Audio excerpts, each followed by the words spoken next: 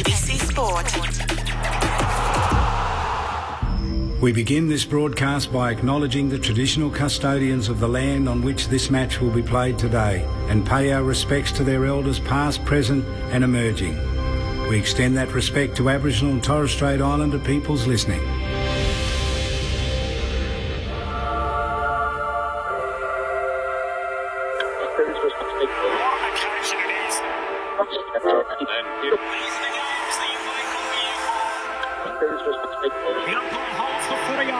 Boy, we're going to have some fun. The AFL in 2026 on ABC Sport. When the siren's out. Here we go. Listen to the roar. It is showtime. You take a seat because it don't get better than this. Right to the goal line. Jamie Elliott, the man who gravity forgot. That's why we love AFL football. On ABC Sport, this is the AFL. Sit back, relax, witness the greatest. It don't get better than this. From 45 and rides it all the way home. An ambitious effort. Unbelievable. The left foot is a goal. Oh, yeah. Take a seat because it don't get better than this. Robinson kicks on goal. The prancing pony. What a goal. He's off and running from 45 to get the party started. Take a seat because it don't get better than this. It's bouncing. It's through. Bailey Smith. He'll want the cameras on him right now. That camera action, baby. Countdown to contact. Spins around and buries it. Loads up from 55. That's a monster bomb. 40 metres out. Snaps towards goal. What a beautiful finish. Bacon goal square, goes for glory. He eyes the goals and sends it home. Get better than this. 100% pure footy. Every minute of every match, all season long. Gathers, snaps, goal. It's just football at its best. Take a seat because it don't get better than this. Kick on goal. Dribbles it through. What about that? Took them all on and said, I'll have some of this. Bailey pinches his pocket and bang, bang, bang. That's the price you pay against the Premier. Watson snaps. Oh, Watson puts it through. And the Wizard arrives precisely on time. He's built for the big stage. On his left boot, his kick is good. AFL. Inside 50, off the step, turns and goes bang. And snap. And goal. There's some bravery through the middle of the ground. How good is that? What a goal. He wastes no time. He whacks it through for another. It doesn't have to be your night, but it can be your moment. Hands it to Charlie Cameron. He can walk it in.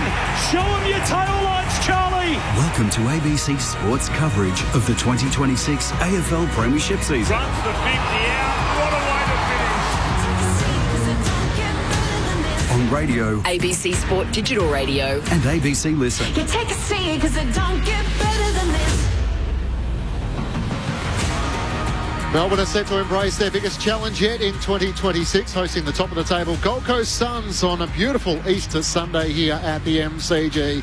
The Demons, with 2 wins and 1 loss, have surprised most critics so far with wins over St Kilda and the Blues here at the MCG, with an 11-goal turnaround last week after kicking just 1 goal 6 to half-time. But Stephen King's side comes in without Bailey Fritsch, their second leading goal kicker. Changu Gath and Paddy Cross is also out, meaning Jake Melcham will feature for his first game of 2026. And the Demons in recent days have had to apologise for distress caused by a pre-season meeting where senior figures discussed the sensitive information surrounding Stephen May and the players' partners. While the undefeated Suns come to the MCG, they're 3 wins and 0 losses, looking to try and repeat the feats of last season where they won their first 4 clashes, but they're without Christian Petrarca. But they do welcome back Brownlow medalist Matt Rowell. Looking forward to bringing it to you this afternoon on ABC Sport. I'm Matt Clinch. Ben Cameron to call the action alongside me. Welcome to you, Benny. Hello, Clinchy. Great to be here. What an Easter Sunday it is. I've already set a world record this morning for most chocolate consumed in a 3-hour period. But it is a great day to be here at the MCG. Not a breeze. Sun is out. I don't think it's going to be a big crowd, but great to be here. Nonetheless, as we look at the Gold Coast Suns, when I worked with Malcolm Blight, he always told me that percentage was the truest indication of how you're going. 191 for the Gold Coast Suns through the opening 3 games of their season. So the first team since the Eagles in 2012 to score over 125 points in their first 3 games. And a Malcolm Blight quote from you right at the outset. I like it. Lockie Goulburn comes in for his second game in the AFL system. And Jed Walter also comes in with Bailey Humphrey out through suspension. Davies as well. And we mentioned Christian Petrarca. While for the Demons, Laurie, Turner and Melcham makes his first appearance in season 2026. The Demons have won 12 of the last 14 against the Gold Coast Suns, who have won in their last 2 occasions. Daniel Harford and Bob Murphy are with you, your Sunday afternoon team. Bob, welcome to you. Nice to be in your company, Matthew, Ben, Harf. Great to see you.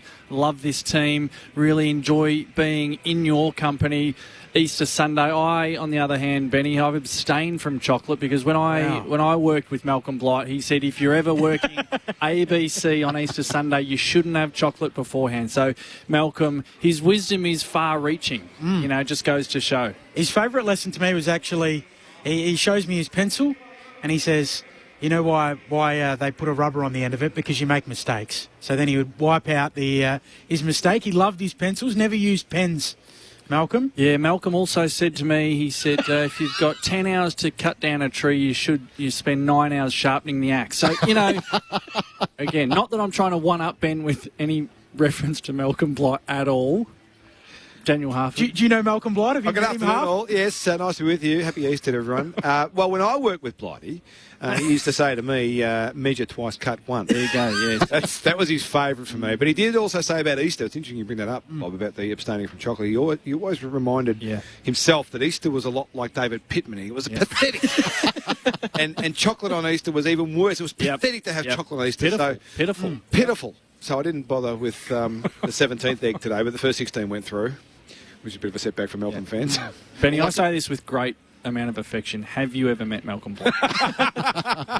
We worked together. Just to clear the decks right from the start today. I have. We worked together for 6 months, and on the second day, he brought in a 1.5-hour DVD of his highlights, and we sat down together and watched it. That's the most convincing. Of the 3 anecdotes, that's the most convincing yet. Is that legitimate? Legitimate. And it was a great... Hour and a half. It was a great 90 minutes. It was like Nat Fyfe, if he could kick like Nick Dacos, it was unbelievable. Oh, he's a serious...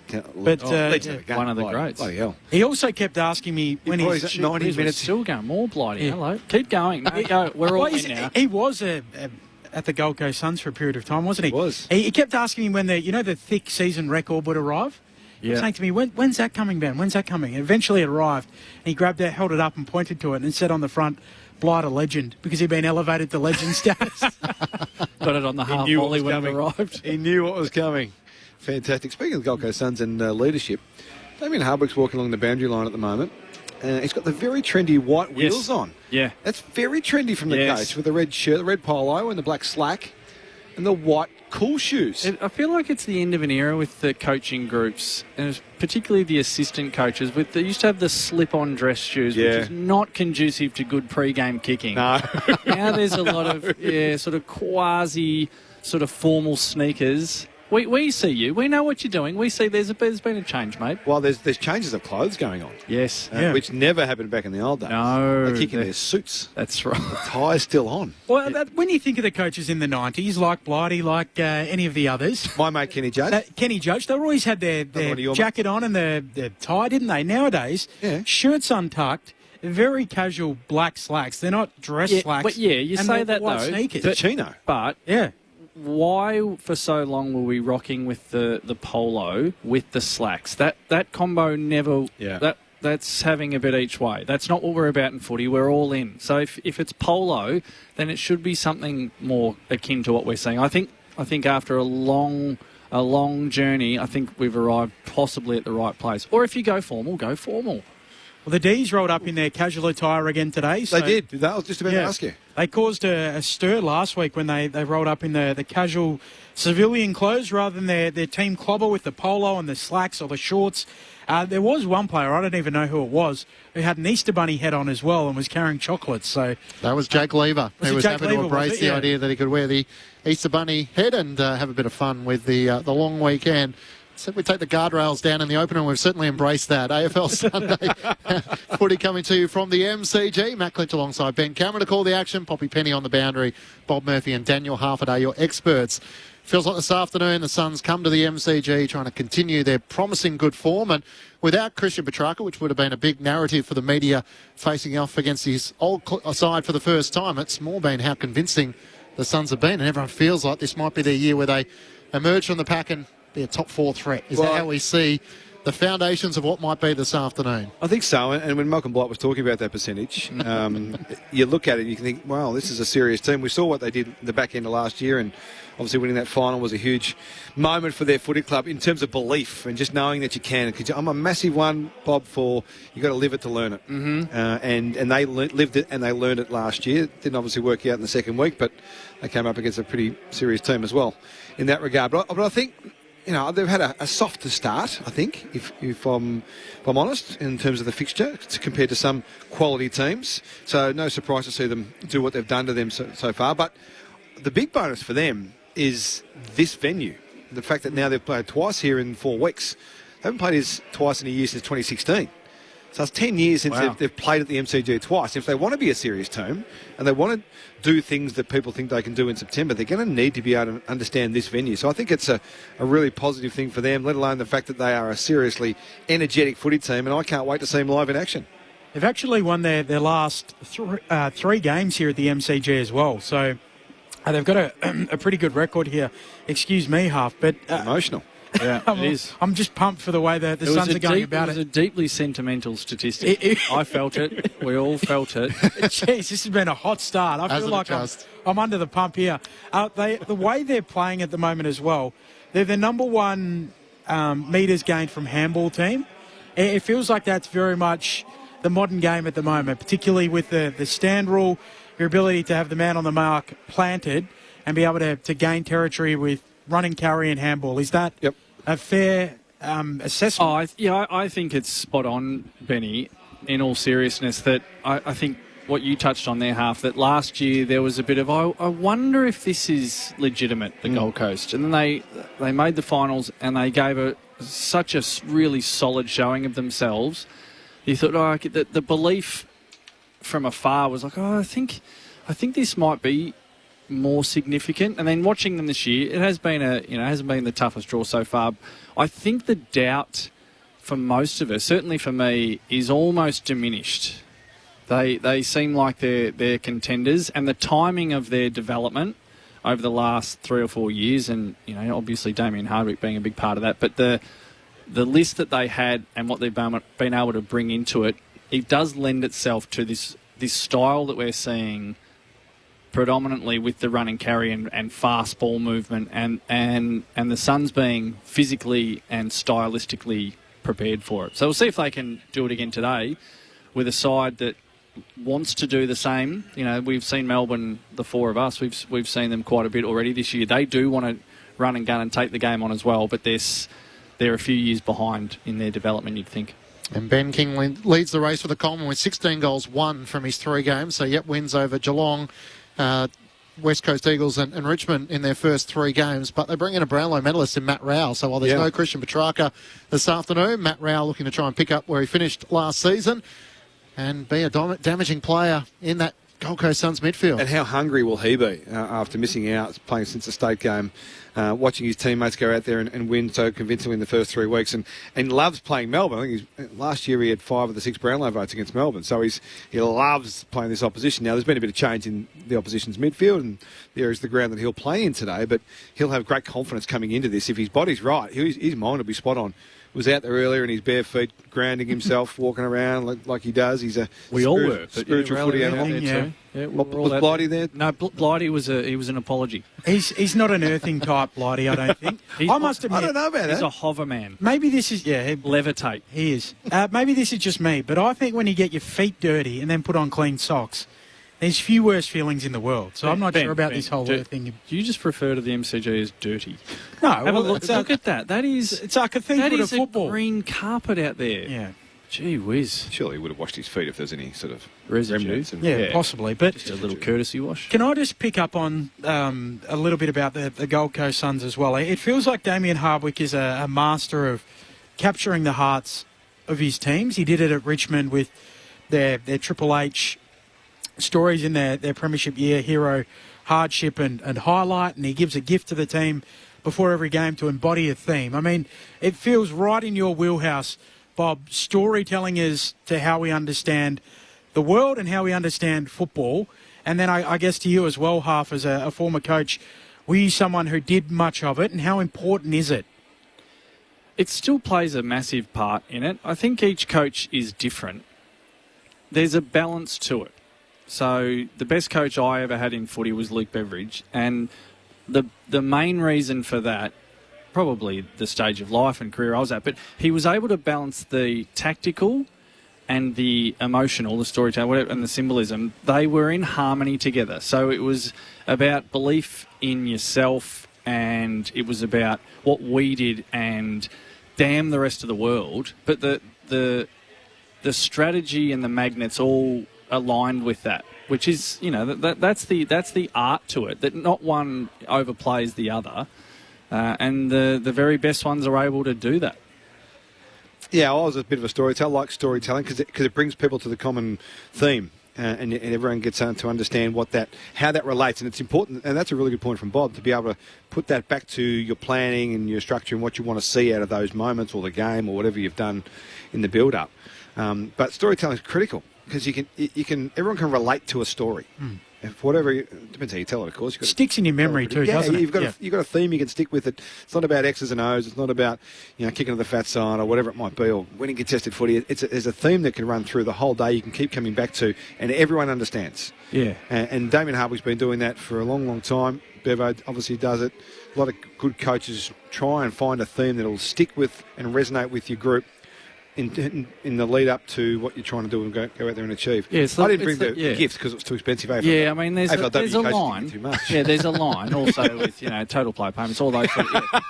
It gets. Do you really need the guitar? But there is this is what we're going to do. This is how we're going to do it, and it's the why. The why, yeah. Now, this is the why, and there are more than. There's a fair percentage of players who probably don't need the story. Yeah. They're like, no, I understand. You want that. This is professional, elite level.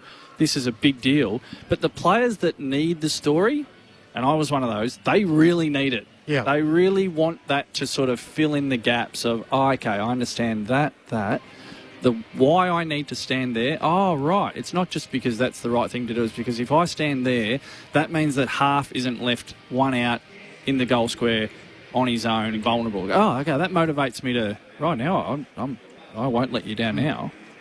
Yeah, even, Matt Kennedy talking about Luke Beveridge's song Tooth and Nail. When he told us the story on radio, he said they were up on their pre-season camp in Noosa. Bevo gets out the guitar. They'd had a few drinks as he told the story.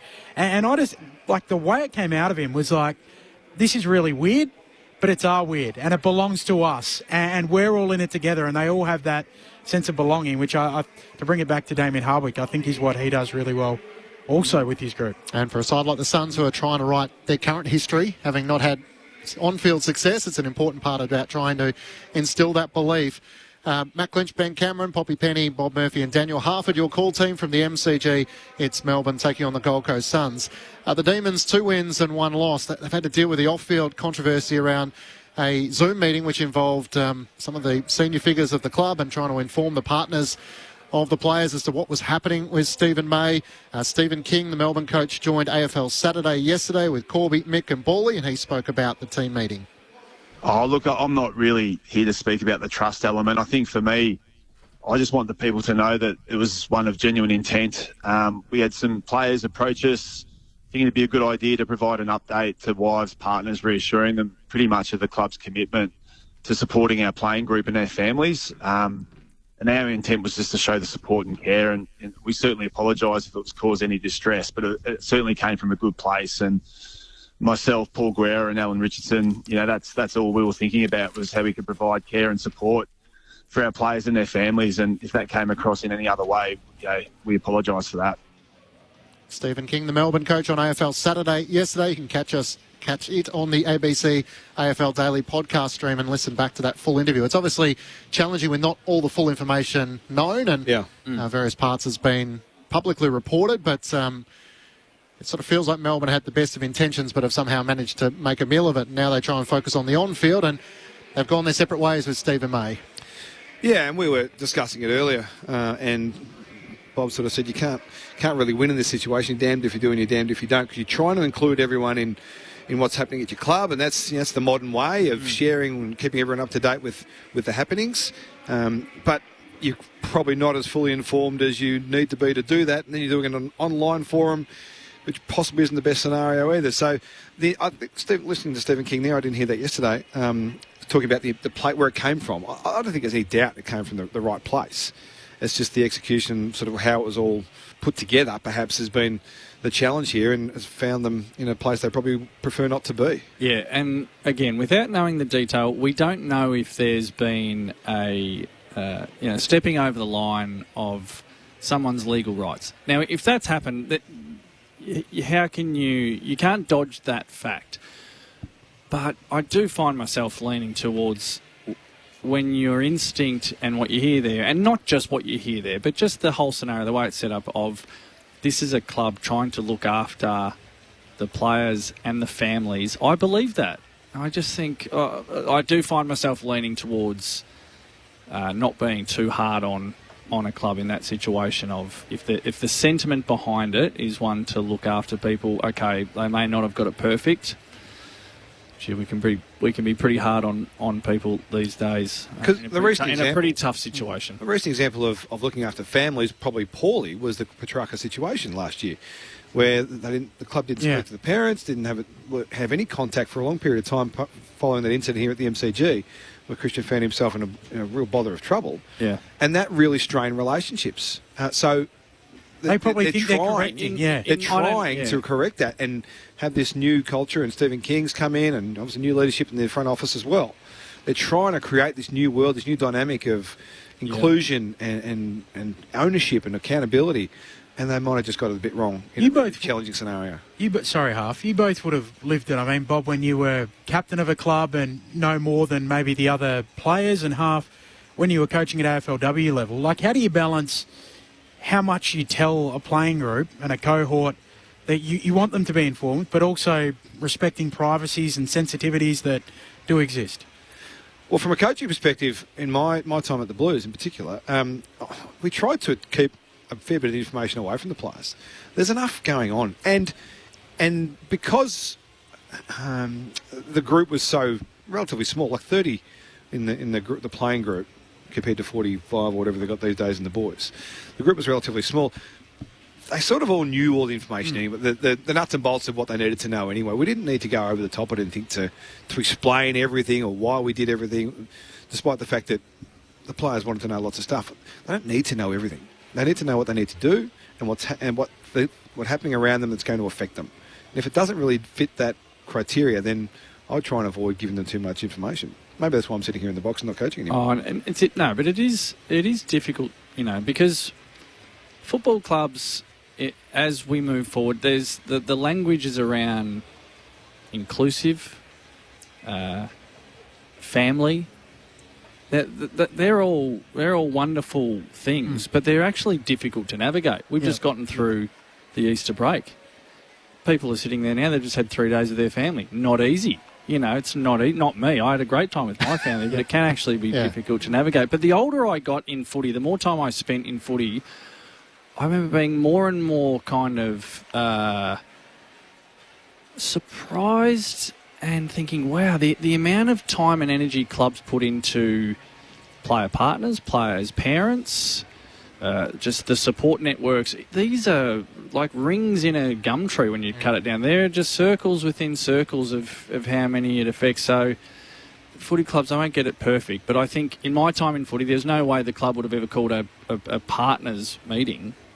And we should. I look back and think, gee, that would have helped a lot of things, just to keep players' partners informed and so they're not, kept in the dark. So they may not have got it perfect, but if the sentiment is to help families feel like they're not being excluded, probably find myself leaning towards giving them a little bit of a break with it. So that's the off-field that has been for Melbourne this week. The thoughts of Bob Murphy and Daniel Harford. Matt Clinch and Ben Cameron to call all the action.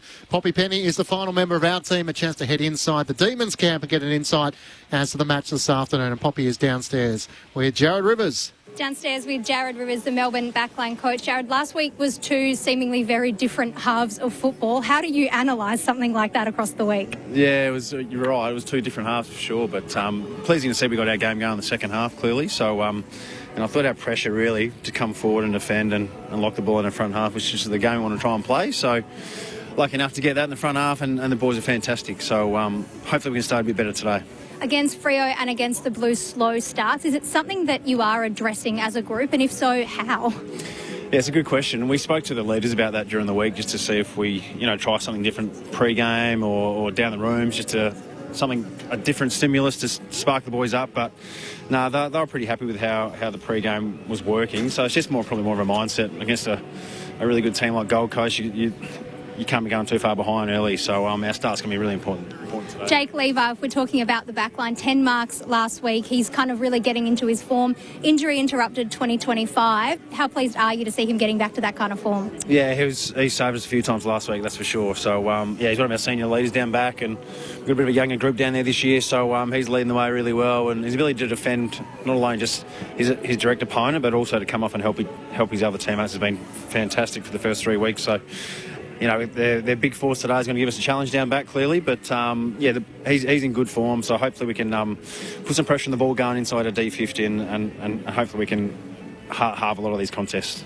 No Stephen May this season, of course. How do you feel that the backline group is gelling? Yeah, it's evolving. It's going to take a bit of time, clearly, but, Disco Turner comes back in today, which is great. He's the leader of our footy club, and Tom McDonald's down there as well. So we've got some senior players down there as well, which is going to help us, and some young boys in Blake Howes that's still trying to develop his own game. So, it takes a bit of time, but I feel like the boys are holding up pretty well.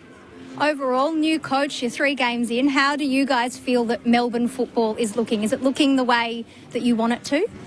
I think Kingy's happy with how we've started. Clearly, our first quarters have been an issue, so we don't want to really start the game like that every week, clearly. But, I feel like, the supporters can see what type of brand we're trying to play, and it's a front half game we feel these days defensively. So if we can keep trying to turn the ball over in our front half and lock it in there like a lot of teams like Gold Coast do really well, that's the challenging part against a team like Gold Coast who move the ball really quickly. So it's going to be a great challenge for us as coaching group and our players against a really first-class outfit in Gold Coast Suns. Got to talk about Max Gawn. He's having an unbelievable start to this season, unreal for the last couple of weeks again. How key is he going to be, given Gold Coast are bringing back a guy like Matt Rowell, Brownlow medalist? Yeah, no, it's a good point. He's been fantastic for us as a leader, and for so many years he's stood up at big moments. So it's going to be another challenge for him today against Witts, who's a really good ruckman also. But I think just his overall ability to run and transition up and down the ground helps us defensively, but also in attack. So, yeah, it's going to be pretty much one around that midfield group and that battle. So we're just going to hopefully halve some of these contests and Max will get his hand on a fair bit first. So that first possession around clearance is going to be crucial. Do you have a plan for Matt Rowell? Tolstrup's done a job this season a couple of times. That's been talked about. He's been really good. Do you have a plan for Rowell? Will you send someone to him? No, not at this stage. We're not. We're going to probably back our midfield in to start with against them. But, yeah, we as a coaching group look through those different scenarios and see certain players that potentially get on top early. We'll have something in play for Matty Rowell. But he's missed a couple of weeks, clearly. So, again, that midfield balance is going to be crucial for us. But we feel like we'll back our boys in early. Pre-season, a lot of people had this match circled because of the matchup between a Norm Smith medalist previously for Melbourne coming up against his old side, Christian Petrarca, not playing today. Are you relieved that he's not playing, or a little bit disappointed? As a backline coach, I'm definitely relieved. No, it would have been good to play against him. Clearly, he's a champion of our footy club, and to play against him, but I think the boys would have been pretty excited. But for myself personally, as a backline coach, I'm glad he's not playing. Did the Easter Bunny find you this morning? Yeah, I found myself and my 3 little beautiful daughters at home. So, the morning was fun, plenty of chocolate. But, I can't wait to get today started. Jared Rivers, thanks so much for your time. Go well today. No worries. Thank you. Thank you to Poppy Penny and to Jared Rivers, part of the Melbourne coaching side, as the Demons come into this game, 2 wins and 1 loss. They bring in Laurie, Turner and Melcham, with Turner having overcome that hand injury, and Jaff Cross. And Bailey Fritsch, Melbourne's leading goal kicker with 7 goals for the season, is also out. Well, for the Gold Coast Suns, as you heard, Matt Rowell makes his return. Jed Walter alongside Lachlan Goulburn. So Humphrey out suspended, Christian Petrarca and Davies are the outs for the Gold Coast Suns. Perfect day at the MCG with the sun coming down in the low 20s. There is basketball coverage as well on ABC Sport Extra. It's the Sydney Kings hosting the Adelaide 36ers. It's the 36ers who lead 31 points to 29. We might bring you the second half and some of the details at half-time. Look at me. Anne Edmonds, Kitty Flanagan, Magda Zabansky, and so many more. Good morning, everyone. No one cares. In comedy gems like Fisk, Kath and Kim, and Bad Company. This is fun. No, thank you. Comedy that leaves an impression. ABC iView. This is the 2026 AFL Premiership season. On ABC Sport. AFL. On ABC Radio. On digital. And ABC Listen. Look for the AFL button. A warm welcome to the MCG, wherever you join us around the country. For our listeners through Gold Coast and News Radio, the challenge for the Suns to try and come to the G and continue their winning ways with 3 wins to start the season. Matt Rowell, the Brownlow medalist, returns for his first game, while Christian Petrarca won't line up against his former side. While for the Demons, they've exceeded expectation under Stephen King with a come-from-behind victory over the Blues. They've won their first 2 games at the MCG against St Kilda and Carlton, but today will be the toughest challenge for them. Matt Clinch and Ben Cameron to call the action. Poppy Penny is down on the boundary. Bob Murphy and Daniel Harford are your experts as the Suns make their way out onto the MCG. Got a nice little guard of honour with some fans waving the flags, and they're about to break through their banner. They did win their most recent matchup here, the Suns, as they were far too good for the Tigers. They've won their opening 3 games against the Cats in opening round, West Coast and Richmond, after coming off the bye. But as they stride into the sunshine here at the MCG, and the Demons will just be a few moments away. We're looking to try and gauge where the 2 talent levels sit at the moment. We know the Gold Coast Suns are stacked with talent, but can the Demons continue to build after Cozzy Pickett's career best last week? He had 33 disposals, 6 clearances, 1 goal too. He was electric in the Demons' fight back in the second half. Yeah, my word, he was. He was awesome. He was highest rated quarter of his career in the third quarter last week for Cozzy. And Max's second half was unbelievable last week as well. Those 2 really did grab the game by the scruff, which is one of my concerns, Bob, from Melbourne, that there's not enough perhaps taking the load off those guys week to week. And they're the ones that are required to have mammoth games to keep them in contention against opposition. We've saw them get jumped against St Kilda in round 1, it was round 1. And then last week they got jumped by the Blues here again. So that'd be a concern, I reckon, for Stephen King coming up against a team like the Gold Coast, which can get out of the blocks. Yeah, I think it's a great call that against Carlton, for example, a couple of match-winning turns was enough to get them over the line. Yep. I don't think that luxury would be there today with the Gold Coast, just because of the depth and how much talent that they've got. So the contribution from everyone today, I mean, that's what all coaches want. That's what all supporters would want. But I think for Melbourne to get over the line against a real contender today, that they would need everyone on board. And against Carlton, they didn't. They were good enough to get over the line. And even today, I mean, Bailey Fritsch is one of their match winners, and he kicked 4 against the Blues. He's unavailable today. So they need all hands on deck today, the Ds. The Suns with 7 goals in the opening quarter against Geelong, 7 goals in the opening quarter against the West Coast Eagles, and just 2 goals in the first quarter against the Tigers here at the MCG. So they can get off to a hot start. The Demons are just a few moments away, but a chance to head inside the Gold Coast Suns camp. That's where we find Poppy Penny once more. Yeah, with Josh Drummond, the assistant coach at the Gold Coast Suns, who had the bye last week in round 3, which is a little bit odd, but how did you spend it? How was the week off? It was great, yeah. In the past, we've sort of learned from previous years where we come off the byes a bit flat. In the last couple of years, we've bounced out and generally played some really good footy, so give the boys a few days off straight after that Richmond game, and then we sort of ramp into a normal week and get a good session on Saturday, and then into prep for Melbourne this week. You've had a handy inclusion, given you've got the Brownlow medalist Matt Rowell back. How keen is he to get back playing footy this season? Yeah, I've never seen, I've been around the game and played since I was a little kid. I sort of use the analogy with Rowell. He still plays the game like he's a little kid. He genuinely loves it. He just loves having that sharing in his hands. He loves being out here on the ground, and he's had a pretty complicated sort of injury there, and the work he's done to get himself back, to get his touch back, and to get himself ready to go today is huge. So we're excited to have him back. Will there be any sort of managed minutes? 5 on the bench now. We've seen teams kind of bring players back a little bit slower, ease him back into it, or is he going to be full ball back out there, the Matt Rowell we watched last season win a Brownlow? I expect the Matt Rowell that we're used to, we know and love. Obviously, with that extra rotation, it does help manage minutes. So I'd expect him to, to be looked after to an extent. But he's out there in full steam, ready to go.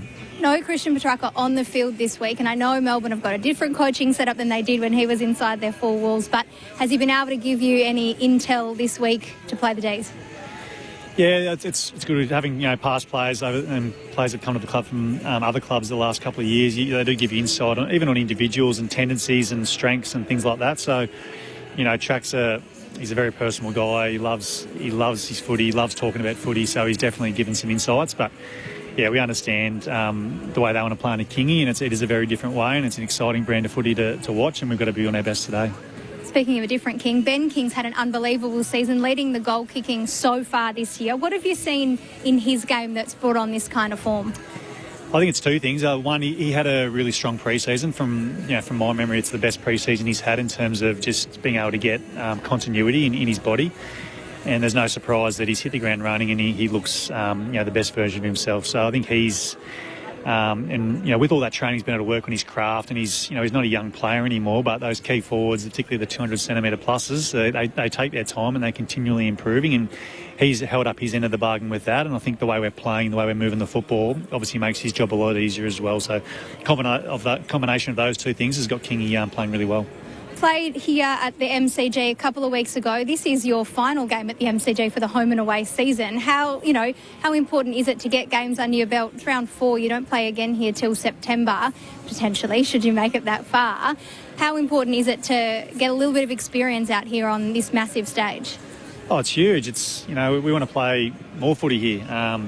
And it's the home of footy. As a kid growing up, regardless of where you grow up, you watch that final, that last day in September, the game at Pack Stadium at the MCG. It's what everyone dreams of. We want to be a team that's competing to be that to be there on that last day in September. So the more good memories you can create here and confidence in playing this ground. It is a big ground. We think it suits the way we play. The last few times we've played here, we've played pretty well. So we love being here and looking forward to putting our best foot forward today. I imagine you guys have spent a little bit of time looking at Cozzy Pickett and the season that he's putting together so far. Do you have a plan for how to stop him, because he's been electric this year? Well, there's definitely a plan. Every club has a plan for him. Every team has a plan. In opposition, as sort of our defensive coach, I'm not sure if I prefer him in the midfield or the forward line. Initially, I'm like, oh, great, he's up in the midfield. But then you see the damage that he creates, either setting up scores, but also his ability to get forward and hit the scoreboard himself. He's a pretty special player, and he's great to watch until you've got to come up against him and try and thwart that. So, yeah, to be a mixture of individuals and team, but ultimately we feel like if our 18-man team defence is on, then that can really nullify what they bring in their strengths as a team, and Cos is obviously an important part of that. Away from home on Easter Sunday, did the Easter Bunny find you all this morning? Yeah, there's a couple of little eggs floating around. As a dad for 2 young kids, I spent the last few days making sure that they were well stocked and ready to go. And my wife loves her chocolate, so they were well looked after back on the Gold Coast. But I did find a couple and made sure I didn't overindulge though. It's important the Easter Bunny finds you even when you're not at home. Josh Drummond, good luck today. Thanks a lot, cheers. Thank you to Poppy Penny and to Josh Drummond inside the Gold Coast Suns camp ahead of this game this afternoon. Players are out. Melbourne have made their way onto the MCG. Matt Clinch and Ben Cameron to call the action. Poppy Penny down on the boundary. Bob Murphy and Daniel Harford are your experts. So Harf and Bob, as we start to circle in on a few of the matchups this afternoon. We sort of start right in the middle of the ground. Max Gawn in his 250th game last week, inspirational for the Demons, and Jared Witts, who's always been a serviceable competitor, often leads the AFL for hits in the middle of the ground. And the 2 midfield battles is going to be so crucial this afternoon. Are you up for a bit of trivia, fellas? Please. What do you got for me? Jared Witts, Max Gawn, who's taller? Witts is taller, surely. Witts is he? Okay, so Benny's... Am I wrong? I'm just saying... I'm going to say playing Max. The half's gone Max. Yep. I'd say Witts. Well, they're dead even. According to the footy record, 209 centimetres. That's up there, isn't it? 209. That's large, isn't it? That's big. That's large. Witts is a little more solid. Yeah, he's probably filled it, but just... anyway, they're both 209. I don't want to comment on any of the rest of their physique. They're both at the peak of their powers. But I think Jared Witts has been even a bit better than that, Clinchy. I think he's one of the more underrated ruckmen that we've got in the competition. Both got really good midfielders. Maxi's obviously working with a couple of new troops in there, having lost Oliver and Petrarca. Rao back in. I haven't had too many hand injuries before half, and I haven't spent too much time inside the centre square band. It's a little bit crowded in there for my style. But would you expect him to be a little bit rusty? I mean, I know it's difficult to say, but I know he's only missed a few weeks. But for a player where they don't have such little time and that one touch, I wonder if he'll just be sort of curtailed a little bit in the early going today. Possibly. One thing I do know, listening to Josh Drummond talk about it even more then, is that he would have given himself as best as possible opportunity to come in and be cherry ripe to go. He's a fanatic, isn't he? Yeah, because that's just who he is.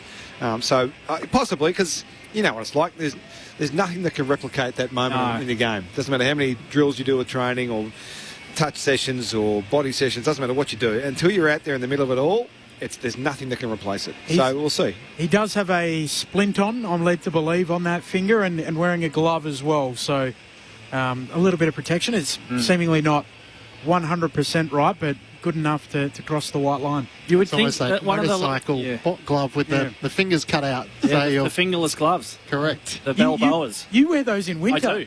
I do.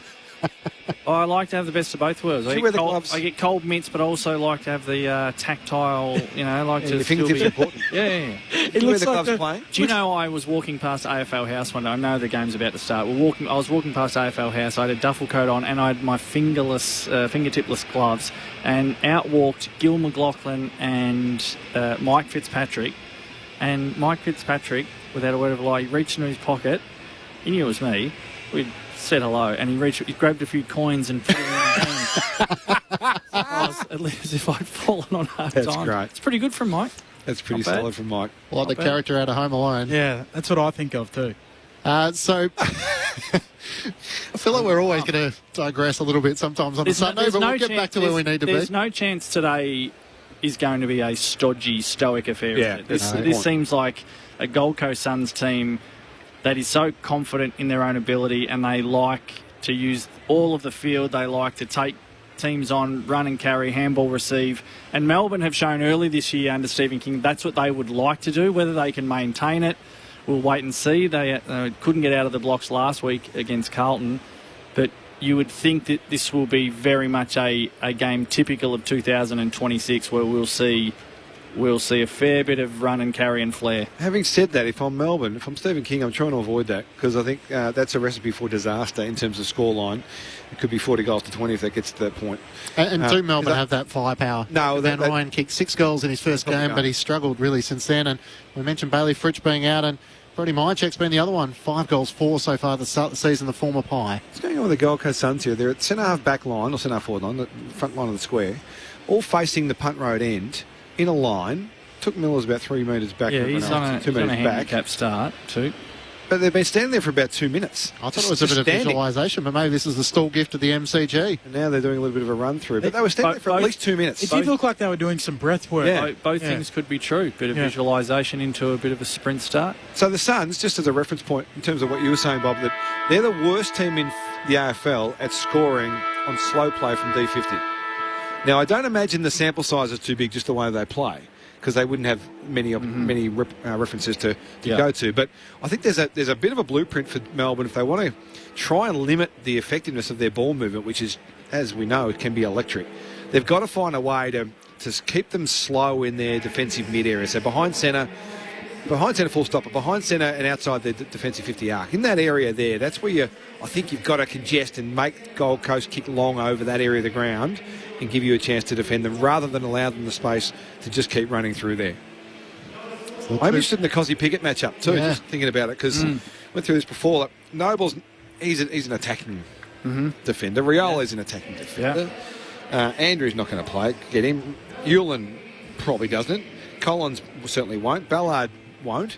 Who gets the Cozzy? Well, when he's forward, that's a fascinating question.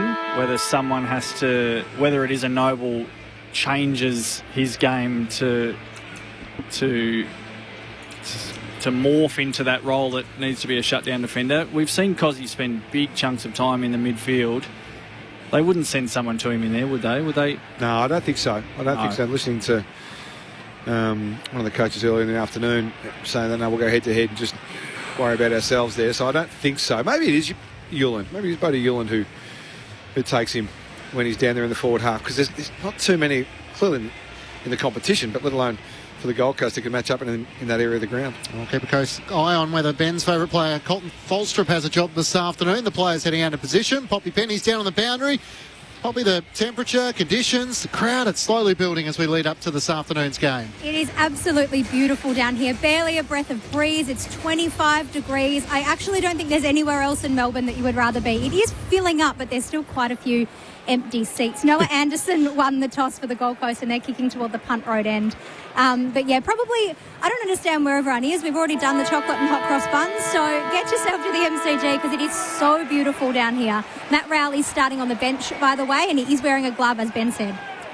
Underway, Gorm wins down the opening tap. Onto it quickly, tackled to ground is Powell. Manages to get a kick out. He spits around. They play a little bit of volleyball. Nowhere to go for Dan Rioli. It was Powell, not Rowell, who, as Poppy said, a Brownlow medalist coming back from that hand injury, starting on the bench. Witts backhanding it down, spits out. Anderson able to get the kick away for the Suns, up towards half forward, bouncing ball, able to gather. Graham back feeds a handball, now gets it back, kick inside 50. Goulburn driving ball towards full forward. King's got it. 7 metres out, slight angle to the left. Poor Disco Turner was all at sea there and trying to get back to him, and I don't think he's the direct matchup, but he was responsible for him in that transition play for the Demons. Just lost his shape. The ball went probably over the distance he thought it was going to go. Had no chance to get anybody on Big Ben. Big Ben will kick 200 goals this year if that's the amount of pressure on him. 15 out, slight angle, rams it through.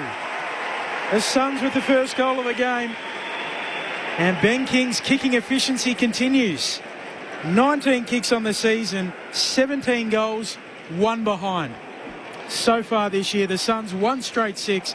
Melbourne yet to score. We've played 90 seconds. Poppy Penny. Goal was so early in this game, neither team made an interchange, which never happens when goals are kicked. So both benches stayed seated because that goal took no time at all. And there's a graphic on the TV. It's an interesting point, Poppy, just by the way. There's a graphic on the TV of his point. It was 15 metres out, just outside the goal square, directly in front. That was his point, the one he missed, which is quite something. He's like an old school full forward, isn't he, in terms of kicks to goal ratio? We were talking about that a few weeks ago. Will Powell's a player I'm keen to see today. He's got the match-up in the centre bounce here against Cozzy, but his evolution from half-back flanker to inside mid is very, very impressive. Keen to see how he works against the mids of the Melbourne Footy Club today. 6 disposals it took for the Gold Coast Suns for the opening goal of the match, and a free kick going Melbourne's way. After Witts thought he had the clearance, it's Jack Steele who gets the hand pass away to Cozzy Pickett. Inside 50, Van Rooyen the target. Through his hands, Collins behind, can't take the mark, and Myercheck taps it towards the boundary line. It goes out in the right forward pocket. At the city end, the Demons in the dark blue with the red V, and the Gold Coast Suns in their red away strip. So the red jumper, the red shorts, and the yellow numbers on the back. The Suns with the opening goal through Ben King. Ball tossed back into play. Witts doing the ruck work against Van Rooyen. Down to the front where Anderson's tackled by Cozzy Pickett. And the umpire will ball it up. Still on the right forward pocket for the Demons. Just on Ben King's one kick that wasn't a score this year and was here a couple of weeks ago as the ball's back in motion. Anderson feeds it out for the Suns. Away to Powell, who gets a clearing kick beyond defensive 50. Tolstrup onto it for the Ds. Coughs it up though. Suns through long. Gives it off to Took Miller. Kicks to the outer wing. Has support out there in Lombard. Forward of the logo. Looks long inside 50. Turner, King reaches over the top. Doesn't mark. Reed tracks it at ground level. Out of play it goes. Well, stays in fact. Lindsay there for the Ds. Gets it away towards McDonald. Now Langdon kicks to fullback and Gawn on the last line. Has it for the Ds. Mighty Max, the Demons captain, out to Salem. He marks it right half back. Closely tried to make the spoil. It's interesting the build-up. Ethan Reid was alongside Gawn and just tried to push him as quick as he could. Inside 50, the Suns missed him. Lever takes the mark at half-back, plays on, sends Melbourne up to a 2-on-1. Van Rooyen in the pack. Mac Andrew came across, almost did enough to claim the mark. Chandler comes across him and the ball is locked underneath those two. Well, we saw that with Pitnet last week a little bit, didn't they? Try and get Max out of the way a fair bit. Thrown up Witts wins down the tap against Gawn for the Suns. Running onto it, Chandler for Melbourne. Hand pass to Tholstrup over the top of Long. Links up with Salem into the middle of the ground. Tries to kick laterally to the leader. Melcham sliding on his knees. He marks in the centre square. Game 249 for him. Started his season in the VFL. Long to the goal square. Lateral Pickett tried to shepherd it through and get him back. Noble got a hand to it and through for a minor score. The Demons one behind to the Suns at 1 straight 6. 4 minutes gone in the opening term. Sunday footy on ABC Sport. Short kick into the pocket from Bodie Hewland away to Noble. So that one wasted kick that wasn't a score from King. It was a snap-on goal from 20 out directly in front. Hit a teammate on the way towards goal. So that should have been a score as well. Noble to Closey, who looks up to the wing, looking for a mark there. Contest kick down in front, Long for Gold Coast. Roves the pack, gets it off to Miller. Sweeps a handball to Anderson. Forward handball to Long, misses him. And Long just soccers it on. Turns it over, and the mark paid to Tom McDonald. Centre half forward for Melbourne. Suns by 5 points. That Ben King goal, we've played 5 minutes. Just their handball change through the middle are going to cause some problems. Yeah. Tom McDonald feigns the kick, gets around Ethan Reid, sends it up the wing to Sharp, who hugs it to his chest. Hand pass away to Salem. Good transition for the Deeds. Kicks up to Chandler at right half forward. Honours the lead of Cully, who leads to the pocket. He's still 50 out from home, though, at the City end. Just a match-up at the moment. Christian Salem and Ben Long, both talented players, offensive weapons, half forward and half back. Christian Salem off half back. Both have had a reasonable influence already, going far and wide of each other so far. Jai Cully, the former Eagle, dances around. Closely on the mark, gets within range from 45 out and misses to the right-hand side. Trevor Harvey will be proud of that. Didn't get the desired result, but Melbourne 2 behinds to the Gold Coast Suns. 1 straight 6. He's got his Scott Pendlebury voodoo doll out again this afternoon, Boomer, I think. Rioli with the kick in. Shorts to the pocket for Noble. And gives it back to Rioli. They run beyond the defensive arc. Handball from McAndrew to Rioli and touched out of play. No last disposal out of bounds, so a throw in. 60 around from the attacking goal for the D's. City end of the ground. It was actually relatively cleverly done there by Rioli to not let that be a last disposal free kick. Boundary umpire in the cap, flings it back into play. Both ruckmans with both ruckmen with hands on it. Well, they're both 209 centimetres, Benny, so for them to both get their hand on it, not surprising to me at least. At the exact same height. Yep. It's the exact type of preparation you get from Bob Murphy on the ABC. Every detail accounted for. Cosy Pickett involved. Hand pass to Steele. Curls it back to the top of the goal square. Van Rooyen can't get a run at it. It's dealt by Weller. He hacks the kick up towards half back, and good work. Goulburn had to sit underneath it and takes the mark at left half back for the Suns. They lead by 4 points. Hand pass to Noble. Kicks over Cosy Pickett up to Closey, running the members' wing. He plays on and looks to half forward. That's a nice build-up as he works it to half forward to Graham. Still 60 metres out from home, into the pocket. King's on the move. He drops the uncontested mark. And his arms out in front of his body. It just spills away. Cully's kick towards the boundary line. That will be a lasso as Sharp went racing after it. An uncharacteristic drop mark from Ben Long on the lead. He put the 2 symbols out, didn't he, Ben King? He didn't put the hands away. He just had the symbols there, slapped it down. I'll tell you, that Disco Turner matchup is one I'll be keeping an eye on. I'm not sure that's the one for the D's. I think Tom McDonald's got to take Ben King. Short from Jeffrey to Noble, looking for Long. He drops the mark, down in front, onto it Goulburn. Gives it back to Long, half forward for the Suns. Closey sets it up to the hot spot, going back McDonald. He drops the mark, Lombard's there. Handball away, Reid snaps, Reid goals. And the Gold Coast Suns have their second. And Ethan Reid is a man to watch. 2 straight 12 plays, 2 behinds, 8 minutes played. Sunday footy on ABC Sport.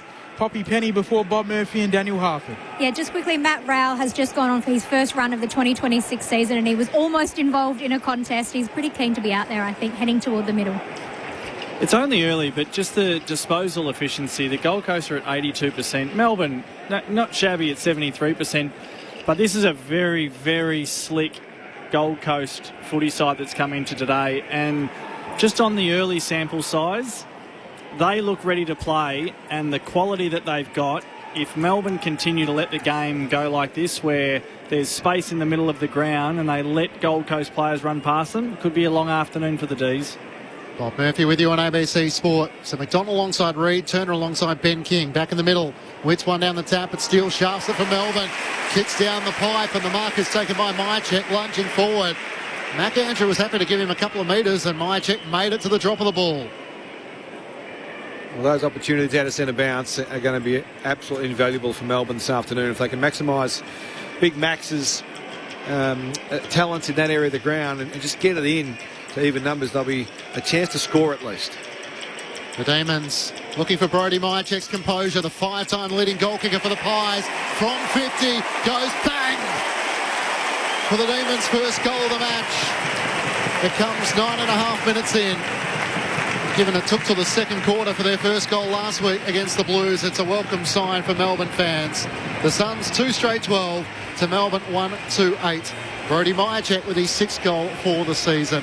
Daniel Harford and Bob Murphy, your experts on ABC Sport. So centre bounce critical, 666, all that sort of stuff, but the tendency of Big Max, you've got to absolutely make the most of that through the afternoon when you're dealing with one of the best midfield brigades in the competition from the Gold Coast Suns, but you've got the weapon in the centre circle. He's an important player, Myercheck, isn't he? Oh, yeah. I think he's one of the recruiting, in terms of strategic recruits for any team. Value for money. He's absolutely up on the podium for me this year.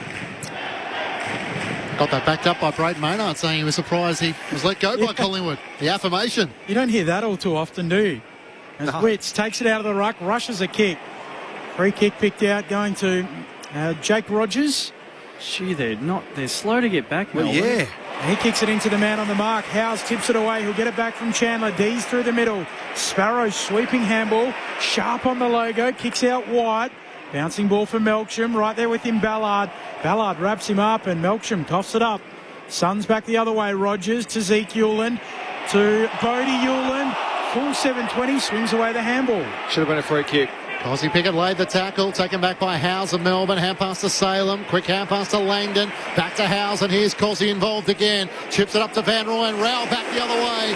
Van Rooyen takes the mark, gives it to Cosy. Why wouldn't you? Down low for Myercheck, can't take the mark. Sliding in front of McAndrew, and the umpire circles and will pull it up. So you can see now Melbourne players trying to give it to Keziah Pickett every time in transition. And they're trying to exploit the matchup, I think, with Myercheck and McAndrew as well. Andrew's happy to sit off and try and be the big high flyer a lot, so he just always plays on his heels.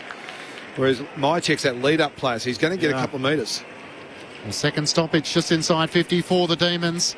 Van Rooyen doing the ruck against Wits. Wits beautifully palms it down to the Brownlow medalist Rowell. Tackled, got a hand pass away to Wits. Hacks it out of defence, up towards the wing. Lombard can't gather. Lever tried to slap it away. There might have been a boot there in the process. Good call, umpire. Kicking in danger. Great call. Free kick Melbourne's way. Lever pokes it out in front of Steele. In the sunshine on the worn wing. Time to gather. Kick into the pocket. They all launch at it. No markers. Down at ground level. The Suns are there through Ballard to Zeke Hewland to Lombard. Back to Jeffrey, who goes for a little gallop. Gives it off to Miller. He'll kick up to the wing. Looking for King. Hands to it. Doesn't mark. Down at ground level. They're able to work it out. The D's through Dan Turner. Who gives it off towards Petty. On to Laurie, back to Turner, up to the wing, and now they're under the pump, Melbourne. Turn it over. Lombard, hand pass over the top, Ben Long from 60 out. He shanks it. There was a vacant goal square. His eyes lit up. The Demons race after it. Tom McDonald will get there first. Has the support of Howes, hasn't gathered the footy. Reid comes in, the tap missed Howes, opens up the door for Rogers, dancing a 360. Look away, hand pass to Closey on 50. To the boundary line for Reid, who tucks it under his arm, runs away from Langford. It's offline into the pocket. Lombard takes the mark. He's going to give the hand pass away. Here's a chance. Standing start. Zeke Hewland for his first goal in AFL footy. It was a little messy, but it's effective, and the Suns have their third. Zeke Hewland had 2 behinds before this afternoon. They're always memorable, your first goals, but I think the Suns players were just happy for someone to capitalise in front. The Suns 3 straight 18 to Melbourne 1-8. And a response after the Brodie Myercheck goal at the other end. Bob Murphy and Daniel Harford, your experts on ABC Sport. I feel like we're something just shy of alarm bells here in terms of the lack of numbers in the defensive 50 area for Melbourne Footy Club. When the Demons win it, they're really happy to get on their bike and push forward and make space and run. When the Gold Coast get it, and they get it a fair bit, and they've got a fair bit of talent, It's a big ground, the MCG. They are able to work their way through the Melbourne defence, and when it gets inside their attacking 50, that Gold Coast have got numbers everywhere. Not a lot of demons with the appetite to push back at the moment. A little underwhelming on the Suns getting around. Zeke Hewlin, Mac Andrew didn't even bother. There were a few others just in the middle of the ground. Been a couple of weird decisions by the ball users for the Suns in the last passage of play. Not overly team-oriented. Weller on the wing, gives it to the runner Rioli. Up to half forward, short ball inside 50, low down. Turner drops the mark. King retrieves it, gets it out to Weller. Snaps on goal, bouncing ball. And Langdon, the fat side winger, gets right back to the last line and cleans up for Melbourne. Stabs a short pass away to Sharp. He moves it on to Sparrow. They keep the ball in motion with a hand pass back to Sharp and now to Langdon running the boundary line. Shaymorn stands side of the G, 6 up the wing. Melcham with the arms out in front. Can't take the mark. No whistle for chopping the arms. Van Rooyen comes over the top. Tries to wrestle the footy clear. Melbourne fans make their presence known and the umpire will pull it up with Collins rising alongside Van Rooyen. Pretty stiff there, Melcham. Deserved a free kick. Gold Coast Suns by 10 points. First quarter here at the MCG. Jed Walter wins down the tap, but it's Windsor who kicks Melbourne inside 50. Mac Andrew didn't gather it cleanly. Breaks away from Myercheck. Hand pass to Dan Rioli. Tackled by Myercheck, holding the footy. Great effort from Checkers to just turn and lay the tackle as the Suns were almost out of defence. And wins back a 50-50 ball inside the attacking 50 for the Demons. This is the beauty of your man Checkers, Clinchy, that he's not just that lead up forward. He's a workhorse, and he's been doing that for years in the black and white, and he's shown again. He's a Clydesdale, isn't he, yes, Myercheck? Yes. He's a Clydesdale, and young Van Rooyen, he's more of a Brumby.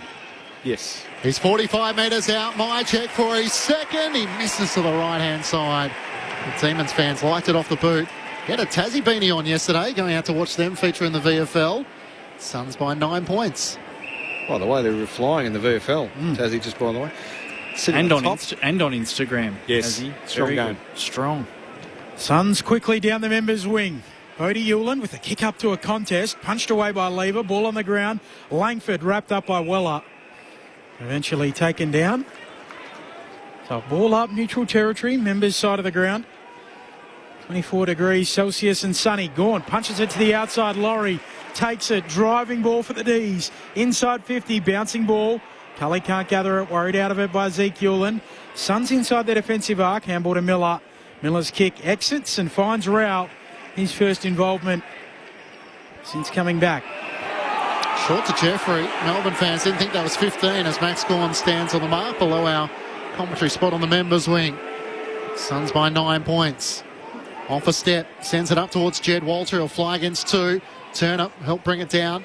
Front and centre. Goulburn, hand pass to Weller. Comes in more to Toot Miller. Ever reliable midfielder for the Suns. Laterally moves it into the middle of the ground. And Rioli's off. He looks at Petty and says, I'll burn you. Takes the bounce, gets to the edge of the centre square, and then just chips it over the top to Ben King. There's a lot of fast twitching movement and then the composure just to drive it over the top and beautifully find Ben King directly in front. He lives in fast twitch land, Dan Rioli. Still don't think I've got any of those fibres in my legs. I don't know if Disco Turner lives in fast twitch, but he's a bit twitching. Big Ben King. Different area? Yeah, different. The other side. 17 goals won, so looking to make an imposing start and keep this record going. Slightly right, on 50, leans back on it, and misses to the right-hand side. 17-2 for the leading Coleman. He looks dangerous, King. Oh, yeah. He'll kick 8 today, the way things are going. Minimum. 3 goals on Nick Larkey in the early runnings. Suns by 10. Lindsay with the kick in to Lever. Tight ropes the boundary line for the D's. Away to Langford. Forward feeding handball to Laurie. Good kick, Van Rooyen. High up the ground. 2 kicks from home for Melbourne. Looks long in the Gawn direction. Spoiled away by Ballard. Gawn ends up with it. Free kick going to Ballard, or take your pick, Witts in fact. Suns in their back pocket. Handball away to Noble, to Rioli. Back flankers combining. Kick to the wing. In front, Goulburn roving the pack. Walter doing well to bring it down. Oh, yes. Off to Weller and a good kick. A bouncing ball. Graham runs onto it. Looks up. Ben King 1-on-1. Takes the mark against Tom McDonald. What about that kick from Weller? How good. Oh, brilliant. And this is interesting to watch them play live. We talked about this pre-game, that they get a lot of numbers up around the ball, but their ability to go from inside to out in one or two quick possessions and then break the game with their leg speed back to goal is absolutely exhilarating. That's a scary proposition, isn't it, when they run in waves like that? Ben King's going to get a lot of looks at one-on-one contests. And having made the change with Turner, he beat Tom McDonald in the air there. 1-1 for Ben King as he starts a slow approach outside 50, directly in front, 45 metres out for his second. Likes this one off the boot. Ben King has 2, and the Suns lead by 16 points as they make the early runnings here at the MCG. 4-1-25 to the Demons 1-3-9. Sunday footy on ABC Sport with Daniel Harford and Bob Murphy.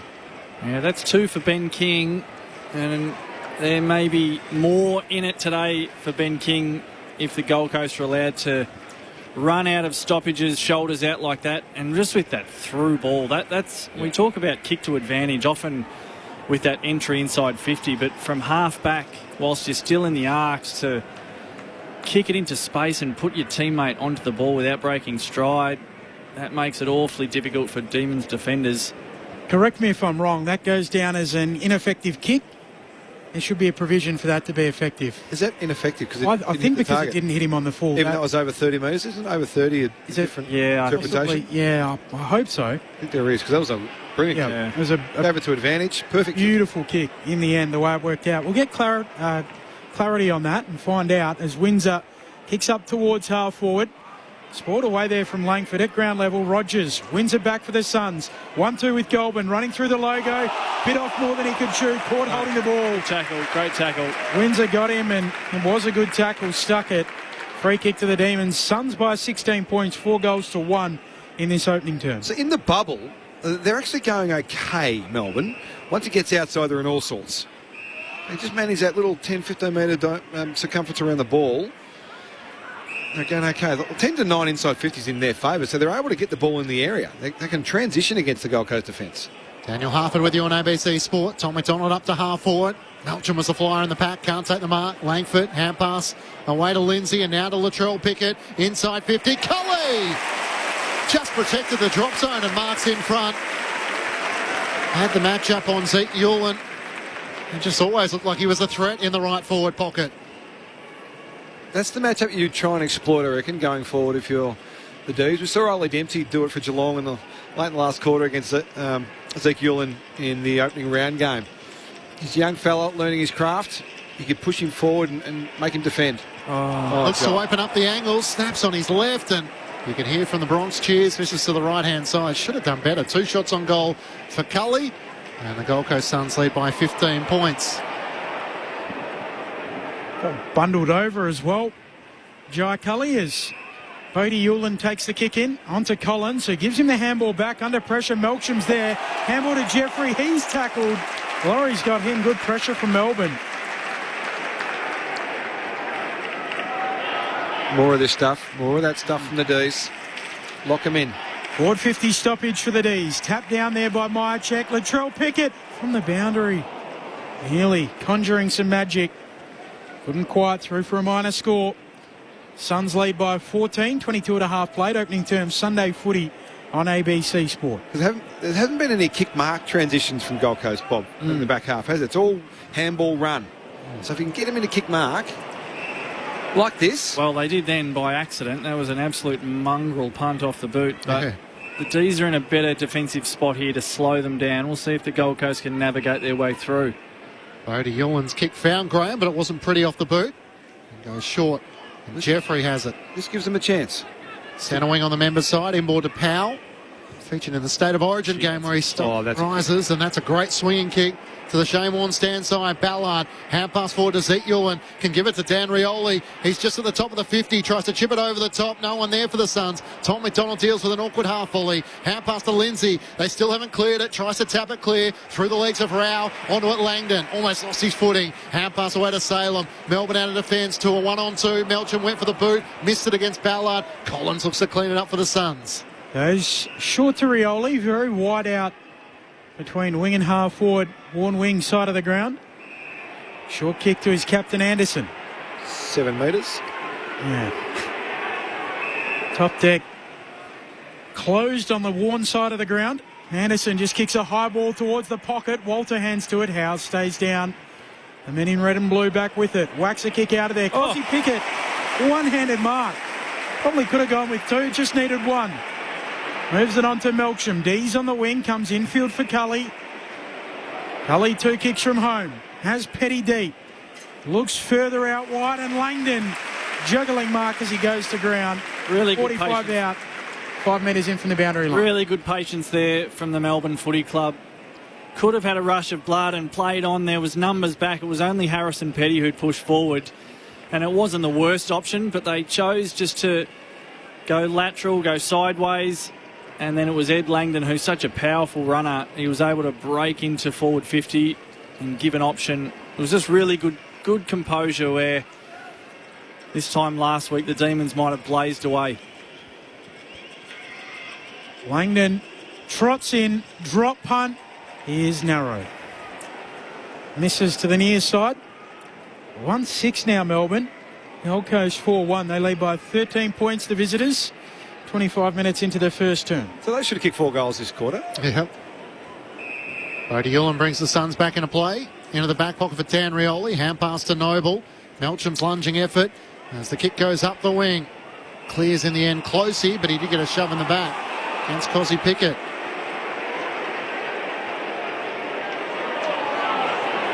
He didn't have to do that. He had Closey off balance, trying to reach up as high as he could.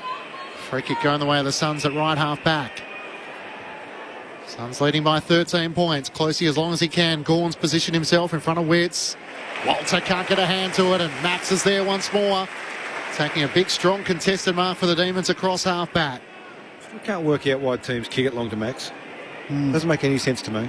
He's the number 2 contested mark player in the AFL, which is such a trademark for what he does around the ground. It's not just about the 209 centimetres, is it, Huff? No, that's right. That's how you use it. Proof right there. McDonald switches it out to Lever. When I was talking about Blighty. To the runners, Jack Steele. Steele on the wing. So good last week in the second half. Jack Steele went on the Crips, did a great job. Steele goes inside 50. Massive pack forms down in front. Latrell Pickett gathers the footy, kick smothered. And out of play it goes off the hands of Closey. 40 metres around from the attacking goal for Melbourne. I like that he's getting involved, though, Latrell Pickett, especially in the back half of this quarter. He's found himself in some dangerous spots. Didn't quite work out then, but the drop of ball representation was really, really promising. Umpire brings it back in. Witts and Gawn, they go for a little waltz. Tapped down by Witts. Sharp can't handle it. Coming through Zeke Hewland. The 18-year-old, who's quite diminutive, gets exactly what he needs. Max Gawn falling on top of him after a Jack Steele tackle. Suns by 13, a minute away from quarter time. So he's not 209, Zeke Hewland, is that what you're saying? Gawn trying to get it down to Sharp, who was on the move, couldn't take it cleanly, has a second go. Needs to be careful not to drag it in. That's all you, Bob. Pull it up. Without my wedges in, 186. So Zeke Hewland's 180 and he's diminutive. Yeah. Us 177 fellas are feeling very, very ordinary at the moment. Speak for yourself, Half. I'm 178. Well, you're diminutive too. Feel free to SMS your height as well as the Demons are trying to charge their way through and a tackle is laid. Well, more than that. How tall was Blighty? What would you classify diminutive? Wow, great question. Subjective, That's isn't the it? SMS question. Langford's racing after it. It is a good question, Half. Hand pass to Windsor, running away from goal. Chips it out to Howes at left half forward. Long corrals him. Has Langford for support. Hand pass. Langford, a little messy as he can't get it back to House, but he does win the footy. Cut away in front of Ben Long. Kicks inside 50. Spoil was made by Zeke Hewland. It ricochets out to 60 out from Melbourne's goal. Lindsay runs onto it. Hand pass to Steele. He's got the fumbles as well. Can't take it cleanly. Somehow emerges from it against Graham, whose tackle slipped around the bootlaces. Hand pass away to Jack Lever, who looks laterally and all on his own. Here's Langdon. Pokes it to the pocket. Latrell Pickett takes the mark. Not 15. Cuts back boundary side. Dances away. Hand pass back to Langdon. Sends it to the top of the goal square. Gawn's wrestling with a few. Cully from the side. Witt slaps it away. Salem off balance. Fires towards goal. Just ahead of the siren for quarter time. Salem closes the gap to 7 points the Gold Coast Suns' way. And that was a scrappy passage of play, but it ends up with Demons fans celebrating. Christian Salem just before the siren of quarter time as the Suns 4-1-25 to Melbourne 2-6-18. The Demons beating 2-6 after having a lot of shots on goal leading up to quarter time. 2 goals for Ben King for the Gold Coast Suns. While the other goal coming through Reid and Zeke Yulin, his first goal in AFL footy, while Myercheck and Salem are the goal scorers for the Demons. In the NBL, the Grand Final Series reaches its decider this afternoon. There is an ABC call available on ABC Sport Extra. It's the Sydney Kings in the third quarter who lead the 36ers 58 points to 57. And your thoughts on the SMS 0437 774 774. One coming through. Who is the tallest player in the AFL? That's one for Bob Murphy and Ben Cameron. Mason Cox. Then he'd know that. 2'11", isn't he? I think it is Mason still. He'd be the tallest here currently. Yeah, I'm pretty sure it's Mason Cox. Aaron Sandilan's still involved in the industry, but not currently on a list. Your questions still to come. This is Sunday Footy on ABC Sport. Get your footy fix with ABC AFL Daily Podcast. Corbin Middlemass and Ben Cameron are joined by a cast of AFL legends to pull apart the biggest stories in Aussie rules. Search for the ABC AFL Daily Podcast on ABC Listen. This is the 2026 AFL Premiership season with ABC Sport. Kick inside 50. Goulburn driving ball towards full forward. King's got it. 15 out, slight angle, rams it through. The Suns with the first goal of the game. And Ben King's kicking efficiency continues. Wits one down the tap, but still shafts it for Melbourne. Kicks down the pipe, and the mark is taken by Myercheck, lunging forward. Mac Andrew was happy to give him a couple of metres, and Myercheck made it to the drop of the ball. Looking for Brodie Myercheck's composure, the 5-time leading goal kicker for the Pies. From 50, goes bang for the Demons' first goal of the match. It comes 9.5 minutes in. Runs away from Langford, it's offline into the pocket. Lombard takes the mark. He's going to give the hand pass away. Here's a chance. Standing start. Zeke Yulin for his first goal in AFL footy. A bouncing ball. Graham runs onto it. Looks up. Ben King 1-on-1. Takes the mark against Tom McDonald. Directly in front. 45 metres out for his second. Likes this one off the boot. Ben King has 2. The AFL on ABC Sport. On radio. ABC Sport Digital Radio. And ABC Listen. Quarter time of the MCG. It's the Gold Coast Suns who lead by 7 points, but Melbourne had the last 5 inside 50s and finished with the last goal of the quarter. Matt Clinch and Ben Cameron calling the action. Poppy Penny's down on the boundary. Bob Murphy and Daniel Harford are your experts on 0437 774 774.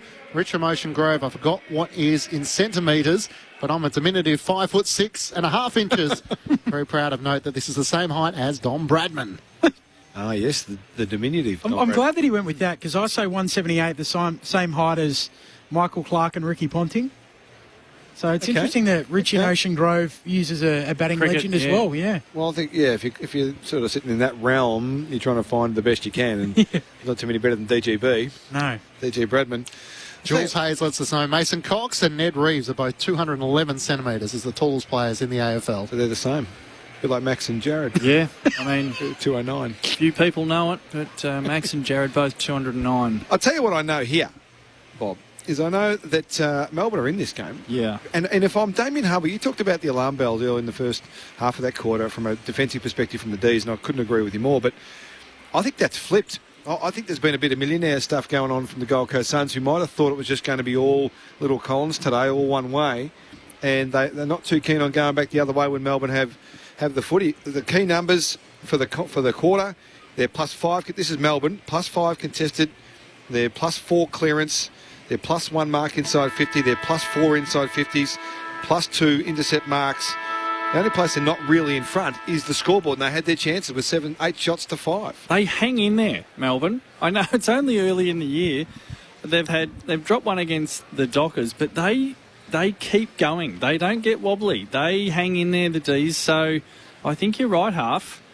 Whilst the Gold Coast, they look really dangerous when they go forward, they haven't got it forward as much as Melbourne at the moment. So if the Ds can get that amount of control on the footy, they may not look as pretty as the Gold Coast Suns when they push inside 50, but they keep having a crack. And with Brodie Myercheck, he's not their best player, but he's he's not far off being their most important player. And I know that is a big call when you got stars like Pickett and Gawn in the side. They're clearly the stars and better players. But Brodie Mychek, whilst Jacob Van Rooyen is still finding his feet, he's been solid today. Brodie Mychek, he does straighten them up and he gives them that structure. He's had a really good start today. So the Gold Coast, they may not put as much weight in the contested possession number in isolation, but they probably need to toughen up a little bit around the ball if they're to extend the lead that they've got themselves in this first quarter. Well, let me just give you this. The Gold Coast Suns, how many tackles do you reckon, without looking, how many tackles do you reckon the Gold Coast Suns laid in that first quarter? 8. 7. So that's just... we just had stuff. That's low. That's low. That's not an effort-based... Well, it is an effort-based stat, but it's not an effort-based performance from the Gold Coast Suns in defence. Mm-hmm. That's a real red light for me, red flag for me if I'm Damien Hardwick at quarter time. Red light? Yeah, red light, yeah. Roxanne. The Demons have trailed at quarter time in each of their opening 4 matches. It was 37 points last week against the Blues, where they failed to score more than a point. They averaged 58 tackles for a game, Gold Coast, so far this year. 7 for the quarter. Second quarter underway here at the MCG, and it spills the way of Sparrow. Breaks out of a tackle from Rao. Handpass looking for steal. Cleverly slapped it onto Max Gawn. Handpass away. Latrell Pickett on the run from 40 metres out. Misses to the left-hand side. Gee, they're trying to get him involved. Yeah, they are. He looks lively already, Latrell Pickett. Noble with the kick in. Stabs it onto the chest of Collins. He'll get it back here, Noble. Noble looks further out wide. McAndrew comes up. He can't take the mark. Van Rooyen worries him out of it. Halves the contest and a thrown on the wing. Like seeing that from Jacob Van Rooyen. We've seen the best of him early in the season, and last week he was pretty well held. He was pretty quiet. Didn't get it exactly how he wanted. Those defensive efforts, that rounds his game out nicely. From the throw in, both rucks miss it. Coming through Miller. Now Rao burrowing in as always. Gets it for the Suns. Out to Dan Rioli. Handball to Powell. Back to Rioli. Chaining handballs down the wing. Goulburn. On to Graham. Looping handball. Rioli's run on. Now he has to turn back. Stops. Props. Back feeds a handball. Away to Noble. He'll kick inside 50. And Goulburn gets just in front of King to mark. 45 metres out. Tight angle. Thinks about centering it. Now he'll go back and kick for the sticks. Gee, that was a good kick from Noble. He knew exactly what he was doing and what he wanted out of that disposal. Goulburn was working back into the space. King was pushing up into it. There's a big hole to work in. Spent 3.5 years growing up in Switzerland, Lockie Goulburn, but that's not the most interesting fact about him. A single-figure handicapper with 3 hole-in-ones. Oh, it makes me sick. As he flushes this straight through the middle. His first goal in AFL footy. Put that alongside the hole-in-ones. That is a special talent. Lockie Goulburn. The Suns by 12 points. 5-1-31 plays 2-7-19. 2 minutes into the second term. How many for you, Benny? 0. You? No, 0. Bob? No, play 0. golf, so 0. Clinchy? 0. Not even close. No. 3 hole-in-ones. What stage are we getting world record sort of stuff? Oh, no. No, it's nowhere near it. Really? Oh, nowhere near it. For the good ones. The good blokes and gals. Poppy, any hole-in-ones for you? No, maybe a mini golf. Well, Which, by the way, is all I play. I'm 156 if we're talking diminutive statures, guys. Yeah, good on you, Poppy. Stand up for yourself. If I stood up down here, people would still be able to see over me. Suns by 12 points. Back in the middle of the ground. Gawn wins down the tap, looking for Windsor. Could have been taken high, no whistle. Jeffrey gets a hand pass out on the wing. Closey runs on for the Suns, kicks wide. Goulburn with a beautiful one-handed mark.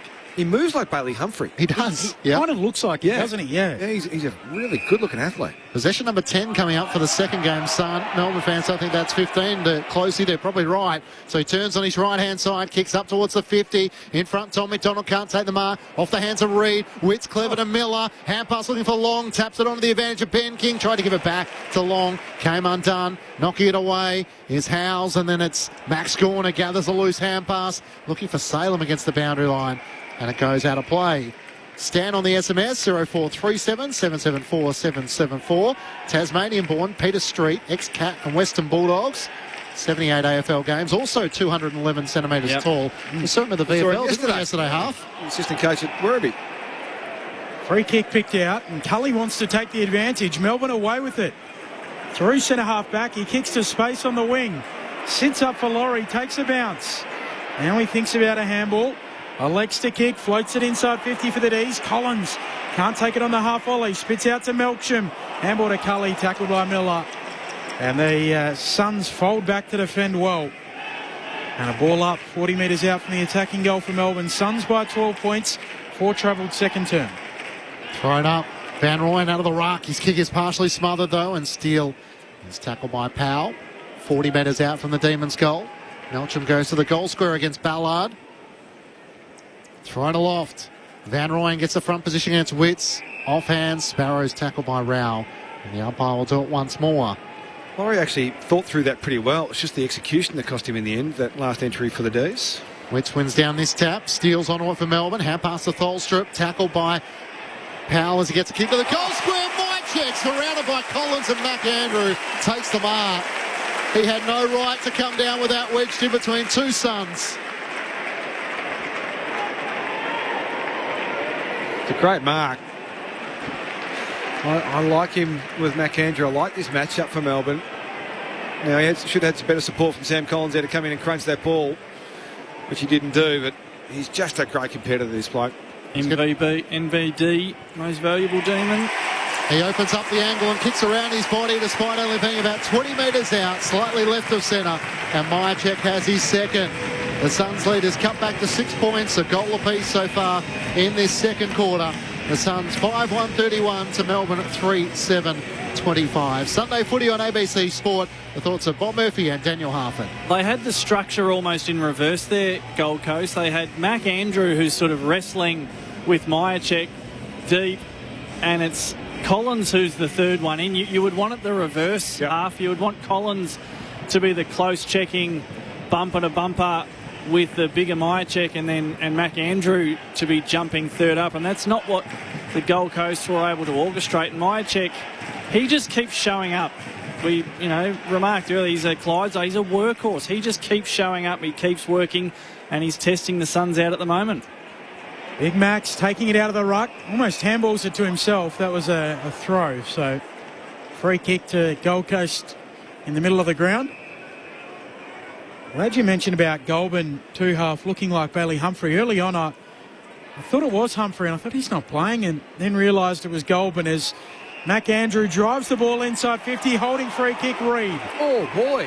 Gold Coast ball, 20 out, slight angle to the right. Was it there? Did McDonald get turned around, thrown out of the way before he may have?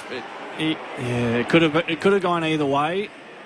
Which means it shouldn't have gone either way. No, they just, Tom McDonald's arm wrapped around the waist, I think that's a real cue for the umpires. They see that, they know for certain that that's a kick. The other one might be harder to call.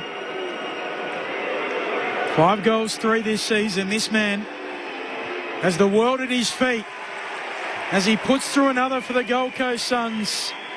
His second, and they lead by 12 points again. They answer once more. 6-1-37 plays 3-7-25. 7 minutes and change into the second. Bob Murphy, Daniel Harford. Yeah, we've seen the Melbourne key defenders just have moments of worry already today. We talked about Daniel Turner on King early. There it was Tom McDonald. It was a quick entry. Whether it was a kick, either way, what you can be assured of is that Tom McDonald, there was an air of panic in his demeanour, and that was why he wrapped his arm around Ethan Reid, who just timed perhaps the umpire's eye better than his opponent. But the free kick was there. Whether there was one the other way a moment earlier, that's up for debate. Suns by 12 points.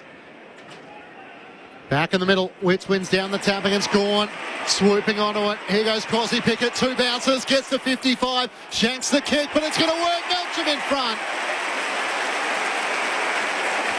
It is a sight that makes Melbourne fans' hearts skip a beat. Cozzy streaming out of the centre square. It's called a free kick here. No, Melcham's going to open up the angle. He's wasting no time and game 249. Puts through his first goal of the season. And the Demons are on the move. It's back to a 6-point ball game. The Suns 6-1-37 to Melbourne 4-7-31. With 2 goals apiece so far in this second quarter through 9 minutes. Bob Murphy and Daniel Harford, your experts on ABC Sport. Well, it's almost a mirror image of what we just saw up the other end. Cozzy Pickett just bursting out of the centre square and goes to Melksham, who's back in the side after a career best season last year. But it wasn't paid a free kick, but Mac Andrews having all sorts of trouble with Brodie Myercheck at the moment. So if it wasn't Jake Melksham, it was going to be a free kick to Brodie Myercheck. Mac Andrew all at sea, deep inside 50 against Myercheck at the moment.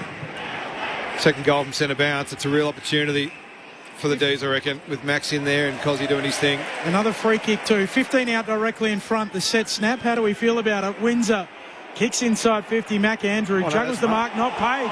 Melbourne swarm. Ball hits the deck. In the pocket. Weller goes in. He's wrapped up. And we'll get a ball up. Right forward pocket here for Melbourne. Umpire puts it up. Whitson, Van Rooyen. Van Rooyen comes down with the footy. Handball errant though. Suns ball. Anderson to Miller. They exit the D50. Graham goes back to Miller. He'll kick long up the wing. Going back, King can't take the mark. Coming the other way, Turner. Spoils it out of play. Throwing neutral territory. Gold Coast by 1 straight kick. 10 into the second. And Melbourne looking the better team, in fairness, at the moment. They've got the game on terms. They're able to congest the ball a bit. They've stopped that handball chain coming out of the back half, which we discussed in the first quarter. And Big Max is sitting a kick behind, which means Turner can be a real anchor behind the ball and be the last defender, which means King's got to make a decision as to where he plays. Chandler's hand pass to the turnover. Bodie Ulan hand pass away to Miller, stripped away by Danrioli. Latrell Pickett volley set up towards half forward. Van Rooyen takes the mark, trying to get it to Cully. Back with a fight. Balla dropped the mark. Melcham clever taps it on. Mac Andrew lays a great tackle. Ball spills out. Cully tackle once more. Melcham has another go. Screws it around his body to draw, scores level. Jake Melcham with his second.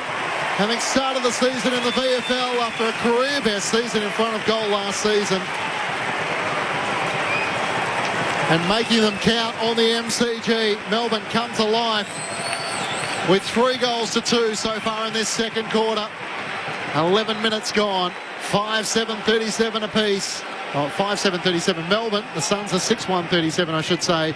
Daniel Harford and Bob Murphy, your experts on ABC Sport. Look, in the end, it was a bit of brilliance from Melcham to get the goal, but they worked their backsides off to get the ball back, and that's what I've loved about them in the last 20 minutes or so of this game. End of the first quarter and now the start of this. They've shut down the run. It's made a huge difference to the contest, and I reckon the Gold Coast Suns came here and they had that first 10-minute burst, and they thought, all right, we're on today, this is going to be a good time, but they are being given a lesson at the minute. First time today they've kicked back-to-back goals, Melbourne. Anderson out of the middle for the Suns. Hands to it, King. Down at ground level, Lombard. A little 1-2 with Reid. The second handball too hot. Howes goes back, wins it for the D's, and a clearing kick from McDonald. Rushing the kick, bouncing ball. Jeffrey gets onto it, but he coughs it up. And Chandler just hacks it on, and they've got men out everywhere at the moment here, Melbourne. Melksham's onto it.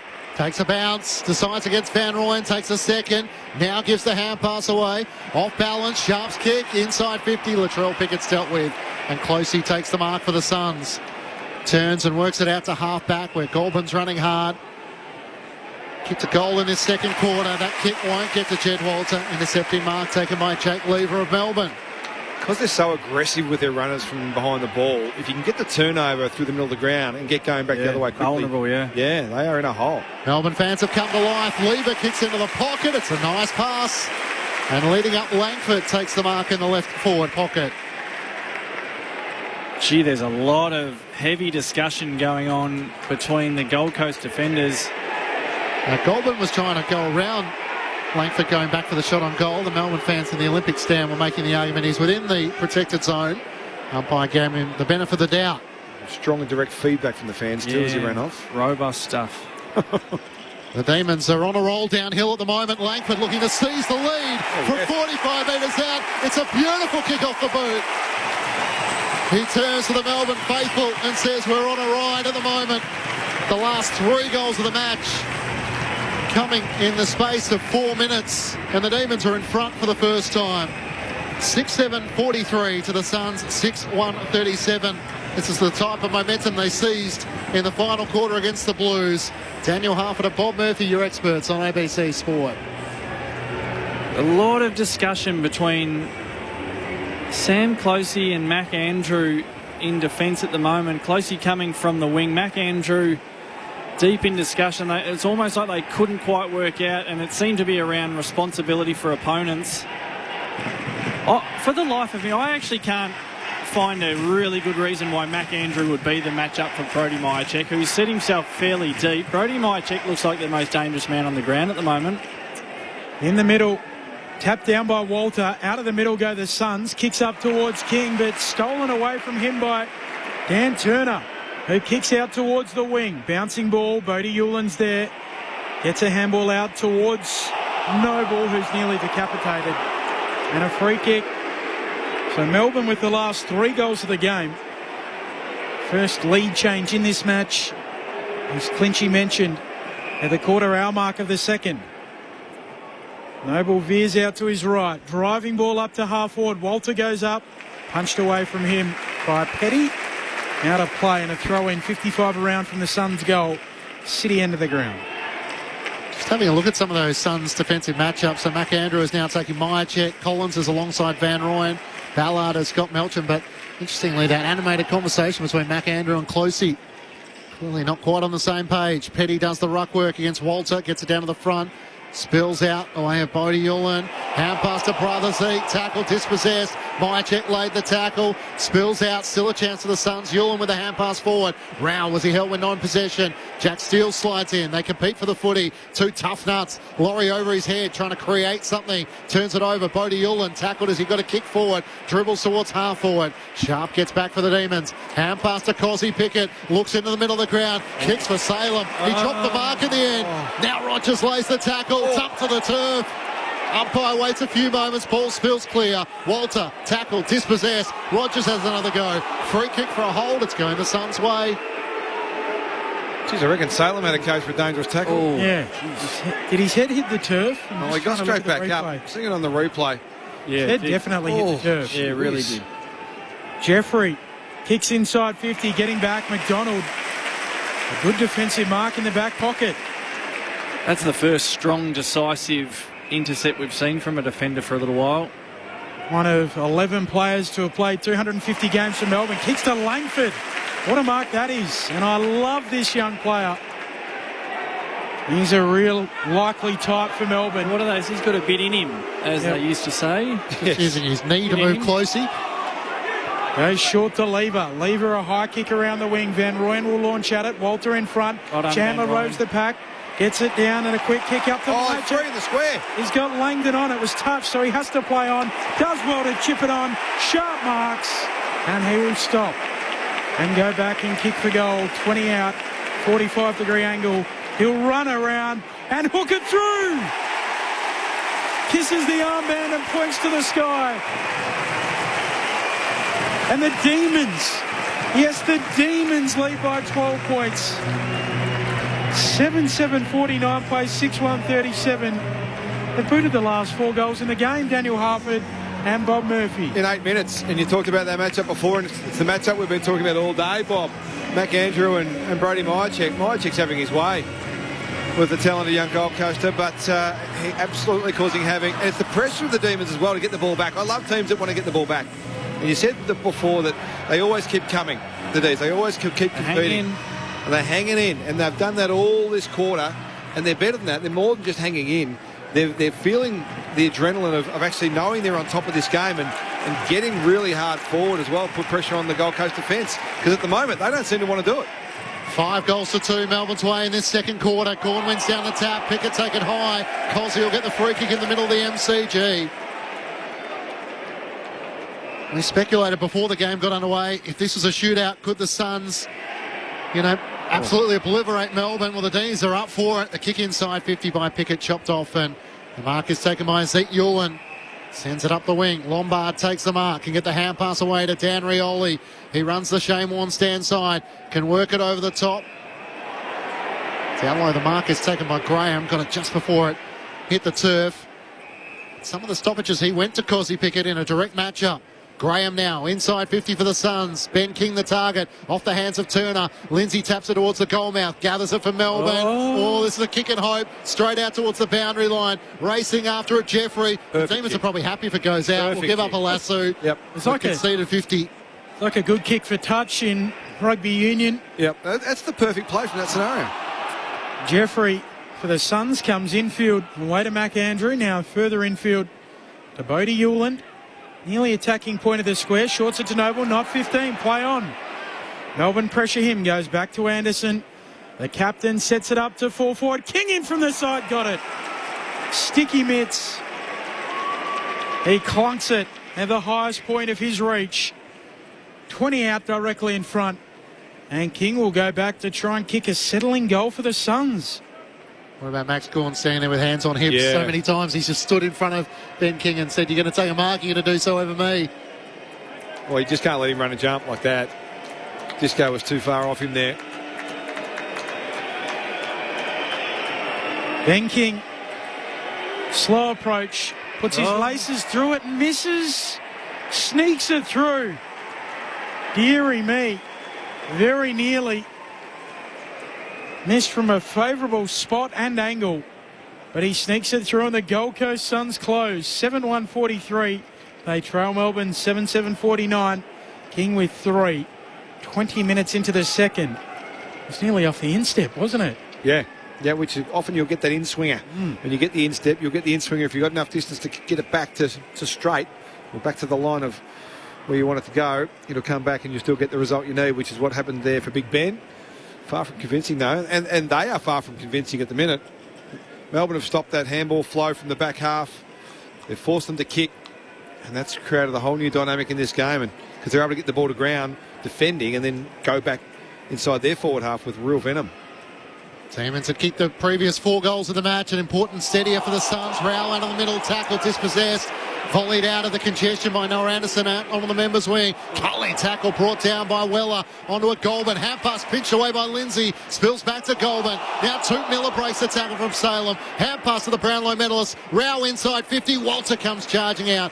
Bounces into an opponent in Howes. Melbourne gather through Cosy Pickett. Takes a bounce. Runs to the Shane Warnstein side. Kicks for cousin Latrell, who takes the mark. He runs away from Noble. Into the pocket. Van Rooyen on the lead. Loved it. Pickett to Pickett.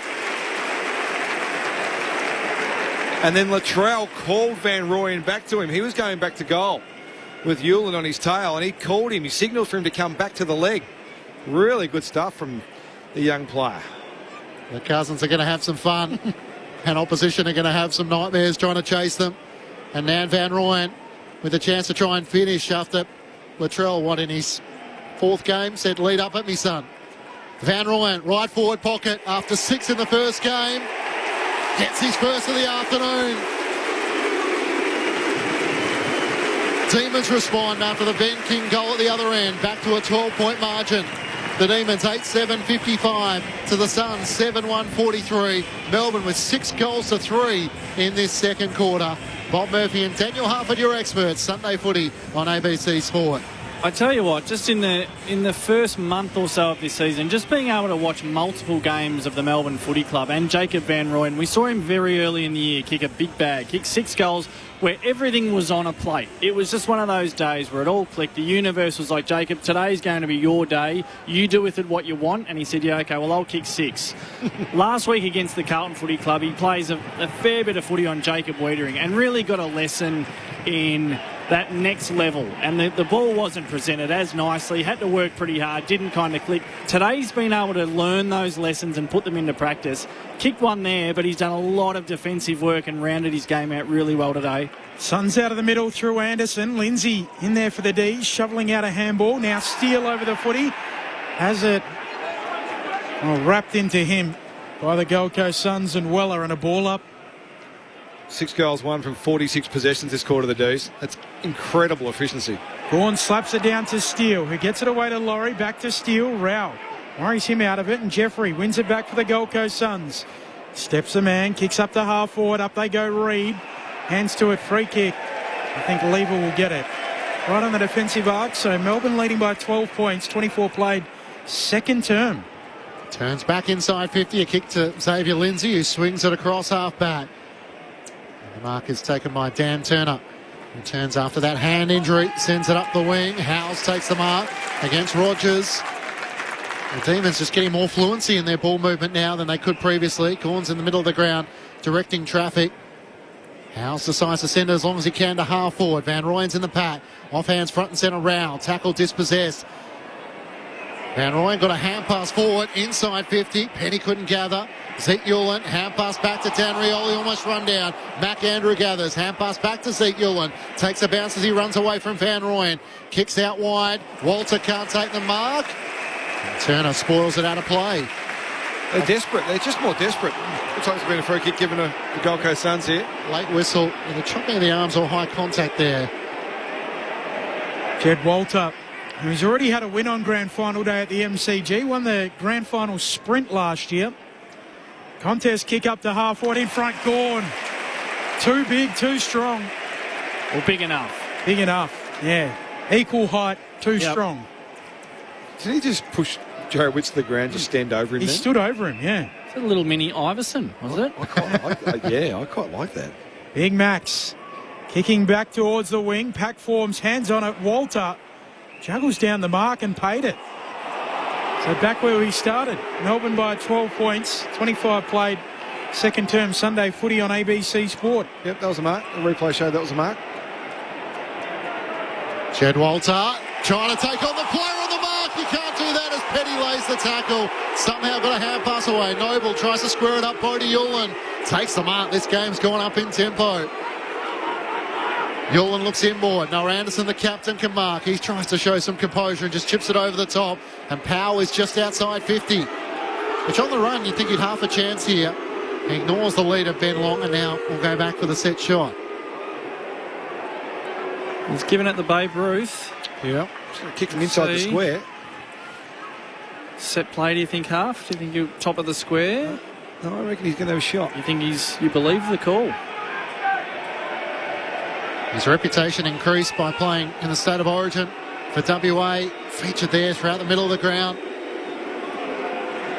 And he finished with a long-range goal here. He's going to have to kick from the edge of the centre square. 26 minutes gone. Gets in rhythm. Strikes it pretty well. Carries the goal line. Raises his two fingers in celebration. He smacked it like Babe Ruth. And the Suns are celebrating. Melbourne's lead back to 6 points. 8-7-55 to the Suns, 8-1-49. The Demons with 6 goals to 4 in this second quarter, which is now 26 and a half minutes old. As the replay on the big screen from the Jed Walter tackle from Harrison Petty. Not rewarded. Bob Murphy and Daniel Harford, your experts on ABC Sport. Well, everyone's a hindsight hero, and when he's put it post high from 65 out, he was probably never going to go to the top of the square half. You knew something I didn't. That was a magnificent kick of the football. My goodness. That was with ease.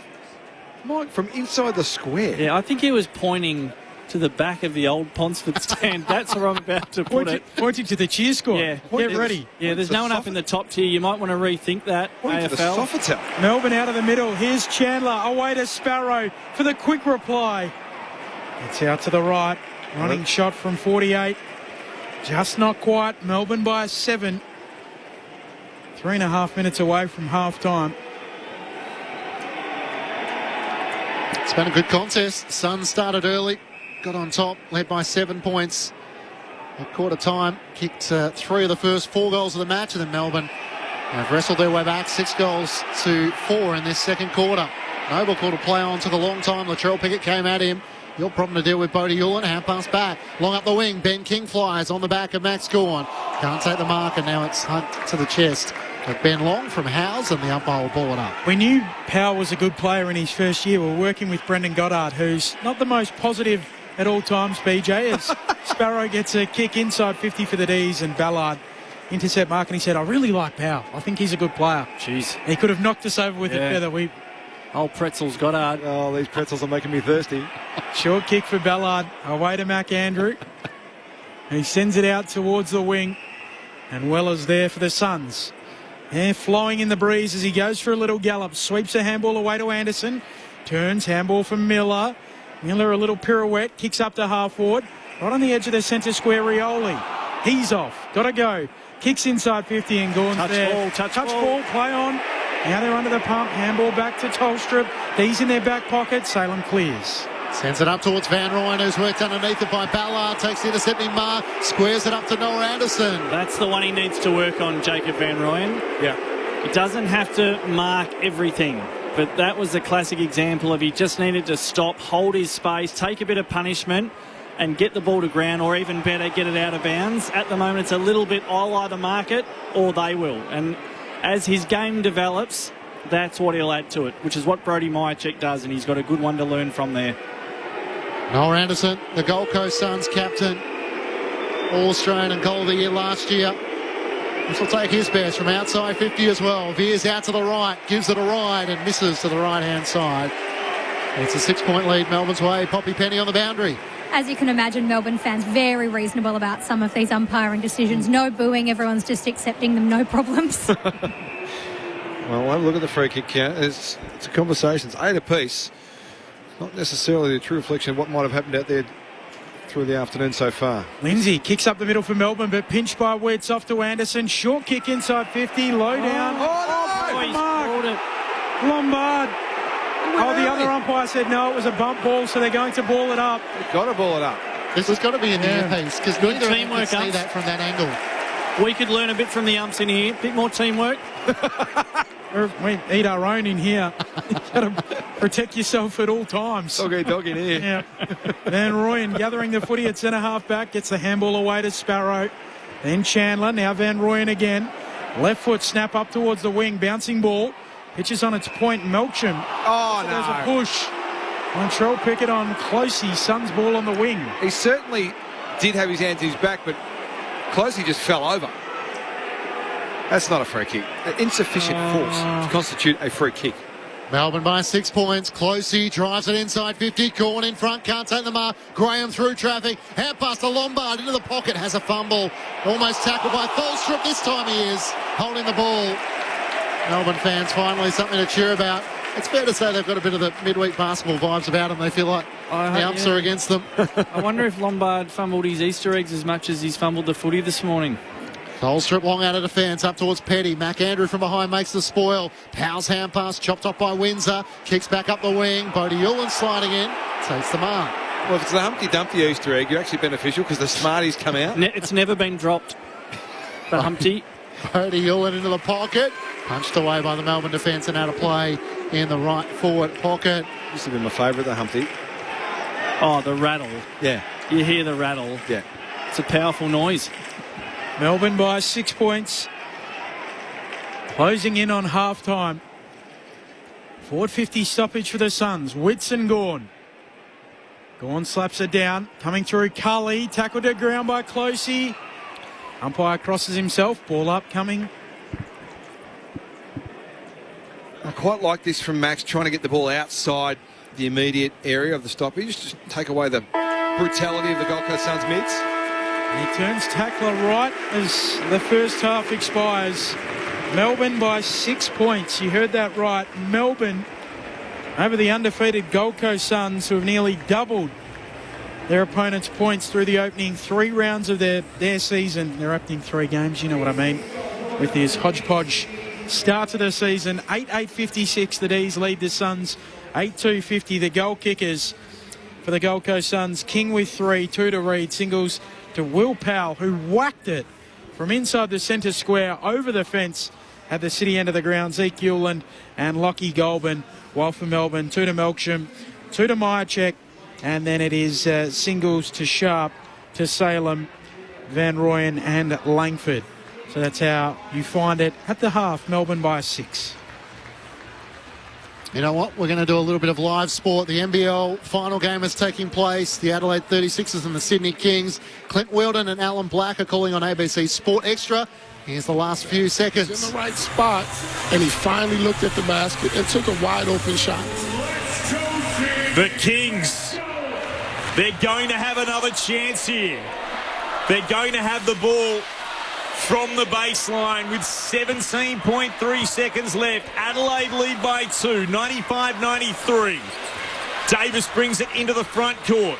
Out to the right-hand side. Will they try for the three? Davis does! Hits the front of the hoop. Would it go? Suarez puts it in with 4.6 seconds left. Scores a level. Scores a level. 95 each. It's a timeout. It's everything the season deserved. It's everything the championship series deserves. You can barely separate them. But the 36ers will know they have time for one play here. They played great defense on Davis, made him take a tough shot over a 7-footer, but unfortunately that left the Sydney Kings 7-footer open for the offensive rebound and put back. What play can they draw up for these last 4.5 seconds? And we all know who the shot is going to be for, but let's see what happens here. What an unbelievable Game 5.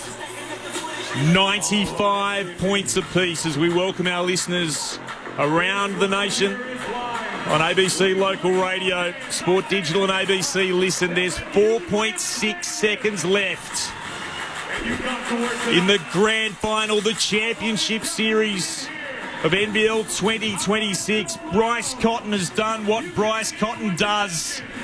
35 points to his name.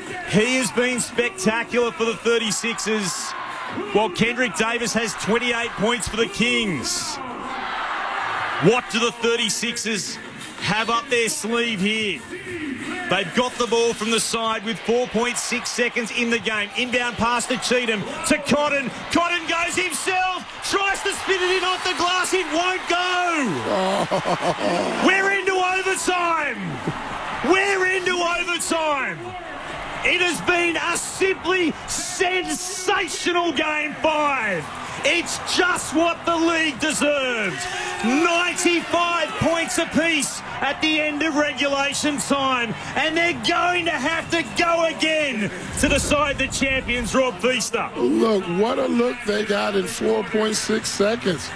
Bryce with a little more English, and that would have went in.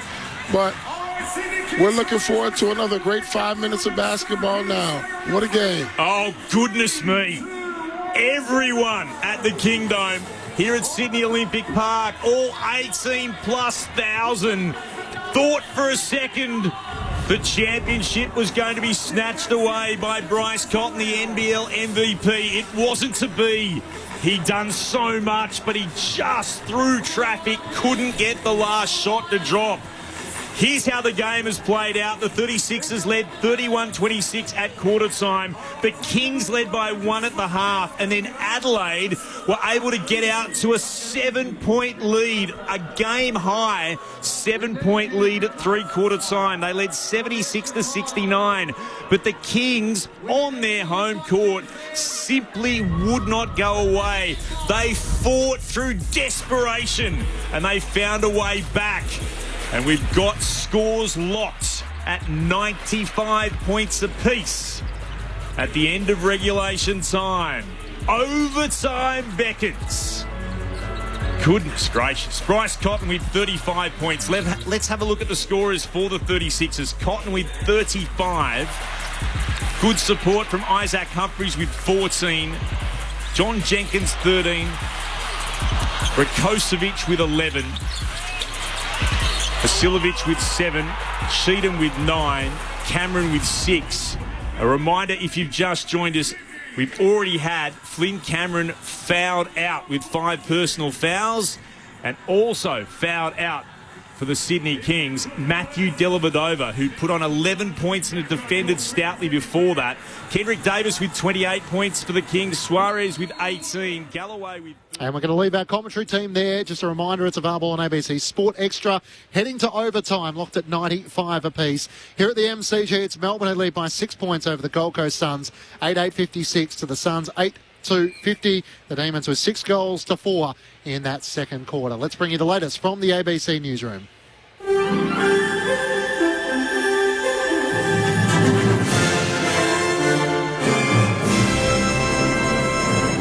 ABC News with David Rowlands. US President Donald Trump has lauded the rescue of the second crew member of a downed US F-15 fighter jet in Iran, declaring the United States has the best, most professional and most lethal military in the world. Larry Buttrose has the story. As news of the rescue was breaking across global media, Mr. Trump posted confirmation on his Truth Social site. Starting with "We got him," he says the rescued airman is a respected colonel who was injured but will be fine. It follows the rescue of the pilot 24 hours ago. Mr. Trump says he directed the military to send dozens of aircraft to rescue the second airman and has called the operation daring and historic. He says US forces were constantly monitoring his position in what he called the treacherous mountains of Iran, and that his rescue came as the airman was being hunted by Iranian forces. The cost of living and rising fuel prices have impacted Easter plans for many people across Australia this year, largely as a result of the war in the Middle East. Some attendees at a local market in Adelaide say they chose to not travel and have been more mindful about their spending habits. Rachel Georgeson says she still celebrated with her family, but has been thinking about where she can save. Just looking at how we can save a little bit of money. This year we've come to the beautiful markets today. It was a free Easter egg hunt on for the kids, so that was a really good way we could spend Easter Sunday without breaking the bank. The bishop leading Easter Sunday services at Hobart's Anglican Church says services were well attended by a parish, largely seeking guidance in uncertain times. Anglican Bishop Dr Richard Condy led multiple services at St David's Cathedral in Hobart on Sunday, including a 6:15 dawn service attended by about 30 people. He says the subsequent services throughout Sunday morning were very full and that he was glad to share the church's message with the faithful. I think people are searching for meaning just at the moment. You know, the world's in such a mess and all the hate in the world leads to death. But we're talking about love leading to life, and so it's very encouraging for people. Canberrans have joined Australians around the country in celebrating the most holy day on the Christian calendar. Prime Minister Anthony Albanese has attended Easter Sunday Mass at St Christopher's Cathedral. There was also a packed crowd at St John's Anglican Church, the capital's oldest place of worship. Rector Reverend Dave McLennan says there's a lot to rejoice about. With all of the things that are going on in the world, there's a lot of anxiety and a lot of fear. And Christians believe that in this story there is something wonderful that more than outweighs all of the negative stuff that fills our minds most of the time. So it's just wonderful to see so many smiling faces and people really, really celebrating something. Queensland Police have issued a plea to motorists to drive safely after a spate of fatal crashes over the Easter long weekend. May Argent has the story. 3 people died and 2 people are in a life-threatening condition after 4 crashes on the state's roads yesterday. In Logan, south of Brisbane, a 51-year-old Victorian woman was killed after a ute and car collided around 9 o'clock last night. Earlier, an 18-year-old man was fatally injured in a motorbike accident in Thornlands on Brisbane's Bayside. In the state's far north, a 31-year-old man died after his quad bike struck a pole in East Palmerston, south of Cairns. Acting Inspector Peter Venn says investigations are underway. Please slow down. Don't be in a hurry to get to where you have to go. Don't drink. 80 people have lost their lives on Queensland roads so far this year. 2 people are in hospital after a car chase and crash on Sydney's northern beaches. Officers pursued a car that failed to stop on Pittwater Road in North Manly just after 4 o'clock yesterday, but terminated the chase at Mona Vale due to safety concerns. The car continued onto Mona Vale Road, where it collided with an unmarked police vehicle at St Ives. The driver and passenger, a man and woman, both aged 33, were treated by paramedics at the scene and taken to hospital. The 4 astronauts on NASA's Artemis 2 mission to fly around the far side of the moon and back are now more than halfway to their destination. More from the BBC's Rebecca Morell in Houston. The Orion capsule has been hurtling through space, but it hasn't all been plain sailing. There's a new problem with the Universal Waste Management System, otherwise known as the toilet. So the crew are having to use collapsible contingency urine devices, basically a bag with a funnel. While they work on a fix to their temperamental loo, the astronauts have been preparing for their lunar flyby. As the moon grows larger in their spacecraft's window, they've had their first look at its far side, reporting that it looks spectacular and they can't wait for their close encounter. Throws it, goals it. Get your footy fix Live and ad-free with ABC Listen. AFL, NRL, men's and women's. This season, don't let life get in the way of the footy. Hear it on ABC Listen. AFL. On ABC Sport, you're listening to the 2026 AFL Premiership season on ABC Radio, Sport Digital and ABC Listen. At the MCG, it's the Demons who lead by 6 points at halftime over the Gold Coast Suns. 8-56 to the Suns, 8-50 off the back of 6 goals to 4 the way of the Demons in that second quarter. For the Demons, 2 goals to Brody Myercheck, 2 goals to Jake Melcham, individuals to Van Rooyen, Salem, Langford and Sharp. While for the Gold Coast Suns, 3 goals to Ben King and 2 goals to Ethan Reid, individuals to Powell and to Goulburn. That's after the Suns led by 7 points at quarter time. Matt Clinch, Ben Cameron, Poppy Penny down on the boundary, Bob Murphy and Daniel Harford, your call team for Sunday footy on ABC Sport. Just before the news, we're covering the NBL. It's the deciding match in Sydney between the Sydney Kings and the Adelaide 36ers. It's currently the Sydney Kings who lead by 6 points, 106 to 100. There's under 2 minutes remaining, and Tory Craig has just been fouled out. So let's join our commentary team, Clint Weldon and Rob Feaster. Just stands there. Will soak up some seconds on the clock. 1:20 left. They still lead by 6. Davis now decides to go himself. Runs across the baseline, turns, shoots! My goodness me! They're out to an 8-point lead, the Kings. They've got all the momentum, and Kendrick Davis now has 35 points. 65 seconds to play. Cotton goes up. His shot rejected. Galloway drives up the middle and puts it in for 2. That might do it for Sydney. With 60 seconds to play, they're up by 10, Rob Feaster. I can't see a 10-point lead diminishing with 1 minute to go, especially with the way the Kings are playing now and this momentum shift. Once again, we just talked about the turnover situation and empty possessions. That next play, they turned it over again. You're not even getting a shot attempt. You don't give you a chance to get an offensive rebound. You don't give you a chance at anything. And then to go back down and give them open shots and layups is really hurting. Here is Galloway after earning the ad 1, and he hits it too. 111 to 100. Bryce Cotton, who had done so much to keep this team in this game and then give them a 7-point lead, he's going to take a seat now just to have a little break and a drink for the timeouts. He looks exhausted. And look, I don't think there's anyone outside of the 36ers locker room who thought after a 44-point thumping in Game 1, they'd even be in this position and battling this close and in overtime in Game 5. So regardless of the outcome of this game, they deserve some credit for their resiliency and effort. Even throughout the season, there was a thought they were in genuine trouble. Around February, they dropped 5 of 7 games across 4 weeks. It was from January to early February. They found a way back, though. And they are still just 1 win from this title.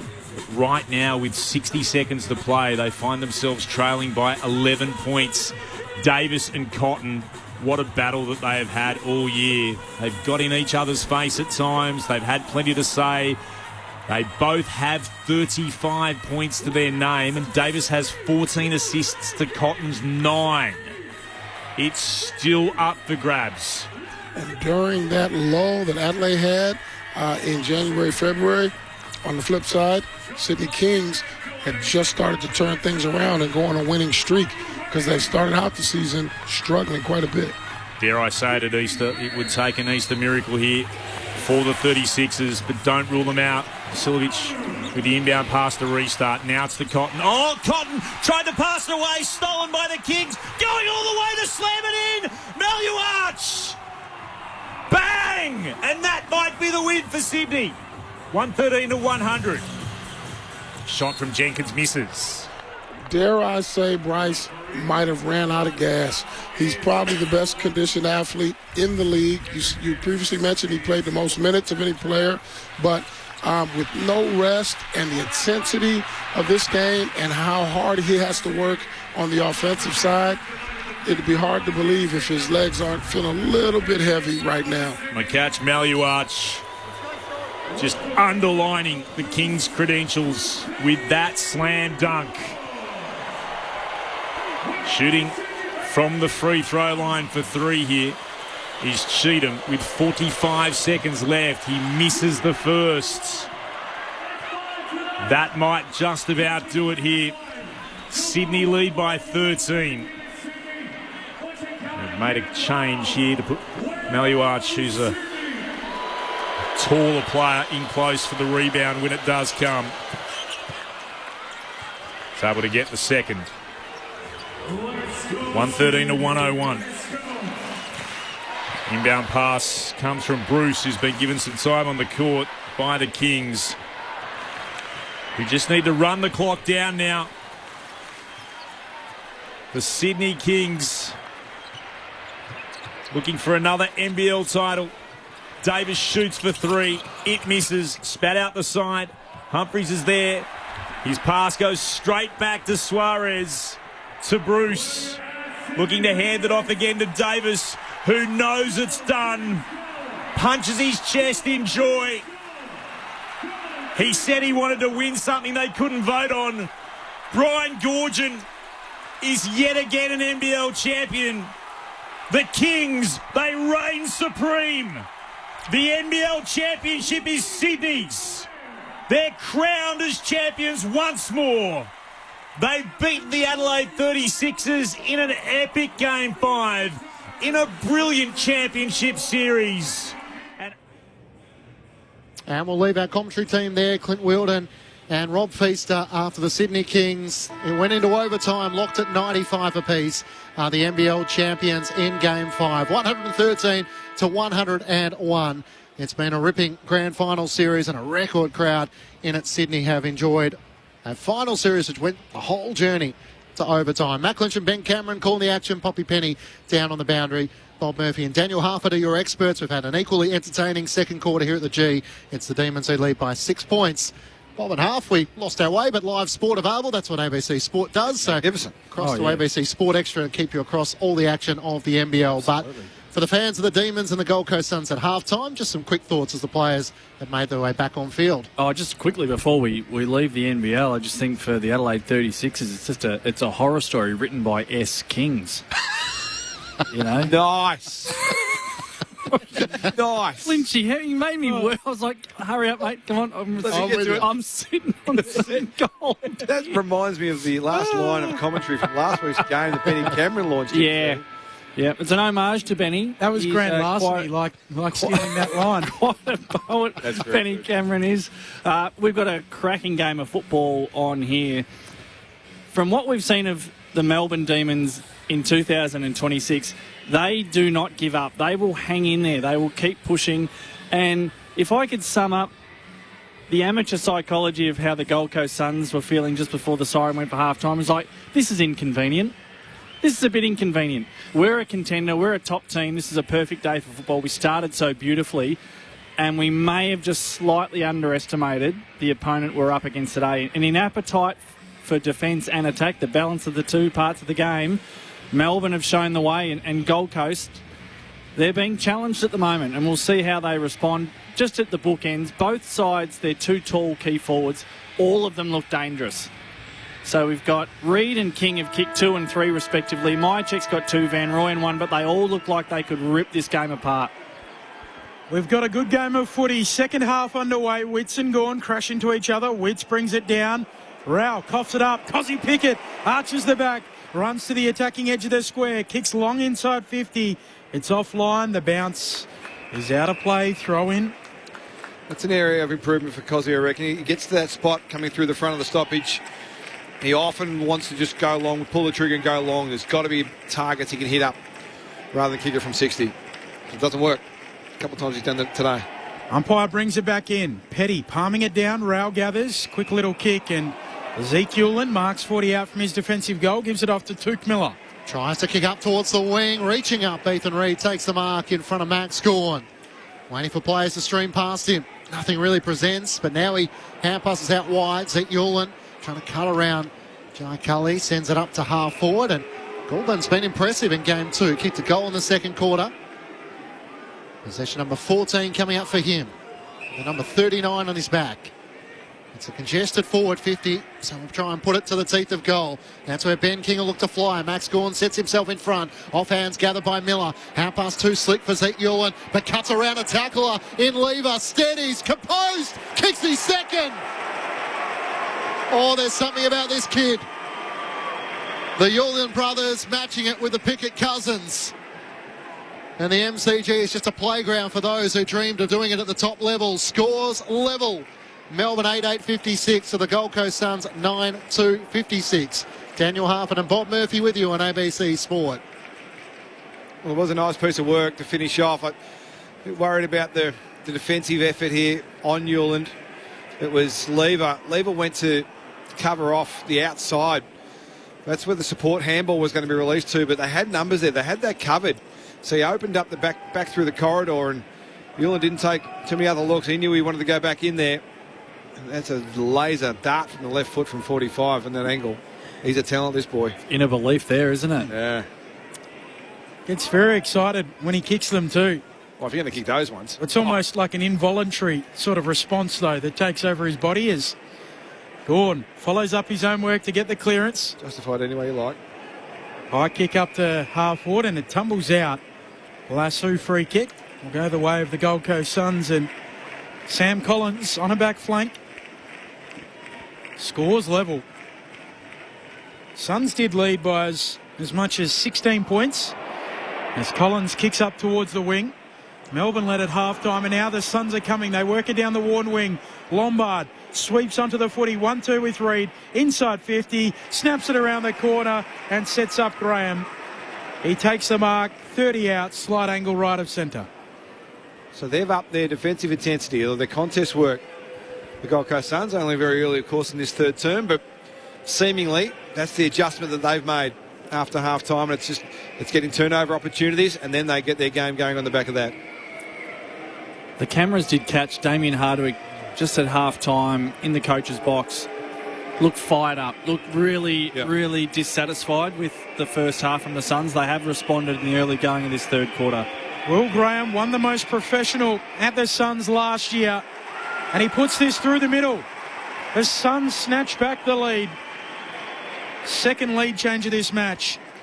And 3.5 minutes into the second half. 10-2-62. The Suns lead Melbourne 8-8-56. Daniel Harford and Bob Murphy.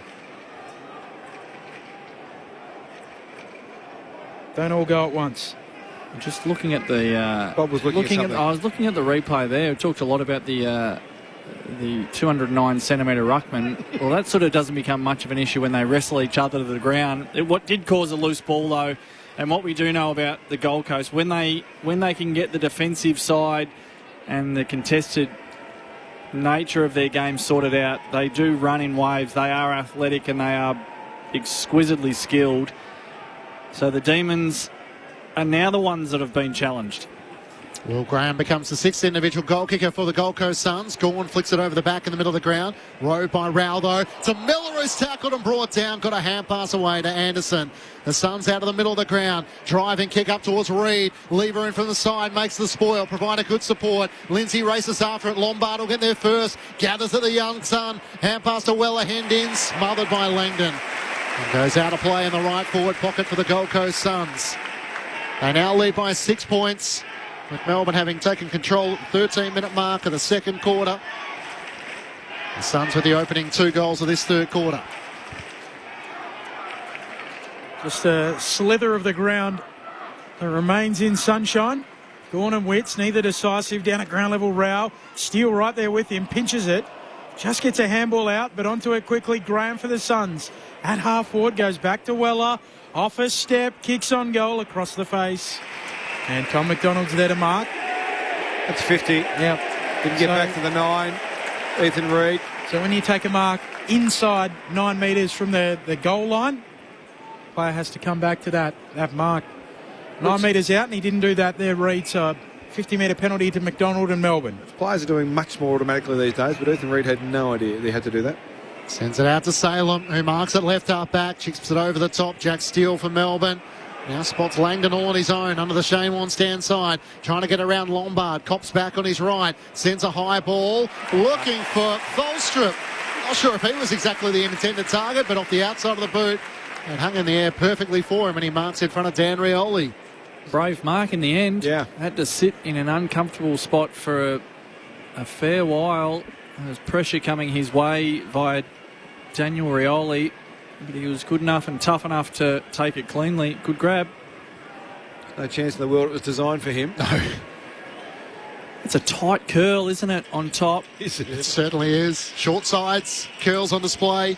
He's kicked 8 goals in his 22 matches, and the cult figure for Demons fans sends one through to restore some order. Scores level at 62 apiece. Colton Tholstrup with his first goal of the season. He's done the jobs on Nasiah Wanganeen-Miller and Caleb Sarong. Not sure he's got the hard tag this afternoon, but he has kicked a goal to level things up for the Demons after the Suns had kicked the previous 2 goals. Melbourne 9-8-62, the Gold Coast Suns 10-2-62. Bob Murphy and Dan Harford with you on ABC Sport. Curly hair, straight boot half. Not a bad combo. Great combo. That's the one you want at the MCG on Easter Sunday. But it was a seriously nice finish. He just pushed down. Ed Langdon, it was his inside 50 entry, skewed off the side of the boot.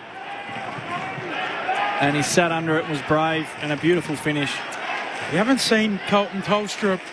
Think Gary Hocking. That's sort of the style in which his hair is. Lee Tudor, yep. Sparrow gets the clearance out of the middle again for Melbourne. Up to half forward. Punched away down at ground level. Zeke Ulan roving for the Suns. Kicking to the wing. Bouncing ball. Salem soccers it out. Anderson nearly a clean pick-up. The Suns captain tackled. Salem following up. He's got it close to the line. Keeps it in.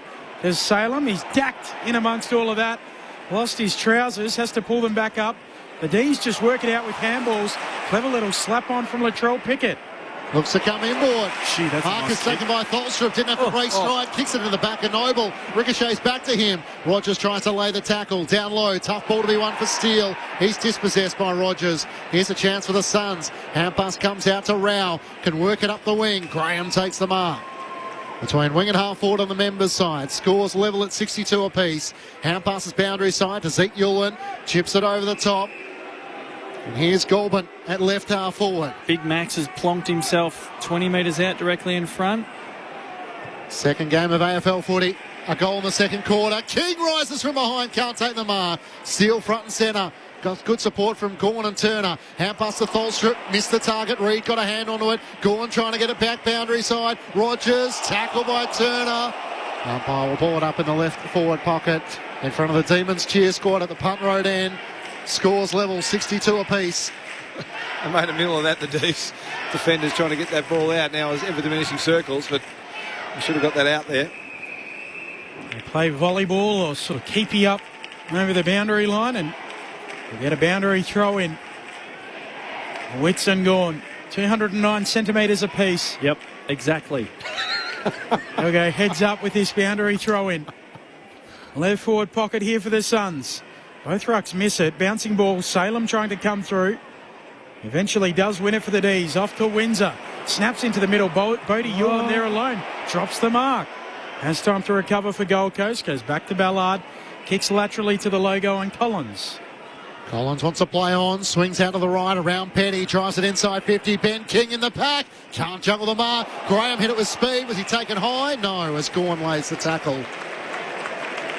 It's a great attack on the footy from Will Graham. I reckon he was taken high too, just by the way. Max Gawn quickly gets to his feet, competes against Jared Wetz here. Gawn follows up his ruck work, wins the footy. Hand pass over the top looking for Tholstrup. Closey, hand pass out, Golden. Hand pass away to Rogers and now to Graham. Outside 50 for the Suns. Hooking it back, Rao to the teeth of goal. It clears the pack. Ben King onto it at ground level. Hand pass to Lombard. Breaks away from House. Curls it back across his body. It's across the face. And a good mark taken by Tholstrup up against the boundary line. One of those awkward ones. Not sure if it's going to clear, and he'll get a 50. As Lockie Goulburn didn't come back on the mark. That's been the Bermuda Triangle for the Gold Coast Suns in the third quarter. Second 50 from the same spot. Yeah. He was about 7 metres out, but he didn't come back to the 9 metres. The umpire was all over it. Tholstrup, defensive edge of the centre square, pokes it out wide. Sparrow on the end of it. Scores level, 11 into the third. Sunday footy on ABC Sport. Sparrow veers out. Thumping kick. Shallow inside. Shows them the Milky Way. He was up amongst the Milky Way. Oh, that's a beauty from Melksham. And on Collins too. And the crowd have just seen it on the big screen. Never has a footy looked more like the Humpty Dumpty Easter egg than right then. Right knee on the left shoulder of Collins. Got the early set, stayed there and clean. That's beautiful. Hung there for the snappers. I can see one in the forward pocket who would have got a good shot of it. It's a mark that deserves a goal. And Melksham delivers it. He's got 3. And Melbourne, they lead again. 3rd lead change of this match. They lead by 6 points. 10-8-68 plays 10-2-62. 12 minutes into the 3rd. He's a good footballer, Jake Melksham. Absolutely. He just makes the right decisions most of the time, and he's getting better with age. There's a lot to like about that mark. That is the classic Scanlon's footy card, high mark. But it's also worth noting that his actual first instinct was to block for his teammate. Yeah. So he goes to block, gets lost in the traffic, and then thinks, oh, well, I may as well throw myself at it. So he is able to manage, particularly in the later part of his career, a really nice balance between team first footy and then a high-quality medium forward. Beautiful stuff. We saw him start his season half in the VFL. 34 years of age. He looked a long way off doing that with a bump to the knee, but showing he's still got the aerial ability. Melbourne by 6 points. A secondary ball up in the middle of the ground. Walter into the ruck against Petty. Walter wins down the tap. Steele gathers. Knocked it cleverly away to Petty, who knocked it down to Sparrow. Up towards half forward. Myercheck in front of Mac Andrew. Andrew makes the spoil. Melksham races after it. Taps it to his own advantage. Gathered by Weller. Melcham's tackle was over the shoulder. Free kick going the Gold Coast Suns' way at right half back. Sure. I've had a bit of an issue in the last couple of weeks with the high mark and the player in front getting kneed in the head, and concerns around that as Weller kicks up to half forward and King marks for the Suns. 55 out from goal. King looks to lace out Reid, but dropping back. Turner marks, back pocket for Melbourne. Intercepts it. So I'm glad that we've had one that the player in front wasn't hurt, and we're all reminded just how good the high mark is. As Turner looks to switch. Doesn't find his target in Salem, allows in the Suns. Closey goes in, Rioli too. Salem the tackler. Closey spits it out for Gold Coast. Goulburn, kick for Reid. Well, Walter in front, he juggles it. And he takes the mark, 40 out, very tight angle. So it's gone against them there, the D's, but I love the intent to open the game up. Now, because it's not cavalier. It's not reckless. It was quite calculated. It didn't work on that occasion, but their mindset of trying to get the game in space and play the game in space. I feel like their appetite for risk is it's fairly consistent, which is it's an encouraging sign. Jed Walter, his kick is across the face and a minor score. It's also the window for Gold Coast here with Big Max off in those forward 50 entry situations. If he's not there, it does create a very different dynamic and a great opportunity for Gold Coast to try and have some ascendancy in the aerial contest. Need to make the most of it in this quarter because, as you know, Max, one of the great fourth quarter players, the king of all time. Q4 king. Demons by 5 points. Salem kicks out towards half back. Petty takes a good contested mark. Has Steele on the break. He marks on the Shane Warne stand side. Releases sharp. Takes a second bounce. Gets the left half forward. 55 out in the pocket. Chandler. He can play on. Opens up the angle. Ran into Rioli. Hits the post. Oh, he got two minds. Yeah. He realised there was no one between he and the goal square, and his eyes lit up, but it made the angle tougher, and Rioli made some great desperate ground. Melbourne by 6 points. He made the deal with the devil there. He went for more angle, less composure, didn't he? Yep. I would have gone for the rhythm and composure over the angle personally. Gold Coast Suns chipping it around inside their defensive arc. Anderson to Andrew. High kick up the wing. Reid hands to it. Doesn't complete the mark. Cozzy Pickett buzzing around. Slaps it back to Salem. Under the pump. Gets away from Walter. D's ball. Handball back to Pickett. Pickett's kick smothered. Pickett goes again. So too Lindsay. Lindsay's dispossessed. Suns at half forward. Reid gets rid of it. Might have been a throw in amongst all of that. Dispossessed Sparrow. Out of play. Thank goodness. That was an ugly passage of play. Throw in half forward here for the Suns. The upset is on. Melbourne lead by 6 points late in the third. Midway through the third, I should say. Suns won their opening 3 against Geelong. West Coast and the Tigers. Petty wins down the tap. Langford tackled immediately by Miller. And the umpire will ball it up. I don't think the D's are getting the rub of the green, despite the fact that it's on their green. Toot Miller, good from you. Swings onto the right, long towards Ben King. Been quiet since the opening quarter. Lombard tries to fend off the Sparrow tackle. Spills back, Ben King set upon by Turner. Play on, says the umpire. Comes out to Ben Long. Hat buster Weller around the body. And Walter marks on the goal line. It might have almost carried it. But Walter makes no mistake, and this is from point blank range. The Suns will draw level.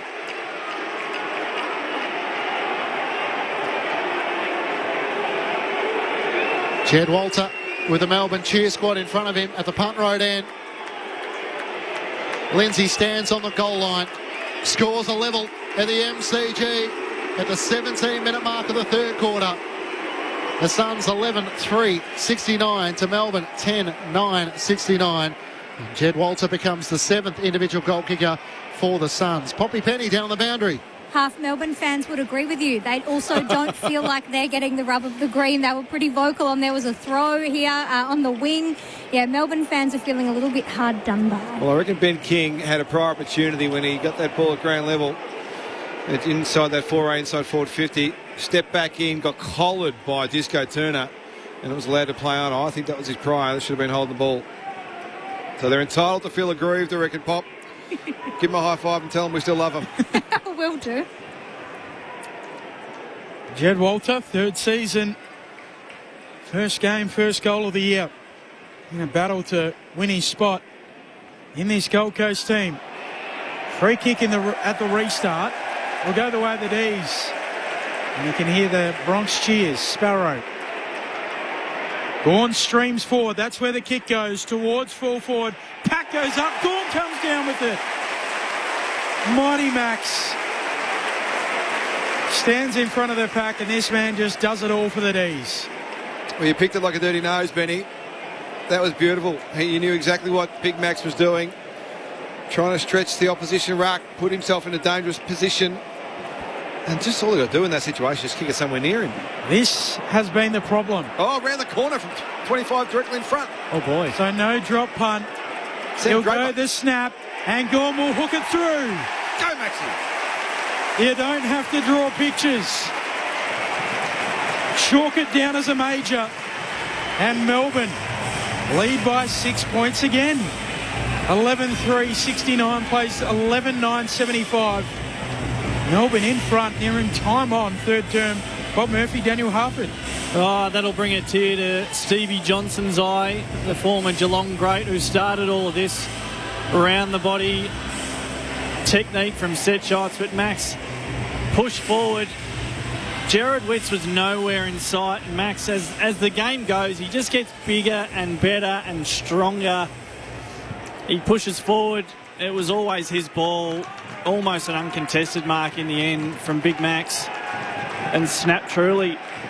Just watching the replay, Witts had the ball when the free kick was called. He had to give it back, and he stayed in the centre square. Not what you want, is it? Morning spine, takes it out of the ruck. Hand pass to Windsor. Here go Melbourne again. Long to the goal square. Myercheck and McAndrew. Andrew makes the spoil. Latrell Pickett running onto it, can't control it. Spills away at Powell. Tackled by Laurie. Somehow squeezes a kick into the middle of the ground. Dropped by Rowell. Miller pressured, loses it. Windsor gathers for Melbourne. Hand pass looking for Chandler. In there as well, trying to knock it out for the Suns. Sliding in, Latrell Pickett lost his footing. Spills to Windsor. Hand pass to Cosy Pickett. Away to Sparrow. His hand pass chopped off by Weller. Into the middle of the ground for the Suns and out of danger.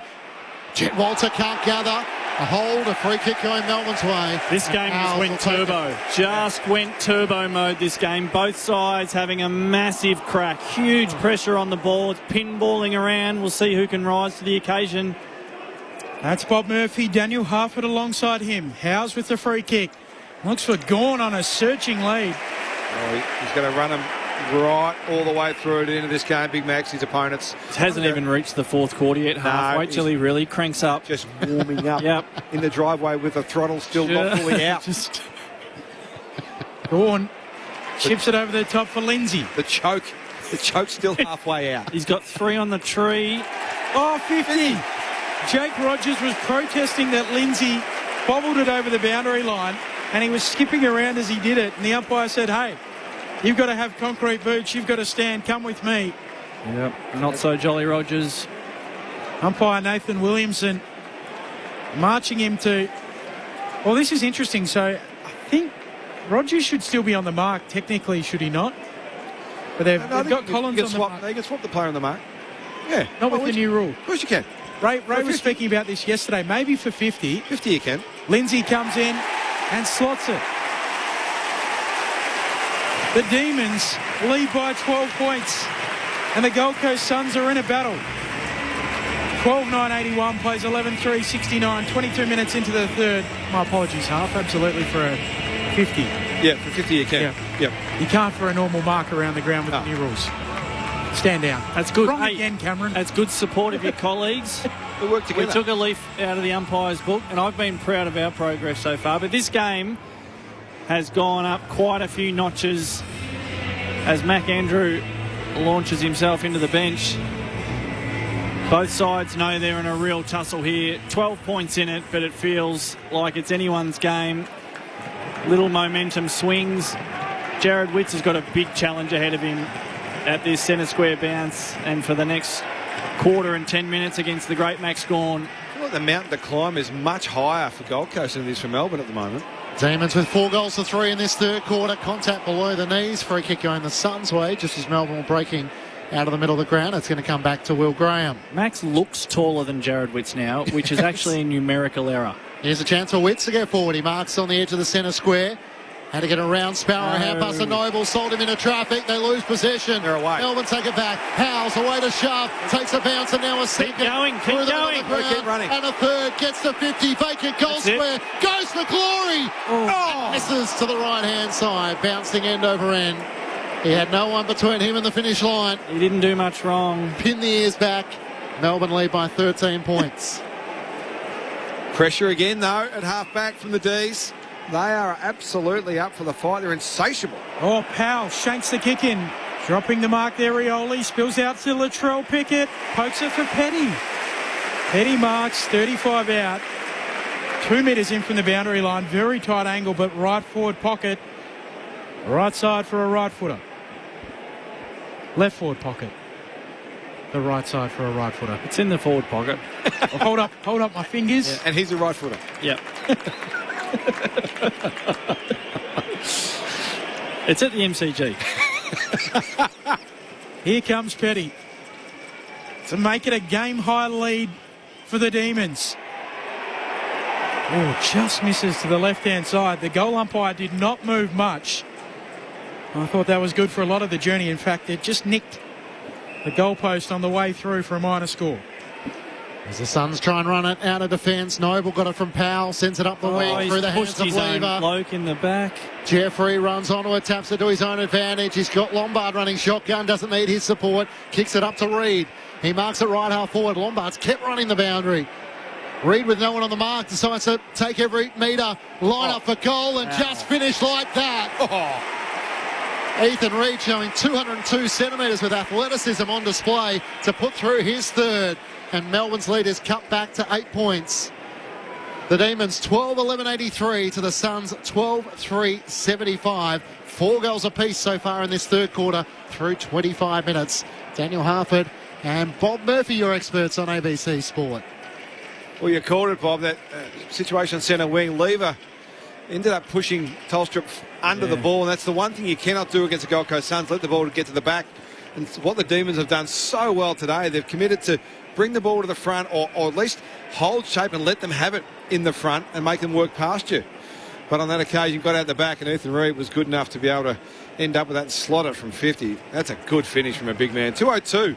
Our man Ethan, not quite as tall as the Rucks. No, 7 centimetres shy of the Rucks, who were both 209 exactly. He also runs a sub-6 2K time trial. He won the time trial, didn't he? He beat Took Miller, who never loses. Gawn taps it out of the middle. Cozzy Pickett swooping onto the footy. Handball too hot for Sharp. Now it goes back to Cozzy, who hacks it inside 50. Bouncing ball. They arrive through Van Roy and Melbourne. Handball out to Laurie. Time to steady. Kicks on goal. Off target, and Collins tracks it back. Marks on the last line for the Gold Coast Suns. Melbourne by 8 points. Still 4 minutes of play remaining in this third term.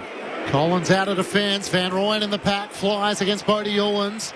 It's gathered by Closey. Sends the Suns up the members' wing. Ben King works his way up the ground. Takes the mark. We're at 2 goals in the first quarter. 1 in the second. 3 for the match so far, but having to work higher up the ground. He marks in front of the 2 benches. Melbourne by 8 points. Turns and comes inboard to Mac Andrew. He can switch it across half back to Collins if he wishes. He does so. And then Rioli's out on the Shane Warne stand side. He marks just forward to halfway. Hand pass over the top to Powell. This has been a good build-up for the Suns, with Melbourne having a lot of numbers back. Powell cuts at his right, goes for distance, and Max Gawn on the goal line denies him. He's kicked that from 60. He's a super boot, isn't he? He leant back at exactly the right moment. Gawn against Witts and got a hand to it just as it was about to pass the padding on the post. Melbourne leading by 7 points here at the MCG, approaching three-quarter time. Lindsay with the kick in, chisels one. Very short. Finds a teammate, Lever. They give it back to Lindsay. Running by, exiting the defensive 50 for Melbourne. Up towards the wing. Reid punches it away. It works out for Melbourne. Sharp's handball into the mark. Picked off by Ezekiel, and he turns it over. Melbourne ball again. Jack Steele. Pirouette, kick out wide, and Sharp marks. Good composure from Steele. Melbourne by 7 points. Late in the third term. Sharp runs out to his right, sets it up. Mac Andrew, big fist through it, bouncing ball. Strong tackle coming from good footy. Chandler. Strong tackle on Bodie Ewans, who was trying to bust his way through. Our South Australian audience have just joined us from the NBL, with the Sydney Kings won 113 to 101 over the 36ers. The Suns led by 7 points at quarter time here, Melbourne by 6 at half time. And then it's been an arm wrestle in this third quarter as the Demons have got in front by 14, but that has been pulled back to 7. Spills off hands in this contest and goes out of play. Oh, wow. A last touch lasso against the Demons, and Kay Chandler can't believe it. I'm Matt Clinch alongside Ben Cameron. Poppy Penny down on the boundary. Bob Murphy and Daniel Harford, your experts.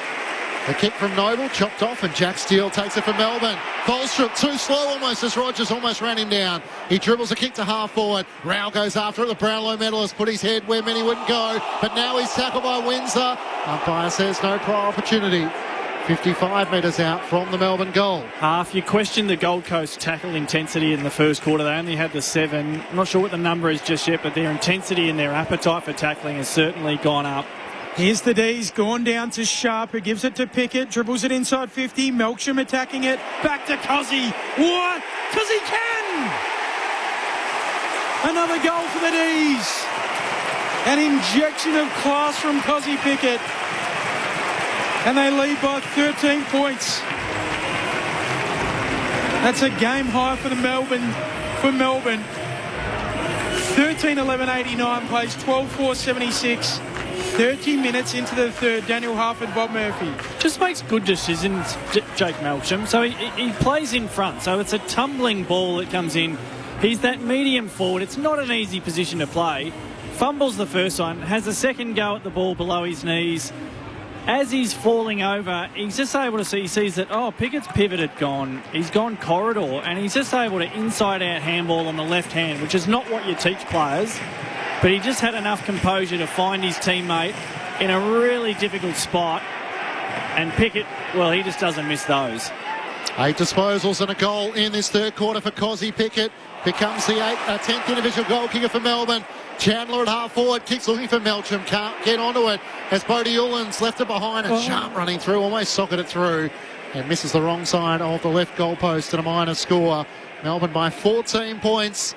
30 minutes gone, third quarter, Sunday footy on ABC Sport. I love him as that deep forward too, Melksham, out of the square. Awkward match up, good at ground level, really good in the air as we've seen today. Strong and obviously experienced. I think it's a really good position for him. Noble taking the kick in, the rucks wrestle, and Cully floats in for Melbourne and takes the mark. Comes infield to Cozzy Pickett, has a leading Van Rooyen, overshoots him on the kick. Not it. Favours McAndrew. Gold Coast with it. 40 out from their defensive goal. Melbourne by 14 points. Wasn't it at all? Had two players in that vicinity and Van Rooyen was a lead. Just had to hold that ball and wait for another option to appear then, Cos. Well, there'll be other options because, to put it bluntly, the matchups for the Gold Coast defenders versus the Melbourne forwards, I'm finding really bizarre. We'll get into that in a moment. Goulburn from half back, kicked looking for Jeffrey, pointed he wanted it shallow, and Turner takes the intercepting mark. Risky kick in the middle of the ground. Steele tries to make it work. Can't take the mark. We'll get a free kick for a hold. Yeah, but bold kick too. Hand pass to Laurie, sends it up. Van Rooyen in from the side, drops the mark. Off hands Petty, gets it away to Melcham. Kick smothered by Bodie Ullin. Comes out to Noble. Hand pass to Dan Rioli. His hand pass is wide of Closey, who races after it. Off a step, hugs the boundary one with a kick to Goulburn, who marks it left half back members side. Melbourne by 14 points. Goulburn unsure where to go initially. Melbourne by 14 points. Goulburn kicks around the members' wing. Jeffrey, too wide, out of bounds on the full. Jeffrey curses his frustration. Turner with it for the D's. What's your mother's last three mobile number, Benny? Don't tip into that half. Last three numbers of her mobile. 044. She sent a text through. It's not my mum. Yep. I don't know who that person is, but it's good humour. They always text through and sign off Ben's mother. Right. It's not my mum. It's fair to say Ben's reaction is similar to Damien Hardwick, who's leaning back in the coach's box looking to the heavens, wondering how his side is in this scrap. Gone down to Steele, hand pass to Cully, cuts through traffic. Van Rooyen one-on-one with McAndrew. They engage. Van Rooyen brings it to the front. Collins comes racing back, provides the perfect support. Hand pass to McAndrew, and the siren sounds to three-quarter time. Good quarter. A 5-goal to 4 quarter for the Demons, who led by 6 points at half-time, having trailed by 7 at quarter-time, and they lead at three-quarter time by 14 points. 13-12-90 the Demons to the Suns 12-4-76. For the Demons, 3 goals to Jake Melcham, 2 goals to Brody Myercheck. Individuals to Van Rooyen, Salem, Langford, Lindsay, Gawn, Tholstrup, Sharp and Cozzy Pickett. While for the Gold Coast Suns, 3 goals to Ethan Reid, 3 goals to Ben King, 2 goals to Zeke Ullin. Individuals to Walter, Graham, Powell and Goulburn. Three-quarter time at the MCG. The Demons looking to pull off a massive upset if they can take down the Suns, who haven't lost a game so far this season. That's what comes ahead. This is Sunday Footy on ABC Sport. Okay, ready? Little listeners have a new space to get all their favourite podcasts. Hooray! Like exclusive new episodes of Bluey Listen Along. Let's dance to celebrate! Create a kids profile today by heading to the Kids tab on the ABC Listen app. This is the 2026 AFL Premiership season with ABC Sport. Sweeps onto the footy, 1-2 with Reid, inside 50, snaps it around the corner and sets up Graham. He takes the mark, 30 out, slight angle right of centre. Will Graham won the most professional at the Suns last year, and he puts this through the middle. The Suns snatch back the lead. Second lead change of this match. Sparrow veers out. Thumping kick, shallow inside. Oh! Shows them the Milky Way. He was up amongst the Milky Way. Oh, that's a beauty from Melcham. It's a mark that deserves a goal. And Melcham delivers it. He's got 3. And Melbourne, they lead again. Gawn streams forward. That's where the kick goes, towards full forward. Pack goes up. Gawn comes down with it. Mighty Max stands in front of the pack, and this man just does it all for the D's. Oh, around the corner from 25 directly in front. Oh, boy. So no drop punt. He'll go the snap, and Gawn will hook it through. Go, Max. You don't have to draw pictures. Chalk it down as a major. The AFL on ABC Sport. On radio. ABC Sport Digital Radio. And ABC Listen. Had it all in that third quarter if you're a Demons fan. A high fly from Jake Melcham, 6 goals to 4 as Melbourne head to three-quarter time, 14-point leaders, 13-12-90 to the Gold Coast Suns 12-4-76. Earlier, the Sydney Kings defeated the Adelaide 36ers in the NBL Grand Final Series. Game 5, and went to overtime with the Kings prevailing 113-101. Brian Goorjian, with his legacy in Australian basketball, certainly complete.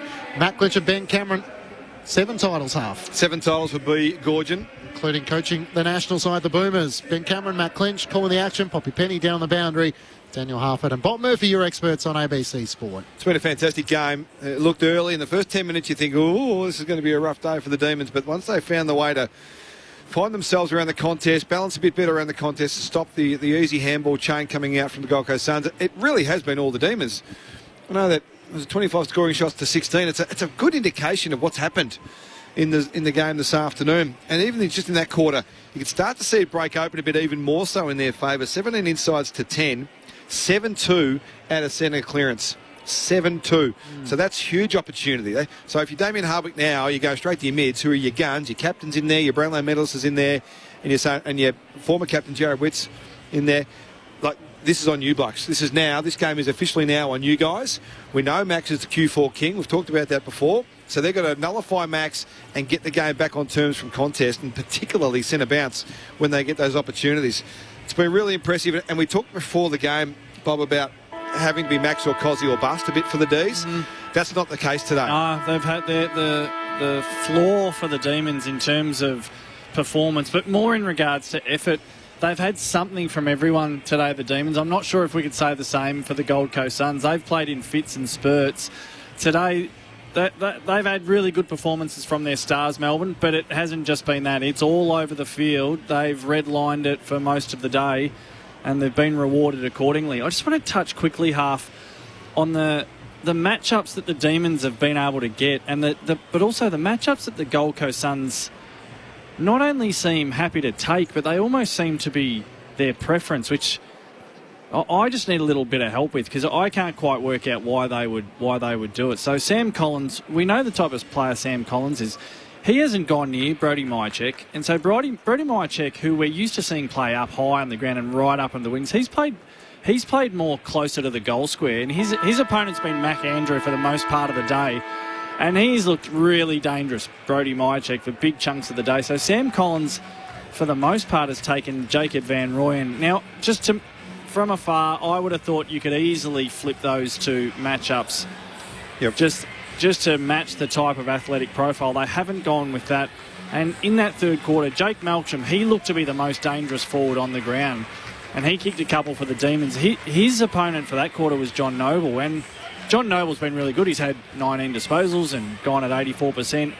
I'm not sure if he's the right matchup for the out-of-the-goal square Jake Melksham either. So We'll see how they line up in this last quarter. But if they can keep getting the ball inside 50, I think that the human battleships of footy, I think Stephen King would be pretty happy with how they're matching up. Let's head down to Poppy Penny on the boundary. Just really interesting, late in that third quarter and again at three-quarter time, Max Gawn is having his right calf worked on. Hopefully for him it's just a cookie. He's back out there at the centre bounce or centre ball up. But, one to watch, because he's going to be huge in this last quarter. We know he's so good in Q4. Thanks, Poppy. Melbourne by 14 points as we get the final term underway. Gawn wins down the tap. Cosy Pickett slides in, trying to knock it out. Toot Miller gathers for the Suns. Tackle dispossessed. Steele in there. Tries to get a hand pass away, but back into the congestion, and the umpire will ball it up. Noble's back up high now. Charlie Ballard, he's got the roll on Jake Melksham. Witts, Miller, Rowell, Anderson for Gold Coast. Gawn slaps it down. Chandler sockers it off the ground. Langdon can't get onto it. Sharp. In the back. Was he pushed in the back? He was, as you heard umpire Harford there. Had to be. Well, they don't pay that anymore. It drives me bananas. Free kick against John Noble and Toot Miller. And Sharp around the back. Cozzy on the move. Van Rooyen on the lead. Takes the mark, leading up just slightly right of centre. He'll kick from 35 to 40 metres out. They're sticking with these matchups. So Sam Collins on Jacob Van Rooyen, and Van Rooyen able to put 2 metres on Sam Collins in that little exchange. Opportunities everywhere for the Demons if their quality going inside 50s there. Pickett didn't miss his target on this occasion. And Van Rooyen with one already, looking to set a tone in this final term. Out to the right, Van Rooyen misses to the right-hand side. A 15-point lead Melbourne's way, 90 seconds gone. Final term, Sunday footy on ABC Sport. Don't forget, still to come, the Western Bulldogs and Essendon tonight. That's what we asked from Cozzy in the third quarter when he gets to the arc, top of the arc. Don't just blaze, try and find something. That's good learning from him. No ball to Powell, who kicks up the middle. McAndrew spills it. Free kick. Going the way of McAndrew, who gives it to Noble, running through the middle. Forward handball to Rowell. Low down, fumbles it, tackled. Gets rid of it to Noble. He's run down. Ball spills out for Melbourne. Cully out to Langdon to Steele.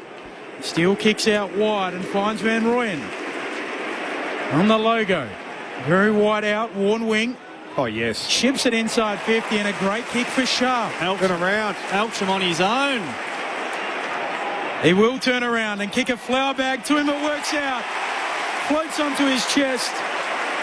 And Melksham, he marks at the top of the goal square directly in front. Ironically, it was the perfect kick half. Yeah, it was. Too much hang time, he would have got back. Yeah, it was like the knuckle puck. Mighty Ducks. Mighty Ducks. Impossible to defend. And it just floated in and out and over the top. Melksham had his eyes on it the whole way. It was his ball. He's going to snap it. 15 out directly in front. To extend the lead beyond 3 goals. Melksham does it. Melbourne lead by 21 points. A game high for the D's. 14-13-97. Plays 12-4-76. 3 minutes into the fourth. Well, it's a bit of slice of heaven for the Demons fans that are here this afternoon. There's not too many of them, in fairness, but they are being treated to an extraordinary effort by their boys. And what about that kick from Van Rooyen into Sharp at the top of the arc? Just that it's as much the thinking that goes behind it, the courage to pull the trigger as anything else. I don't mean this disrespectfully about Melbourne last year as opposed to this year, but they never would have gone for that kick last year, would they? No.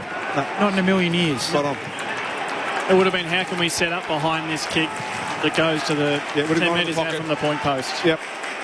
What a return to form it's been for Jake Melksham. 4 goals this afternoon. Gorn in the middle of the ground. Follows up his ruck work. Can't knock it clear. Wits hand pass to Miller. Hand pass to Weller. Tackle dispossessed.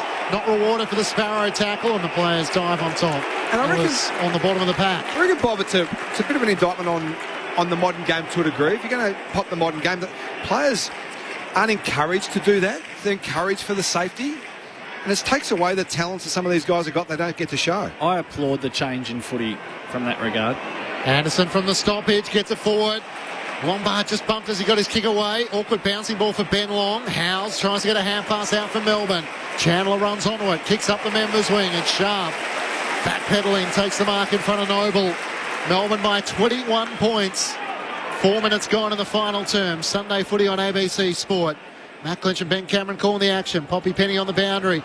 Daniel Hufford and Bob Murphy, your experts. Up towards Cully. McAndrew makes the spoil. And Powell has it locked to his chest with Chandler over the top. Just one opportunity that the Suns have. In that third quarter, they really did dominate the drop of ball at those long to contest. We'll see if they can capitalise that in the last quarter. Gorn taking it out of the ruck and just shoveling a handball forward. Sharp with no room to work. We're on Max watch. He is the Q4 king, as we know. Yep. Neither ruck, decisive. Sharp knocks it out to Max Gorn, who's playing like a rover, gathers As the footy, predicted. gives it to Salem, kicks to full forward. Up they go, and Langford juggles down the mark. Have full forward. Chalk it up to Max. Gee whiz, I just got distracted. Umpire Nathan Williamson came speeding in to tell McAndrew to get out of the protected zone. High speed running there for umpire Williamson. So Langford, set shot, 20 out, slightest of angles, and the upset is really on now. Melbourne by 27 points. He's got a couple as they cross into triple digits. 15-13, 103. Plays 12-4-76, 6 into the fourth. Well, here's your opportunity, Gold Coast, because Max, after that magnificent display, as he often does in the last quarters half, he's gone to the bench. So Max will go for a bit of a rest. This is Gold Coast's opportunity to get some sort of forward momentum, get the play going in their forward half. Because once Max gets back on the ground, if the margin remains the same as it is right now, 27 points, no hope. It's been an amazing turnaround, and all credit to the players, and clearly the coaching staff, but the players have put an enormous shift in here this afternoon. They came flying home last week against the Blues and are looking to do similar here. Steele lays the tackle and a win a free kick for holding the ball against Matt Rowell, the Brownlow medalist. Gee, this bloke's slotted in well, hasn't he? Jack Steele. Oh, yeah. Heard Troy Chapman talking about him during the week, and he reckons he's been one of the most important players so far this season, full stop, on and off the field. Averaging 25 disposals for the Demons this season after St Kilda didn't want him. Said to explore your options. Jumper looks right on him. It does, but I think he's the kind of guy that any jumper would suit. Like, he's a pretty good rooster, isn't he? Nice at half forward. Long ball. Cully flies with one hand. Can't take the mark. Langford's in there. Can't gather the footy. Trying to knock it out at ground level. Langford into the path of Petty. He's tackled by Weller. And the umpire will ball it up. It's only 30 metres out from the Melbourne goal at the punt road end. The Demons fans are enjoying what they're seeing. Up it goes. Van Rooyen punching it on Jed Walter. Jack Steele able to get onto it. Now the D's retreating by hand just beyond their attacking arc. Tolstrup. High up and down kick inside 50. Coming through Rowell. Wins it back for the Gold Coast Suns. Gets it onto his mate Anderson. Now onto Lombard beyond the defensive arc. He's run down.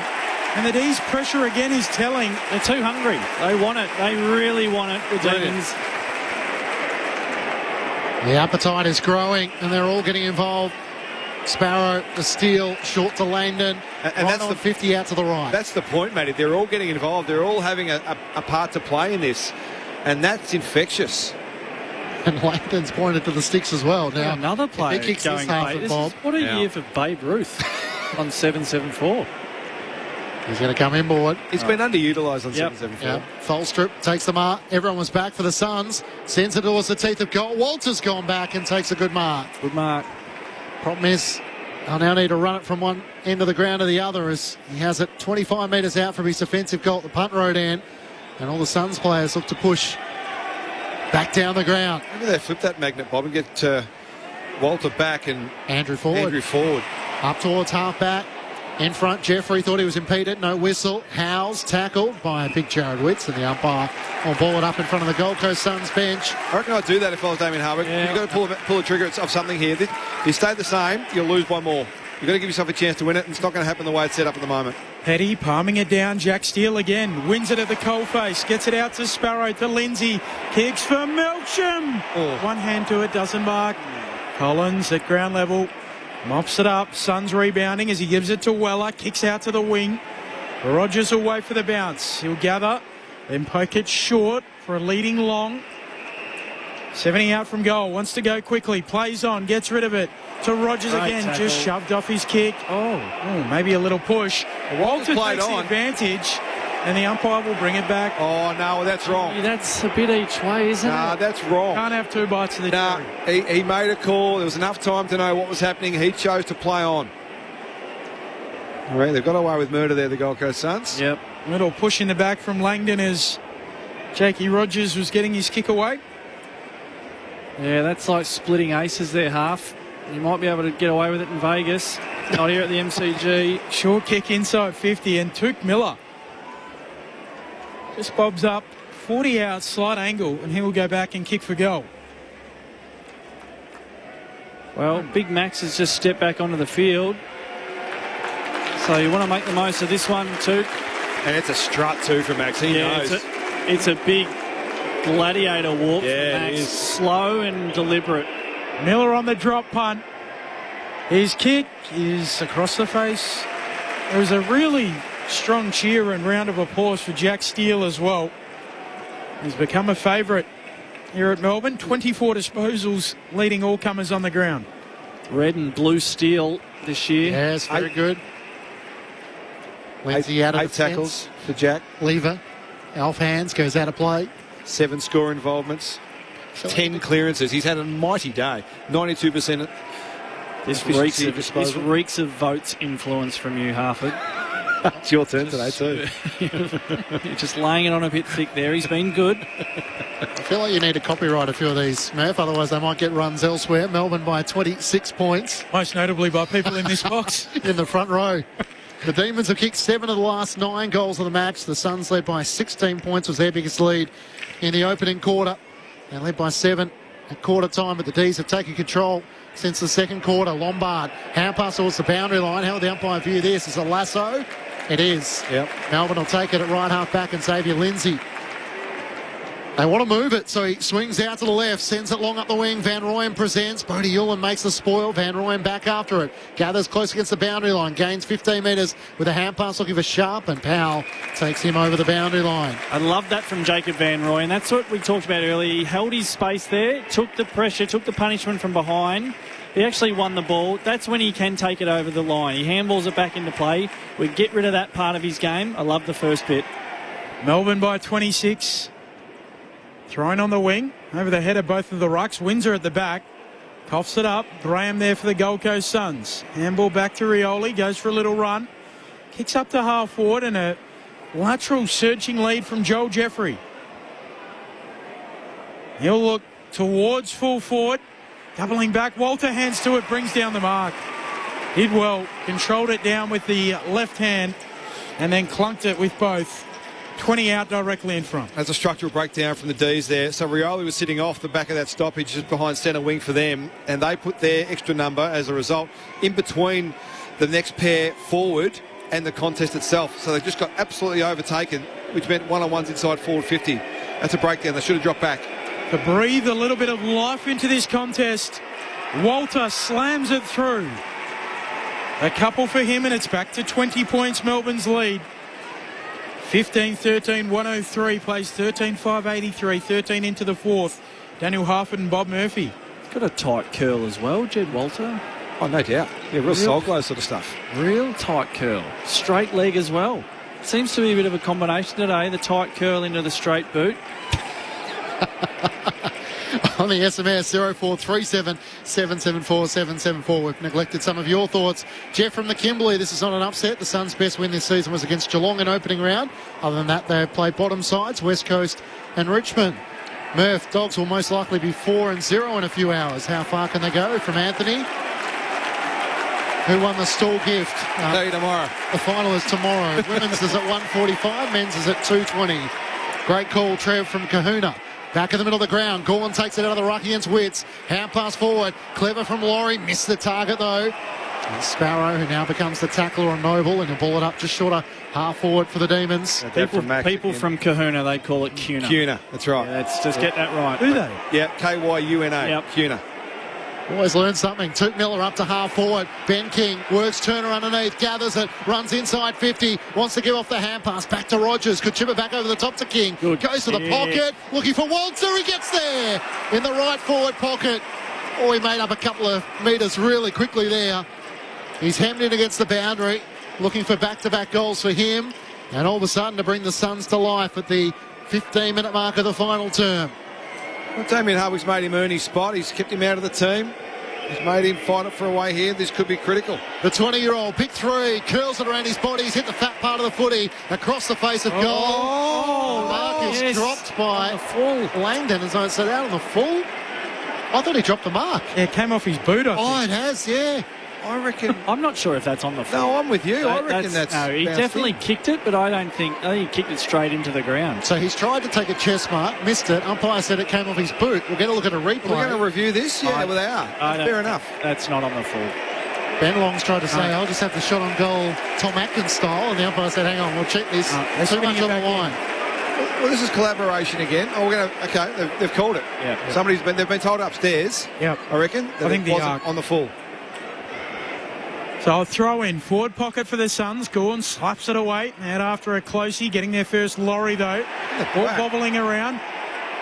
Bodie Ulen wins it for the Suns. Off to Lombard, and then Laurie sweeps on the ball and clears for Melbourne. Van Rooyen make that petty. In fact, leading up the wing, he marks. Kicks the D's around the worn wing. Myercheck been quiet for a little while in this game. Gathers here. Buffeted off his kick. Suns back with it. Mac Andrew to Anderson, flicks it over the top. Going back in, Laurie for Melbourne, and it comes out to Windsor. He rushes a kick inside 50. Bouncing ball, here comes Latrell Pickett, can't win it. Reed got back, he bounces into his opponent. In Van Rooyen, still a chance for the Demons. Cossey's in there, toe poke Latrell into the open goal. It's Pickett to Pickett. And Latrell's celebrating with the Melbourne fans at the punt road end. His second goal in AFL footy, and what a time to announce yourself. Melbourne steady, and it's a 26-point lead. 16, 13, 109 the Demons to the Suns, 13, 583. The desperation to keep the ball going forward by Pickett first time around, and then he finishes with the run into the open goal. Bob Murphy and Daniel Harford, your experts on ABC Sport. Yeah, we see it a bit, don't we, Harf, in the dying stages of a game when a side is 4 or 5 goals down. They do have to chance their arm, and they're looking to get offensive and try and nail back this score. And the Gold Coast Suns, you knew they were in trouble. That ball was in dispute on the ground, and it was 3 versus 1. All they had to do was knock it forward, and Cozzy Pickett, he's too clever for that. Just a little love tap on the right boot. Gives it to Latrell, and we're going to see that a lot in the future, Latrell Pickett. And there was no accident about that. He knew exactly what he was doing, Cos. As Max gets a free kick to the centre bounce. Q4 King. Yeah. Reigning supreme again. Hate to say I told you so, Gold Coast. Melbourne by 26 points. Gawn kicks inside 50. Spoiled away by Collins. There's a push. Free kick. Ooh. Going to Bodie Uland. 18 minutes into the fourth term. Bodie Uland kicks laterally. Away to Dan Rioli. Off to Noble. Incredibly, at the end of this result, as Noble shorts it to Anderson, Gold Coast on their back flank. Both of these teams will be 3-1. Anderson kicking corridor. Good kick for Bodie Uland, who releases Joel Jeffrey. Off for a gallop. Tracked by Big Gawn and sweeps a handball out to the wing. And Ballard, he'll kick further out wide for Closey. Who veers out to the right. Long kick reads the deepest target. Lever in from the side. Makes the contact. Racing after it, Goulburn. Can't get it. Reed gets down low. Contests the footy with Langford. Spills out Goulburn. Kick is smothered. Great work by Lindsay. Desperate work. Tom McDonald worked off it. Goulburn gathers. Centering ball. They're lining up. Noble one direction. Back with a flight mark taken by Jeffrey. He's impressed me, Goulburn, today. What's he had for the day? It hasn't been emphatic. What's 20? He's had 20. He's had a pretty good day. But just composed. He's strong. He's clean. Makes good decisions. That was really good awareness to just hold the ball and look around to find some target inside forward 50 when the option would have been and could have been just to blaze that away to the top of the square. Melbourne with 4 of the last 5 goals in the match, so if the Suns are going to mount a fight back, it really needs to start to happen now. Footy in the hands of Joel Jeffrey. Darwin-based. Dad, of course, played for St Kilda. Leans back, gets the job done. Can the Suns start the climb back to 20 points? Melbourne 16, 13, 109 to the Suns 14, 589. 3 goals to 2 Melbourne's way in the final term. Crowd posted at 24,287 fans in at the MCG. Bob Murphy and Daniel Harford, your experts on ABC Sport. They just keep hanging in there, the Gold Coast. Get the margin back to 20 points. No real signs of weakness or wobbles from the Demons. Their appetite for the contest has remained throughout, but they just keep yapping at the heels, the Gold Coast. It's hard work for them, but that was a nice finish from Jeffrey after a good square up inside 50. Poppy Penny. Yeah, interesting, you know, the signs they hold up on the bench. The Gold Coast are holding up one of those Mario Kart blue shells with all the spikes on it. They're going all in. Love it. Never good when you hit one of those. As Steele gets the clearance inside 50 over the pack. Last line. Bodie Uland thumps it out of there for Gold Coast. Up to the wing. Goulburn gets in behind Tolstrup. Salem comes in to help out. Still going is Goulburn. Gathers half forward now for the Suns. Handball away to Graham. Stopping, propping, chipping inside 50. King reaches over the top. Gawn gets back. Clatters into him. And that is high. Free kick going to Big Max. And he's doing it down low as well as everywhere else around the ground. He's knocked his beard off. Would have looked like a tall Nathan Jones there, Max, without the beard. Gone with a long searching kick. They're still trying to create here. Lever underneath. And Long gave away the free kick. He was trying to make a contest, but it was off balance. And when he's back to the ball. It's just so bold what they're trying to do with ball in hand. It's sort of surprising, isn't it, given the state of the game, leading by 20 points. But The coach, Stephen King, has instilled great belief in this is what we do. Let's just keep doing it. Lever up to Van Rooyen, a vice-like grip as he marks in front of Bodie Ullin, who couldn't get a fist to it. Loved his game. He looks up into the pocket, sends it in the direction of Melcham. Why not? Almost takes the mark against Rioli. Close to the boundary line. Steele takes it across. Melcham had a big piece of it. He's making that point to the umpire. It was probably the right call in the end. I got a bit carried away up here. Can happen. It's an emotional game. Melcham with 4 goals this afternoon, the 34-year-old, and the Demons leading by 20 points. He might have had his arms chopped on the replay. 21 minutes gone in the final term. Throw back in. Witts does the work against Petty. Works him underneath. Clearing kick into the middle of the ground. Jeffrey marks. Jeffrey turns, kicks for long, half forward, sweeping Polypharma handball. Goulburn's got it, attacking edge of the arc, chips inside 50 and turns it over. McDonald marks, back pocket, and Walter flapping his arms around. Unhappy with the delivery. Good effort by Tolstrup just to hold him up there just for half a second. Walter kicking up towards the wing. Contest kick down in front. Ezekiel and carries it out. He's added real grit to his game today, Jacob Van Rooyen. It's not the 6-goal demolition we saw early in the season when it was on a platter, but he's worked his backside off to neutralise some contests for the Demons. Melbourne by 20. Bob Murphy with you on ABC Sport. Gawn's uncontested.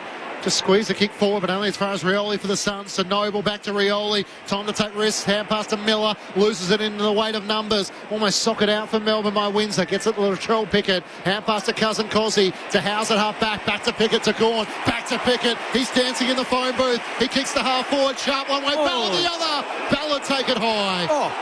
What for? Have a look on the replay. Sharp had an arm out. Ballard came charging in and was collected high. So Sharp got the body of Ballard, but he had a genuine attempt to get the ball. And I reckon he got the ball. Yeah, I'm not sure about that. I'll have another look. Noble. The fans are with me. Kicks Gold Coast up into the middle of the ground. Which is the most important thing. Taps it down, Melbourne. They've got the footy. Windsor. Kicks on the left, up to half forward. Bouncing ball. Melcham's there. 3 Suns as well. Rioli zips onto the footy. Wins it for the Suns. Kicks infield to Powell. They know they've got a chance their arm now. Down by 20. Under 5 minutes of game time remaining. To Zeke Ullin, to Miller, to Walter, who's worked up the ground. He's got it 80 from home. He has Weller running boundary side, gives it to him, gets the right half forward with a long piercing kick in the direction of Mac Andrews. Gone forward, Ben King can't rise. Cossy's still running. He runs onto it at half back. A burst of lightning through the G. 2 bounces, past halfway, chips it up to Cousin Latrell, runs onto it, inside 50. Ballard in his way. He dances around him, looking to poke it to Sharp. Can't take the mark. Powell knocks it clear. The Suns should repel. Running onto it, Noble. Look away, hand pass. Miss Rioli. Latrell pick it back onto it. He's legs. He's legs. How exciting are they? That would bring me to the footy for the next 15 years. I'm coming. We're going to be the Demon, basically D's radio this year. This is D's radio. We're doing a lot of Sunday 3 p.m s with the D's. We are a national broadcast. No, I know that. But we're going to see a lot. This slot. Melbourne's got a lot of these slots. Put it this way. If Latrell goes the balk, runs around Rioli and kicks it, we're buying 4 red and blue pom-poms. We're all in. What a sight it was. Cosy running through the middle of the MCG, linking up with his cousin Latrell, who's looking to put the finishing touches. Out to the right, 48 metres out, pokes it. It's across the face. Bodie Ullin rises from behind, spoils it down. Noble, awkward ball, hasn't dealt with it. Miller, back to Ballard. Collins fumble. Sharp runs at him. Myercheck after it. Top of the goal square. Melcham missed it. Wolfies, he missed to make contact. Miller down low, tackled. And the ball locked up 15 metres out from Melbourne's goal.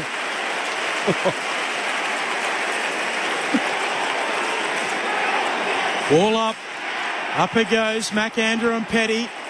McAndrew might have won it out after it. Myercheck, he sees it out. Brendan in Hobart's got it nailed off the SMS, 0437 774 774. He says if the D's keep this up, it's going to be a poor winter for all the ski operators around the nation. The Alpine resorts. They thought El Nino was bad. I reckon the economy's tough enough at the moment. From the throw in, McAndrew palms it down. Miller can't gather it. Chandler snaps on goal, but Collins, like a goalkeeper, Gathers for the Suns, gives it off to Ballard and now to Anderson. He really has no options, so has to kick a hazard ball in the middle of the ground, bouncing for Salem, got there first in front of Lombard to Gawn, who chips it out to Langdon. The old Lee Matthews theory now an issue for the Suns, needing 3 goals plus, 26 minutes on the clock. And Stephen King, who of course coached the Gold Coast Suns when Stuart Dew got the sack for 7 games in 2023 before Damien Hardwick took over in 2024. What a big win it would be for the Demons, for their belief in what they're trying to build. Salem got it from Langdon. They're going to wax with them here. Chips it back inside defensive 50 to Lever. Force the Suns to man up. Yeah, don't give them too much here. Cross half back to Langdon. The Demons with 3 goals to 2 in the final term. Now forced to kick long down the line. Gawn presents. McAndrew flies over the back. Reid was there. Gawn still gets it. Chips it up to half forward. Melcham leads the foot race. Got a cruel bounce. Ballard bounces into him. Chandler runs onto it. Hand pass chopped off by Collins. His hand pass is smothered. Punch forward by Langdon. Bodie Yulin after it. Clean one-handed pickup. Gathers for the Suns at half back. Hand pass to Reid. Tackle by Sharp. They almost turn it over. Chandler trying to knock it out. McAndrew lays the tackle on Sparrow. Salem squeeze the kick inside 50. Cozzy one direction. Noble the other. Pickett can't gather. And off hands it goes out of play in the right forward pocket for Melbourne fans. Look at them standing to applaud these fans. Fantastic. They're going to be 3-1. Who would have thought that? Oh, it's a shining record, Stephen King. I just got that. From the throw-in, Petty palms it down to the front, but it'll work out for Gold Coast. And Dan Rioli zips off with it. Gives it to Lombard, turns it over. Latrell Pickett pinches it, runs into McAndrew. Stands up in the tackle, gets rid of it to Steele, who goes back to Salem. And now to Howes. And Howes will go backwards. He'll go back to Disco Dan Turner in the middle of the MCG. The signs are up. And he will kick out wide for Jake Lever. Now they can do whatever they like. Melbourne by 20 points. And they are about to improve to 3-1 on the season, as I said. The Gold Coast Suns, watch out for Dimmer's press conference, because that might be something. I remember last year it was, we've got to grow up. Something similar might be coming. The Suns won their opening 4 games last year against West Coast, Melbourne, Adelaide and North, and then lost to the Tigers at the MCG. Turner long up the wing. Petty presents. Cully does the roving. Hand pass into the corridor. Channel lays the tackle on Power. Ball spills clear. Cully knocks it on. Trying to gather it. Tom McDonald. Hand pass to the runner. Myercheck looks up. Latrell Pickett on the move against Bodie Yulin. In fact, it was Noble who made the spoil. It ricochets to Collins. Hand pass back. He was taken high. They're still tangling, even though Dan Rioli's got it out to half forward. Zeke Yulin kicks it long up the wing. On the bounce towards Weller. Keep an eye on the new red and blue. As Stephen King makes a statement.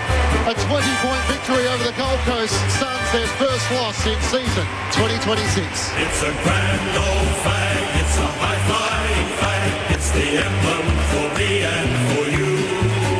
It's the emblem of the team we love, the team of the red and the blue.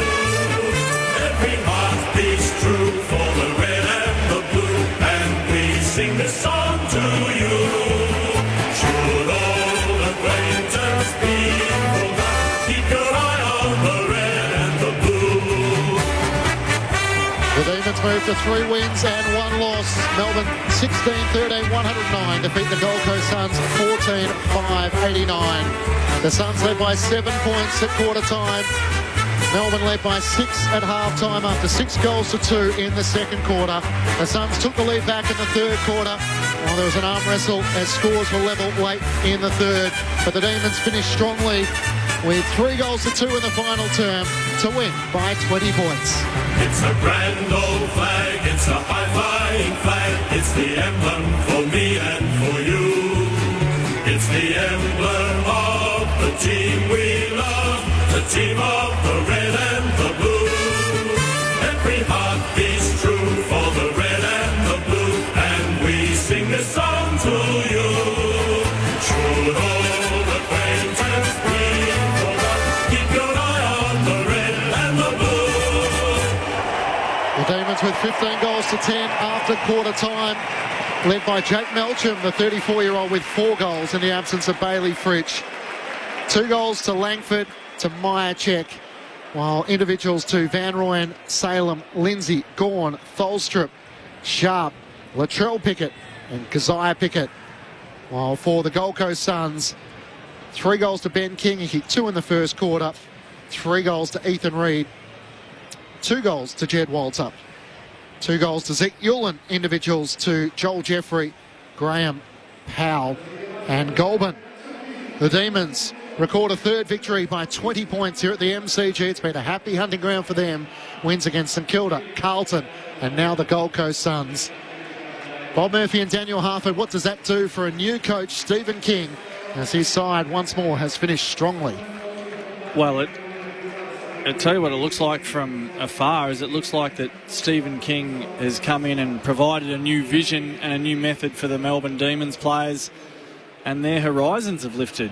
And I think we're all sitting here, and I don't want to put words in any of your mouths, but we sit here and think maybe Melbourne are a lot better than what we thought they were going to be, and maybe their players are thinking the same thing in real time with us. Maybe we're more than what we think we are.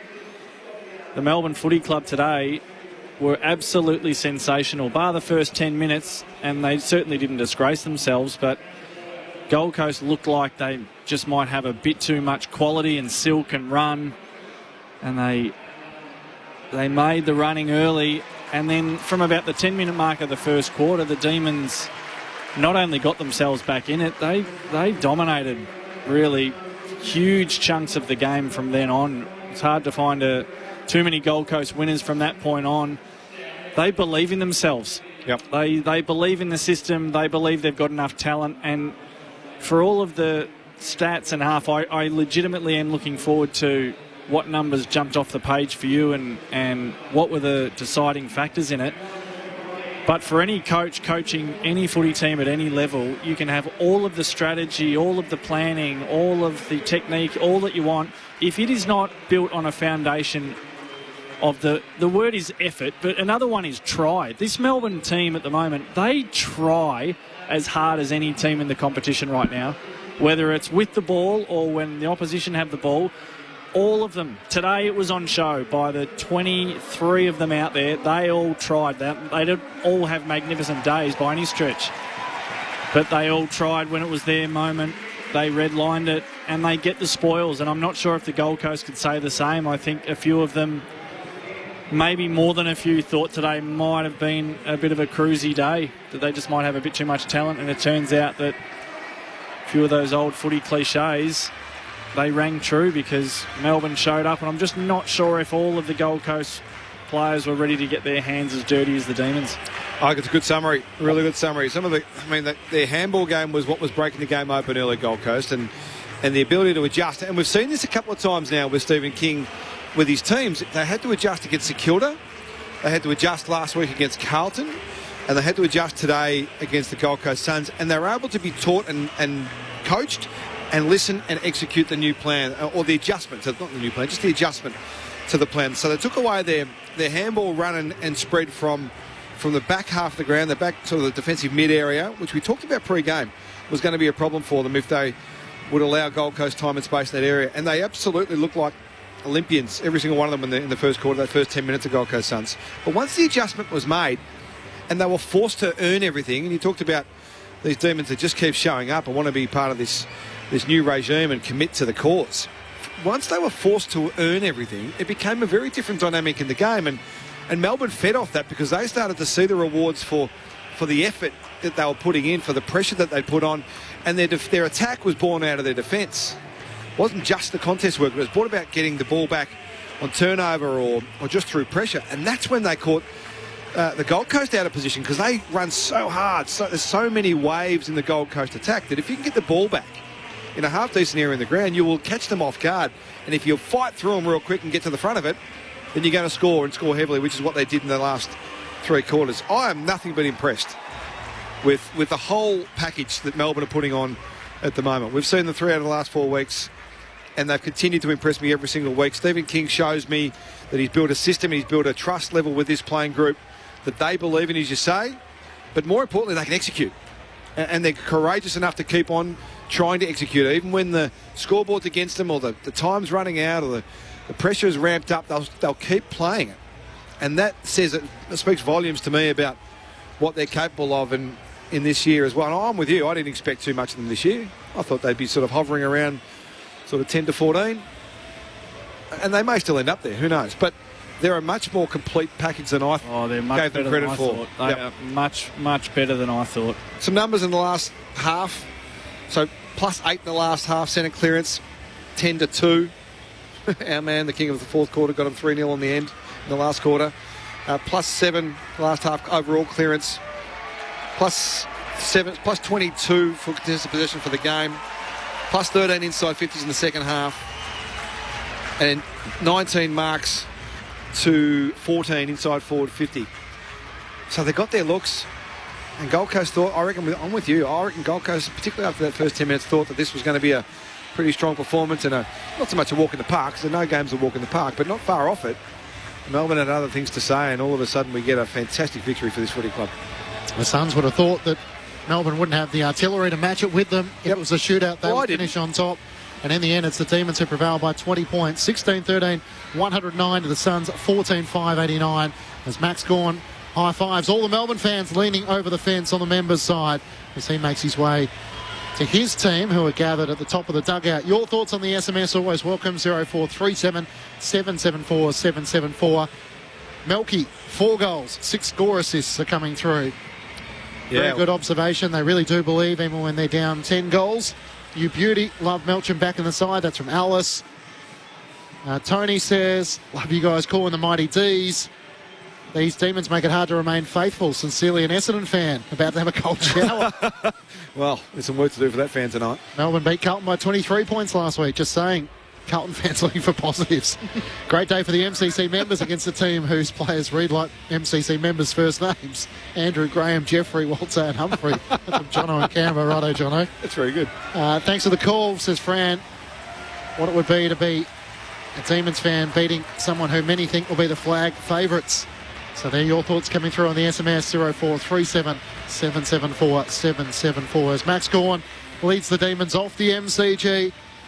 3 wins and 1 loss. They now head to Gatherround while they'll take on the Bombers on Saturday. That's been a relatively favourable game for them. Well, the Gold Coast Suns, they have Sydney on Saturday in Gatherround as well. So the Demons with Essendon, Brisbane and Richmond in the next 3. So there's a couple of winnable ones there. While the Suns have Sydney, Essendon and Hawthorn down in Tassie. I'll tell you what, Clinchy, I reckon there's enough of a sample size and enough evidence now.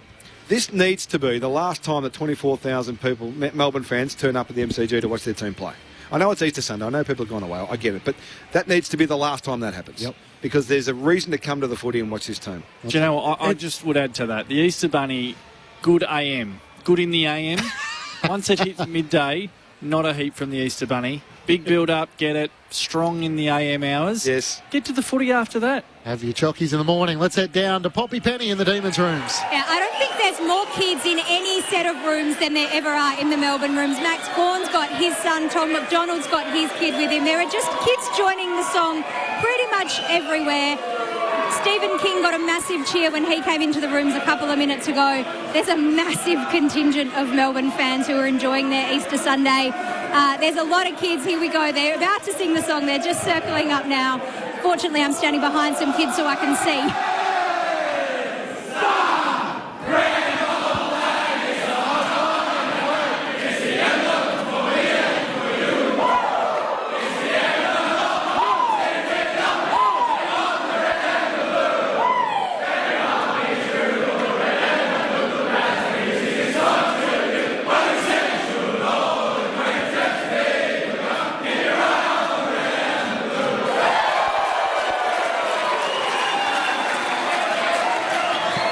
The Demons winners by 20 points at the MCG, 16-13, 109 to the Suns, 14-5, 89 in front of 24,287 fans. It gives the Gold Coast Suns their first loss of the season. They're 3-1, while the Demons now move to 3-1 as well. On the SMS, the Pickett boys linking up in the last was so good to watch. That would be my next commercial if I was a D's fan. Certainly a reason to watch us. Yep. Kazai taking them on from half back and trying to find Latrell at half forward, streaming inside 50, and then the toe poke to give Latrell his first goal of the match in the final term. Was probably the finishing touches. Yeah, well, he does say, I was watching Latrell a bit when Cozzy got the ball, especially in the back half of the ground. He's the first one to jump the fence. He's the first one that gets back to goal. He knows exactly what's going to happen in that next phase of play. I don't know how much footy they've played together, if any, apart from their Melbourne connection on field. But they just look in. He seems to know what's going to happen before anyone else does. When I don't think that's being overplayed. I think there's a genuine connection and a joy. Yeah, that they play together. Real joy. It is. It's real joy. Yeah, there's a telepathy as well, isn't there? Like it's a beautiful thing. Exactly right. Yeah. I'll tell you what. It's not just the footy fans who get to watch this game today and be the winners. 15% off at the Demons shop for 48 hours after a win. You're making money. You know, there might be a few jumpers with 36 and 33 in demand. Let us know your name on the SMS so we can give you the credit. It's all about culture. Melbourne haven't really changed that much. A few players have departed, but Stephen King has worked with largely what he's got. It feels like that. Feels like he's been the ball movement king, though. They've changed the way they move the ball, it feels like. Let's go to the Demons' rooms. Winners by 20 points down to Poppy Penny. Yeah, you guys talked a lot about the fact that Max Gawn and Jared Witz are exactly 209 centimetres. I'm 156, so I pretty much going to have a straight arm for this interview. Max, you guys, it felt like you were going in underdogs kind of externally. Did you feel like that at all? I like to think Witz is just a tiny bit taller than me. He looks taller than me. I think I'll slouch. Yeah, look, Harold Sutton had us at 0-6, so I think we're underdogs in every game we've played so far. No, we're writing our own narrative in here. We're pretty excited by the brand we're playing. We can win and lose every single game. We've got to make sure we're on to start, and that was the message today. Gold Coast are top of the top. They've won 3 games. They've won them extremely well. They've played at the G already and won by 60 points. And it's something that we wanted to test ourselves. Gold Coast has started really well, and we haven't. So once we had them at half-time by a goal, we were right in the game and we wanted to give it a fair old crack. Last season, at this point, you guys hadn't won a game. You're 3-1 now, well inside the 8. How important was it to start the season well, given it's now a top 10, so the competition for spots is so tough? Yeah, it's similar. Every game's extremely hard. So if you can bank a couple of wins early, I mean, I'm not thinking about anything other than Bombers at Gather-Round, because we have lost the Bombers at Gather-Round, I think, 3 in a row. So that's where the energy goes right now, and you can win and lose every single game in this competition if you're not on. So, yes, great, we're 3-1, but if we take our foot off the gas, we're 3-3 before you know it. Some fresh faces for the D's this year, Jack Steele, Brody Myercheck. How have you felt that they've slotted in? Because externally, it's looked pretty good. Yeah, they're playing good footy. I wouldn't limit it to just Steele and Checker. I think the development of like Harry Sharp, Bailey Laurie, Kate Chandler, these sort of guys, Blake Howes, he didn't start in our team last year and he's come in and started. These guys are the guys that we really wanted to get going. So you sort of got 12 premiership players. Then you got these high-class draft picks of Caleb Windsor and Harvey Langford and Latrell Pickett. Then there's that middle group we really wanted to get going, and by gee, they're going. Housey's looking really good. Kate Chandler's looking good. Ed Langdon's kicked a goal in every game. So we got that nice little balance. You mentioned Latrell Pickett. How much fun is it to play with the 2 Picketts? Late in the game, we wanted to shut the game down, and the Pickett said, "Screw that. We're just going to keep playing footy," which is kind of exciting to watch. But also, if they turn it over, we were cooked, which they can do at times. But Tro and Cozzy, they look for each other at training. If Cozzy's got the ball and you're on his team, you might as well stop running because it's Garner Latrell. They wax on, wax off, but they're a pretty cool combo to watch. You're having some work done on your calf late in the game. Everything okay?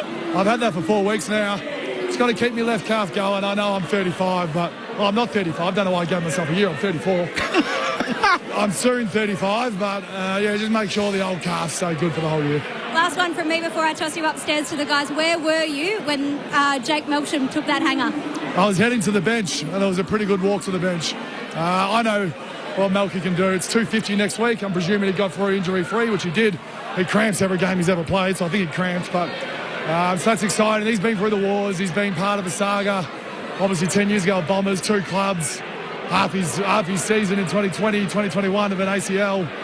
For him to be able to get to 250, which will be coming to gather around against his old mob, yeah, I'm pretty excited by that. I'm going to toss you upstairs to Ben Cameron, Matt Clinch, Bob Murphy and Daniel Harfin. Maxie, Daniel Harfin, mate, lovely to chat to you, particularly after watching you 3 times live in the first 4 weeks. I've loved this evolution. And I want to go back to the statement you made about the Pickets trying to shut the game down and they just kept playing on their terms. That seems to be the mentality for the way you attack with the ball in hand at the moment. You're much more bold and aggressive than in previous iterations. Yeah. Is that one of the main differences that's providing these opportunities, do you think? Great question, Half. No, look, we want to regulate the game in certain times. When I went off the ground in the fourth quarter, that was one of them. When we kicked a goal, that was potentially another chance when we got to 25. And then the last 5 minutes, which we did extremely well the last 5 minutes.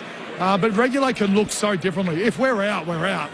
I'm not sure if you saw, I got a free kick in the goal square late in the game.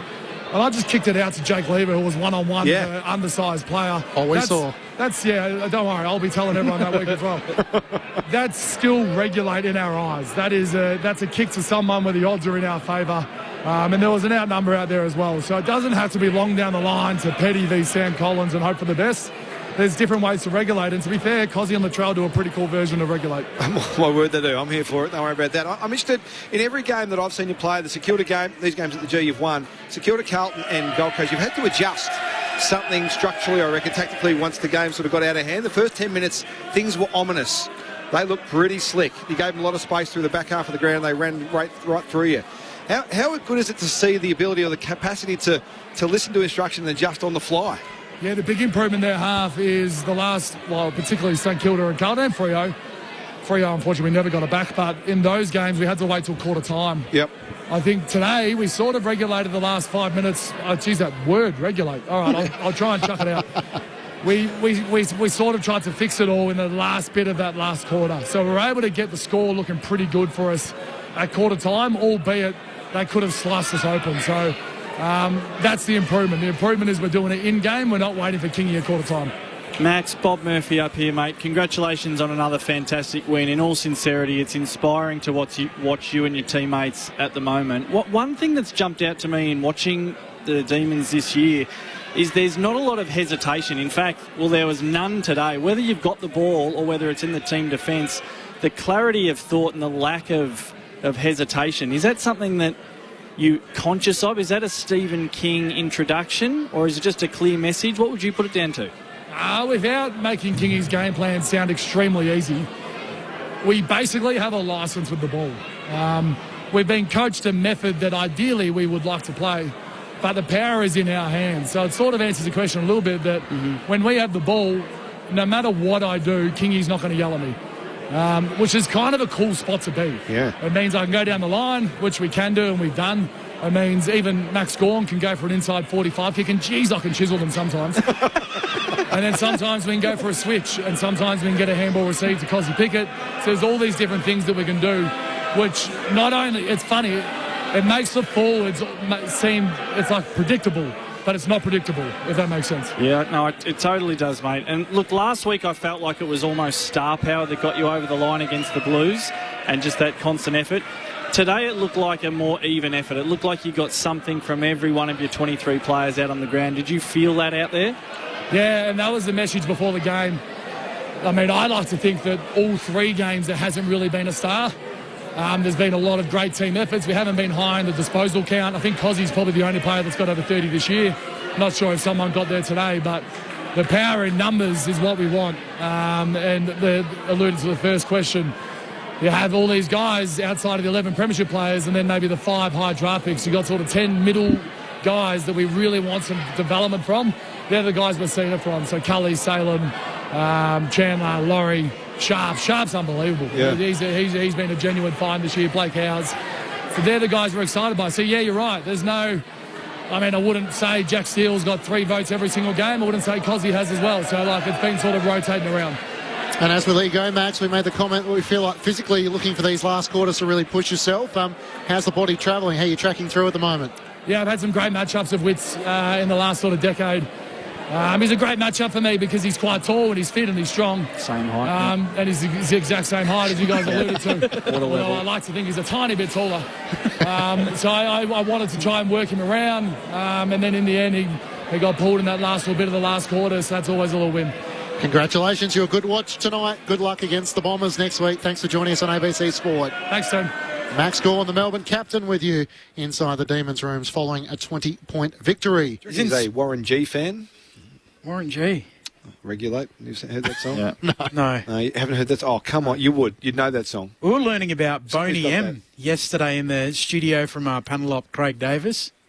One of the great panel ops teachers, by the Yeah. way. He's got a good music taste as Somebody's well. got Regulate back at headquarters. Regulate, Can you just okay. drop that a few Max bars Gawn, of that? Max Gawn is in sparkling form on the ground. He was in sparkling form in the post-game interview, wasn't he? Was. Oh, he's right up for it. Yep. He acknowledged greatness, and that was fine. He gave a great answer to your question. We didn't hear any of it because we were celebrating as you waved the goal flags and gave it the all clearance signal to goal after he said good question. That was probably the low light of the what a great interview for question. me. Yep. That was probably the only bum note from Max today. What a great question he said. There's a bit of backslapping going on in the commentary box, it's fair to say. So for the Suns, obviously the game they would have penciled in. What does it mean for their aspirations to be a top four side? Do they lose any admirers out of this afternoon's efforts? I actually think it's perfect for them. A kick in the pants early in the year. Game that they should have come down here and been much more competent against this opposition. Now, I'm not taking anything away from Demons on that. I just think the Gold Coast are one of the best teams in the competition. So I think it's actually perfect. We talked about the soft start at the start of the broadcast. It's been very soft. The Geelong game, they were all over the Cats early up there in those conditions. That was always going to be a win. West Coast and Richmond, that's one of the softest fixtures you can have at the start of a season. So they walk into a team who is really hungry and dogged and feeling good and absolutely loving themselves at the moment, and fair enough too. And they weren't able to match the intensity and the effort. So I think it's a great little lesson for them. I don't think it'll hurt them. In fact, I reckon Damien Harbour can use this beautifully. Totally. Well, they've got Sydney next week. So it's in a way, it's perfect timing. Yep. Because if you take the Swans as lightly as you took the Demons, you will embarrass yourselves. Yep.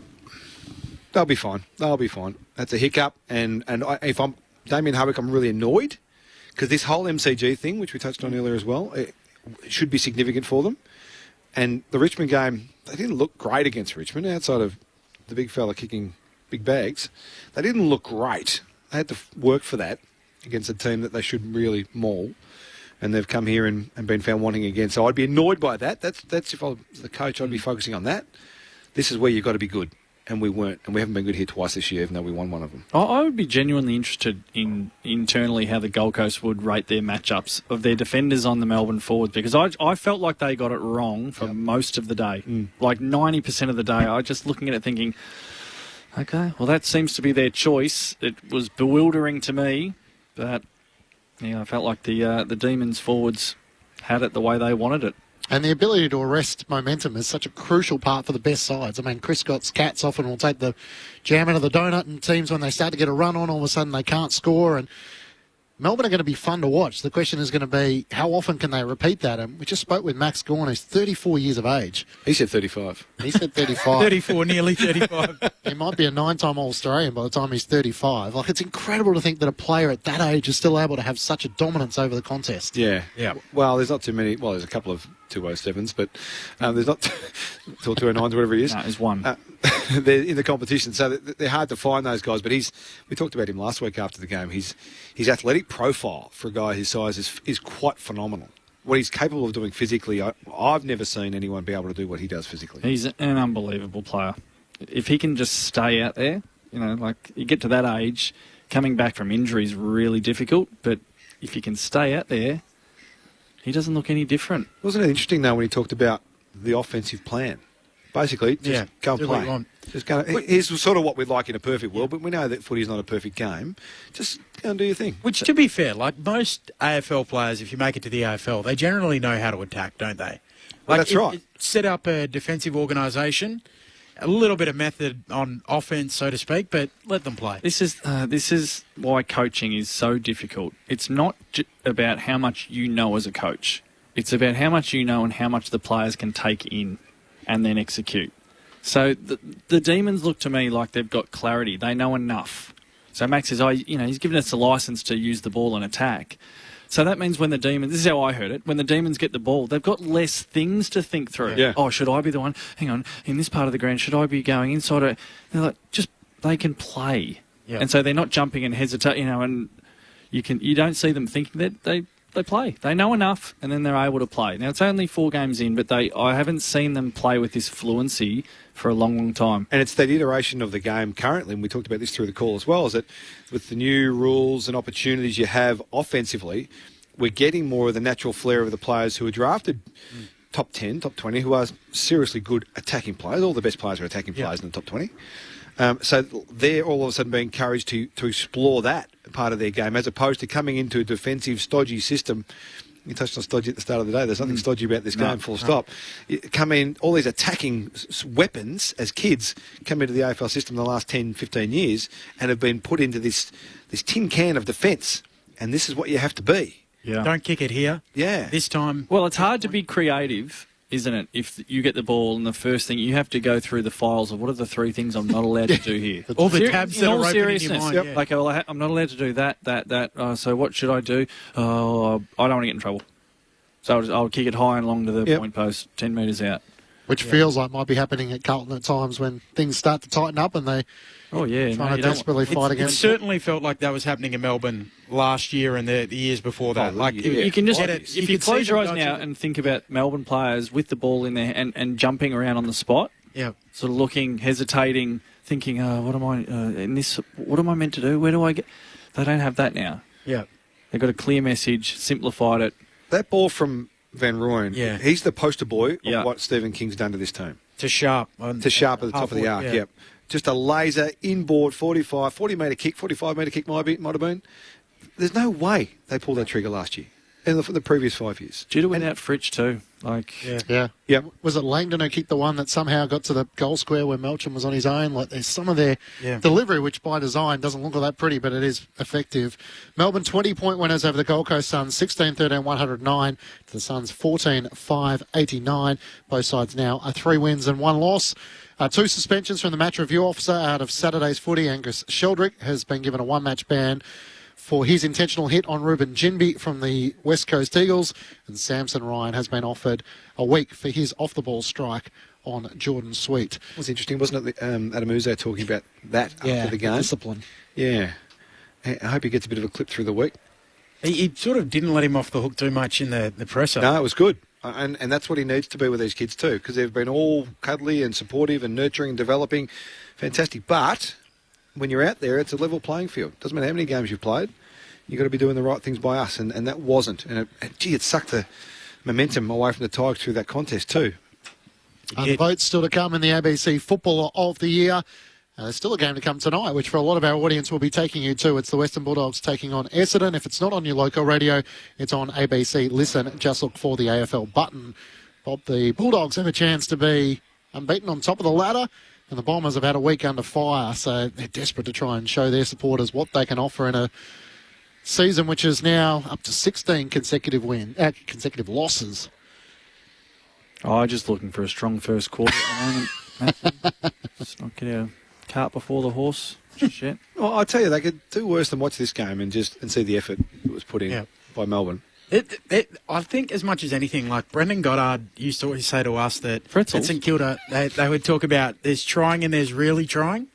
Yeah. Like every footballer is trying. Yeah. But then there's the Alex Pearce level of desperation where you run across and lay a massive smother at the end. And that's what we're seeing out of Melbourne throughout the whole game. It feels like they are redlining, I think, as you said. Yeah, sometimes I think in AFL clubs, I think sometimes they do a disservice of, heart and soul. That's local country footy stuff. That's, we've got to be beyond that elite level. Heart and soul effort, try redlining it. That is just what we saw, Melbourne, where it's just all of them, all of the time, properly trying. They're really going for it. That's what it is. Heart and soul. You can pick your hyperbole, but that's what they're doing at the moment.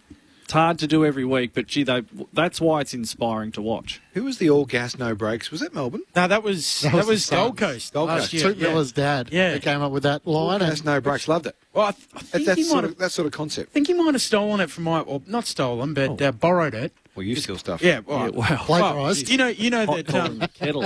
I went to wow, real glass house. I went to an awards night where they asked Dennis Cometti where he came up with all of his great lines. Yeah. He said plagiarism mainly. So I've just copied Dennis. Good copied the greats. Borrow, great one.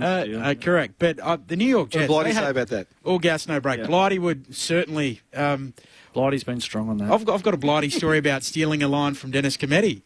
Blighty reckons, so apparently Dennis, when they used to call together, Dennis would write some of his clever lines and put them on a yellow Post-it note. Yep. And Blighty said that one day he just leant over, read off the post-it note and stole Dennis's clever line. I know how it feels. And Dennis gave him a dirty look. So maybe I did learn it from Blighty. I know how it To feels. Dennis. Yep. Wow, Gee, that's courage to do that. Wow. That's courageous. Yeah. Probably why he's got That's phoned commentary. to Channel 17. That's commentary back with the flight stuff. Yeah, it is. You know, It sit is in putting the hole. yourself where you shouldn't go. Yep. All right, some of your final thoughts on the SMS 0437 774 774. Good combo of commentators and experts today. You sounded like you had fun, but called it well and insightfully. Thank you. Anyone get the flashbacks of the Cracker Brothers watching the Pickett Boys? There's a connection that you only see in the NT Tiwi comp between players that borders on another level from ordinary players. That's from Pete in Ballarat. Think of the Cracker Brothers, Jimmy and Phil. Yep. My dad's a Kanga supporter. We watched a lot of the Cracker Brothers when I was growing up. They were fantastic. You played a lot like a Cracker Brother, didn't you? Yeah, instinctive. Yeah, creative. It's fast, athletic. Almost an homage. Brendan from Hobart, I can't remember which team it was, but every player on the opposition just kept bumping or doing something to wear Max Gawn out. Why don't other teams try and do that? Yeah, who was that? Port Port, tried to do it, and they did it successfully, didn't they? They did. Yeah. To the point where the dudes complained, didn't they? I think I so. think they did, That's yeah. right. Yeah, I I think reckon that's they did. right. Yeah, well, big It does make sense. Big Benny King tried to knock his beard off. Let's not forget that. He did, 209 yeah. centimetre Nathan Jones for a couple of minutes. And spot on, Bob, the D's seem to make the right choices with the ball in hand. They're your thoughts on 0437 774 774. The Western Bulldogs and Essendon, our next stop on ABC Sport. The teams have come out for tomorrow's Easter Monday clash between Hawthorn and Geelong. Jack Dalton will make his debut, and Flynn Perez will also make his club debut for the Hawks. Cam McKenzie is out, and Carl Amon is also out through injury. Jack Bowes and Brad Close come in for the Cats, with Jai Clark omitted, and Mark O'Connor has been managed. So tomorrow from 2:30 coverage from the MCG between the Easter Monday affair, Hawthorn and Geelong. Had a relationship with Jack Dalton, young fella, just a smallish lad. He'd be diminutive in your terms. Yeah, gee whiz. He would Anyone under absolutely 6'2". be diminutive. He runs a 5:53 2K 550 in the fives. That's too quick. That's the same as Ethan Reid. Yeah, massive. He's a beast. He's got the leg stride that Ethan Reid's got, so he's running a few Two more. steps The, to one. the cadence is a bit It's like higher. a 1,500 for Ethan Reid. But he's a good little ball winner. Runs the lines really well. A bit to do with him through junior footy and school footy. He's a beauty. So turn 19 today. Jack Dalton Yeah, that's makes right. his Birthday AFL today. debut tomorrow. East Malvern product joins the Hawks with pick 34 last year. It's been a good ball winner at junior level, and starred for the Box Hill Hawks, collecting 27 disposals, 7 marks and a goal in their most recent game for Box Hill. The votes for the ABC Football of the Year, Bob Murphy. Can I just say right off the bat that today was an absolute joy. It was an absolute joy just to call with you fellas and Poppy and the team we've got here. Demons, they're inspiring me, but I've been given the votes and I feel sick.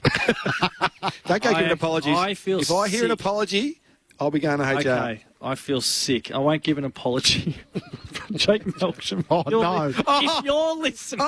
Oh, no. If you're listening. You're a disgrace. Took the mark of the day. Played 4 a goals. fine... Kick 4? You played a fine game of football, Taking hangers. fella. I know. You Doesn't can't do rate much. the forwards. Can't do much more from a half-forward Back flank. in. Having said all of that... Did he get a vote? Oh, no votes there. That was an One vote. Had to be good today. Cozzy Pickett, 25 touches, 6 clearances, 10 inside 50s, 12 handball receives. Some people don't rate handball receives. That's not me. Top of the pops. Sometimes the stats don't do a player justice. He just lights them up. He excites us. He ignites an energy and a power into their game that's very, very rare. So Cozzy Pickett, 1 vote. Sounds like an over-justification to me. Jack, red and blue steel, 2 votes, 26 disposals, 11 clearances, 8 tackles. I'm told that's a lot. I'm not familiar with tackling. 7 score involvements for Jack, red and blue steel. 3 votes to Max Gawn, 22 disposals, 32 hitouts, 1 great goal, 8 score involvements, and officially the greatest fourth quarter footballer the universe has ever seen. 3 votes to Max Gawn from Bob Murphy in the ABC Footballer of the Year, 2 to Jack Steele and 1 to Keziah Pickett. So Max and Cozzy have been dominating the votes in the last couple of weeks when we've been involved. Do you know, it's like we kind of laugh about it, but like when he said that a few weeks ago, I kind of went, yeah, I can't think of anyone who gets better the longer the game goes like Max Gawn has. No, there's no one. There's no one currently playing, and you have to go a long way back, I reckon, to find a better one. I've been strong on it. He also gets that rusty sort of voice in the post-game, Yeah, he which does. gives the indication he's left everything out on the field, so he's just getting through the interview as best he can. Poppy's getting physiotherapy at the back on that shoulder, but holding the microphone up that long. Poppy, did you say you were 155 in the second quarter, and then you said you were 156 in the post-match? Have you grown during... I think you've grown. That's good. Well, Max doesn't know how old he is, so maybe there's a bit of... By gather round, Poppy could be 165. Still growing. It's unfair. She doesn't have a mic to sort of be throwing all this at her. The Demons win us by 20 points. Thanks for your work, Poppy. Thank you, Half. Thank you, Bob. Thank you, team. Thanks, fellas. Thanks to Cool Jules at the back of the box, to Jules Hayes. Thanks to Benny Cameron. You can hear him with Daniel Harford on the ABC AFL podcast. That's ahead of Hawthorn and Geelong tomorrow. If you're a follower of the basketball, it was a ripping Game 5 of the NBL series. The Sydney Kings prevail 113-107, which is title number 7 for Brian Goorjian, which Daniel Harford tells me. Unbelievable. A record crowd of 18,589 were in at the Sydney Entertainment Complex. But in the end, the 36ers took it to overtime, but it was Sydney's title to claim, and I think they might have broken the trophy in the celebrations as well. So trying to loft that atop of the playing group, and unfortunately the little man on top of the trophy came falling off. So I'm sure the Sydney Kings will celebrate long into the night. If you want to read about that, it's available on the ABC Sport website, abc.net.au/sport. If you're listening to us through local radio in the Gold Coast and Queensland News Radio, you're heading back to regular network programming. But if you want to follow the footy, you've heard it all too often, it's available on ABC Listen. Just look for the AFL button. And you can follow the action tonight of the Western Bulldogs taking on Essendon. Joel Peterson and Lauren Borden, your call team. Nathan Burke and Cal Sinclair in the experts chair. And Andrew Mays down on the boundary. The Demons, 20-point upset winners on this Easter Sunday. Thanks for your company this afternoon at the MCG. If you're off to Docklands, enjoy the rest of your night. And there's footy still to come from the MCG tomorrow. It's Hawthorn taking on Geelong. Your home of all the AFL action, ABC Sport. Good night.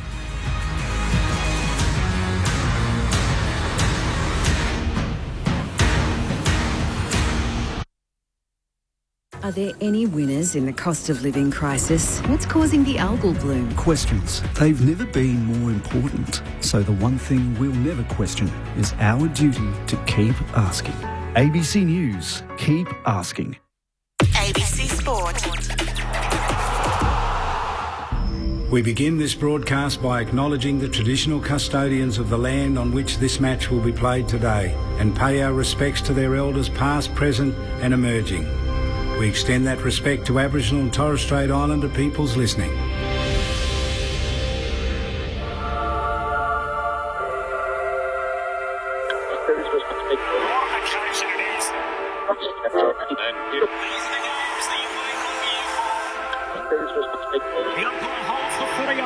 Boy, we're going to have some fun. The AFL in 2026 on ABC Sport. And the siren sound. Here we go. Listen to the roar. It is showtime. Well, take a seat, because it don't get better than this. Right to the goal line. Big ball. Jamie Elliott, the man who gravity forgot. That's why we love AFL football. On ABC Sport, this is the AFL. Sit back, relax, witness the greatest. It don't get better than this. From 45 and rides it all the way home. An ambitious effort. Unbelievable. The left foot is a goal. Oh, yeah. Take a seat, because it don't get better than this. Rosen kicks on goal for Branson Curry. What a goal. He's off and running from 45 to get the party started. Take a seat, because it don't get better than this. It's bouncing, it's through. Bailey Smith, he'll want the cameras on him right now. That camera action, baby. Countdown to contact. Spins around and buries it. Loads up from 55.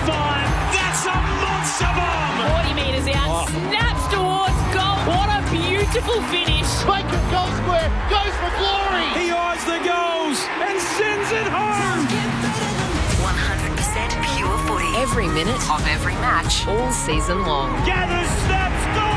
It's just football at its best. Take a seat, because it don't get better than this. Kick on goal, dribbles it through. What about that? Took them all on and said, I'll have some of this. Bailey pinches his pocket and bang, bang, bang. That's the prize price you pay against the Premier. Watson snaps. Oh, Watson puts it through. And the Wizard arrives precisely on time. He's built for the big stage. On his left boot, his kick is good. Inside 50, off a step, turns and goes bang! And snap. And goal. There's some bravery through the middle of the ground. How good is that? What a goal. He wastes no time. He whacks it through for another. It doesn't have to be your night, but it can be your moment. Hands it to Charlie Cameron. He can walk it in. Show him your tail lights, Charlie. Welcome to ABC Sports coverage of the 2026 AFL Premiership season. Runs the 50 out. What a way to finish. On radio, ABC Sport Digital Radio. and ABC Listen. You take a seat, cause it don't get better than this. The curtain comes down on this Easter Sunday at Docklands, where the roof is open on a beautiful, clear Melbourne evening. And the Western Bulldogs host Essendon in a game where all eyes, quite frankly, will be on the margin. There does not feel like a result in doubt this evening. The Bombers fans, as much as they can be optimistic, will be hopeful that they can turn up tonight, secure their first win of the season. But the deck is stacked against them.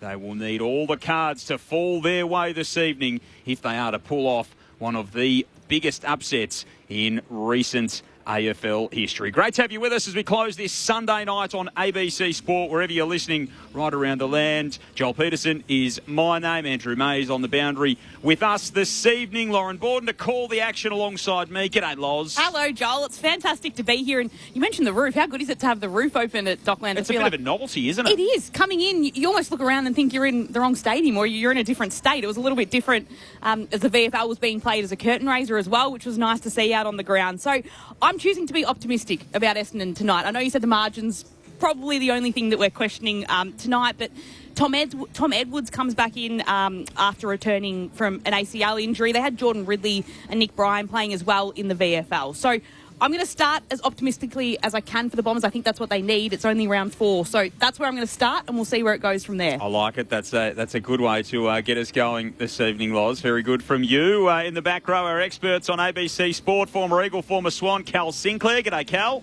G'day, guys. Pleasure to be. I actually didn't realise that the roof was actually open, and nice couple of signage, nice apartments. You don't even look now, do you? You're just used to it being. You just walk in here, and like we walked in, and the natural light was still coming in through the roof, so it did look different when you came in. Whereas, you can see the buildings over the top here, and it's quite nice. A few nice build-to-rent facilities from our nice institutional landlords across the property sector. But either way, happy to be here. It's going to be an interesting night of football. I know you're having a laugh there.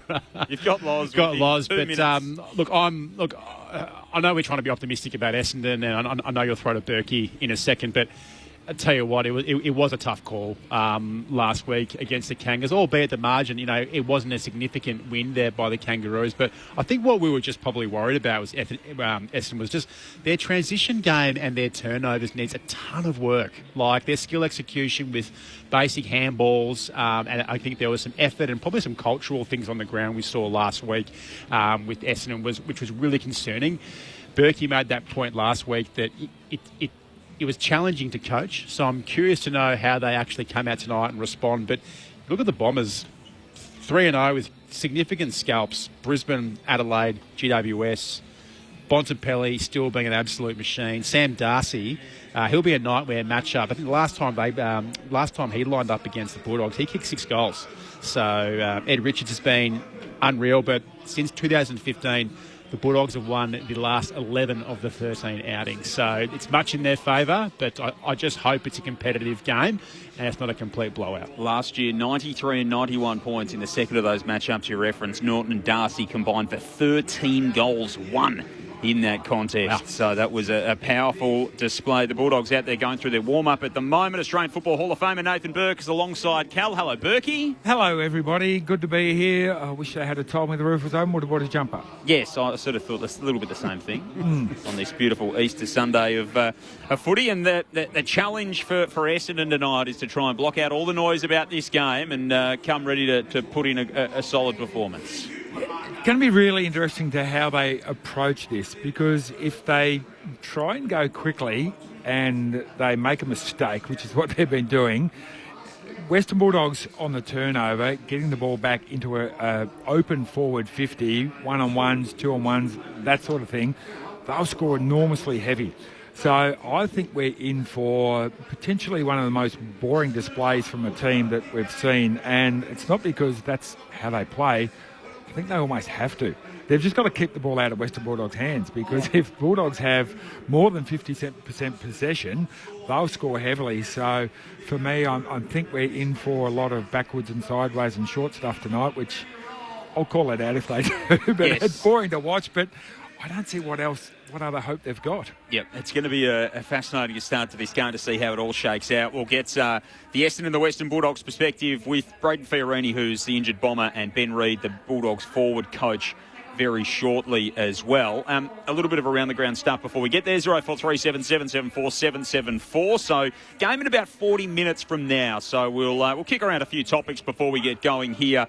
You can send in your thoughts, ask a question of Callan Berkey as well. We'd love to hear from you. Let us know where you're listening this evening. Greg from Guildford in WA says a big call out to Tommy Edwards, returning to Essendon after an ACL. Swan District's boy, go Tommy Gunn. As you mentioned right off the start, Loz, coming back off that ACL. It was a great story last year, picked up at the SSP, only played a couple of games before he went down with that knee. Really good in the VFL last week, and he's going to be great to watch tonight. And he did. He showed so much promise in those couple of games that he did play last year that I guess provided a little bit of excitement when Essendon was blooding those 13 debuting players last year, and unfortunately went down. And it was one of those, well, I guess when they're getting their opportunities, these players, and he's been struck down like so many of the Essendon players have been. But it's nice to see him back out there today, and hopefully there's a little bit of a spark in that. At the MCG, the game that we're just coming off with Matt Clinch, Ben Cameron, Daniel Harford, Bob Murphy and Poppy Penny calling it there. Melbourne too good for Gold Coast. So a 20-point win. The previously undefeated Gold Coast being defeated by the D's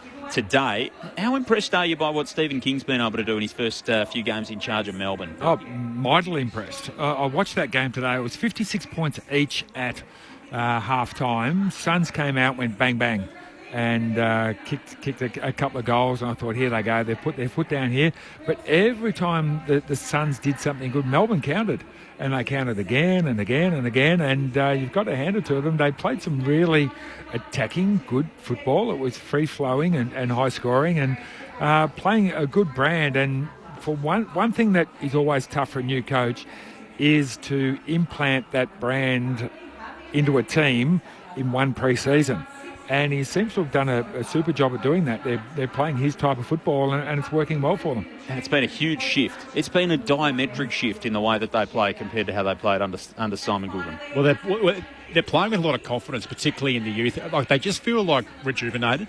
I actually was really, really concerned with coming into this season about, I guess, the losses of Petrarca, Oliver, and obviously May made the decision only a few weeks back. And I just kind of thought, are these guys going to be in that rebuild phase? Or I think I heard the word reset during the week, but I don't think they are. Look, whether they're able to compete probably at the top end of the ladder in the back half of the year. We all know the season really kicks off from round 15 onwards. So I think the fact that they're banking these wins and doing them in a real fresh and Melbourne way is really refreshing for that group. And I think what Stephen King's doing is they're probably getting a little bit of a sugar hit at the moment. It reminds me of kind of when Adam Simpson took over at West Coast at the time. Like, I think we had Woosha there for a number of years, and the voice was probably just getting a little bit tired.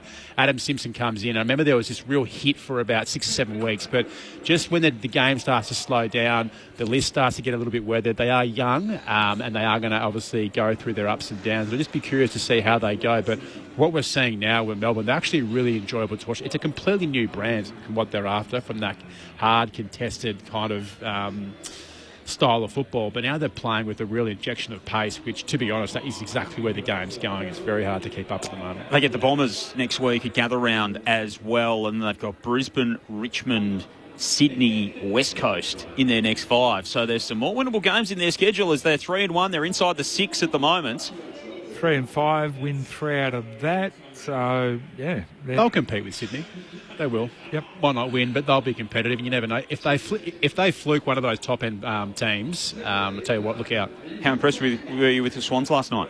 They've got a very good record against the West Coast Eagles. But first of all, congratulations to Tom Papley actually on his 200th game. I don't think he's played a reserves game ever, actually. He debuted round one his first season and really hasn't missed a beat. Come off the rookie list and, terrific effort from him. But it was probably what Charlie Curnow needed, I think, just to, get some confidence in that group and some ball movement. I think that what they want from him is to obviously be able to hit the scoreboard against the top four teams and do it that way. But yeah, probably a bit of a reality check for West Coast Eagles, who, to be honest, they've actually had a really strong start to the season. Got a couple of, some great wins on the board, which is great for their confidence in youth. I wouldn't be totally alarmed if I was West Coast, but I think, with that group, you want to come in Monday, and Andrew McQualter would probably, we've got things to learn, but I tell you what, we shouldn't be getting pumped by that much. Sydney and then Geelong and Freo in their next two for West Coast. So it's going to be a testing little stretch for them. Here on Friday, another capitulation from Carlton. It's the same old story with them, and everyone in the footy world has had their say on it. Berkey, you've walked sort of both sides of this. You were a board member at the Saints. You've been a coach and seen sort of both sides of this. How do you process what's going on with Carlton at the moment and where Michael Voss sits with all of that? It's a really, really tough time. No one knows what the problem is unless you are entrenched in it. So we can guess from the outside here, but if they are going to make a decision on Michael Voss, hopefully it is because they have absolutely intimate knowledge and understanding of what's working and what's not working. If they just base it on, geez, we've been run over 3 times this year, and base it on that, well, then they're a pack of idiots. They shouldn't be board members. They need to know exactly what's his relationship like with every player. How much does he listen to the assistant coaches? How much advice does he take? Is his game plan completely wrong compared to all the other good teams that are playing out there at the moment? So you've got to deep dive into it to that extent and then make a decision. If they make it based on these results at this early stage of the year, as I said, a bunch of nuffies.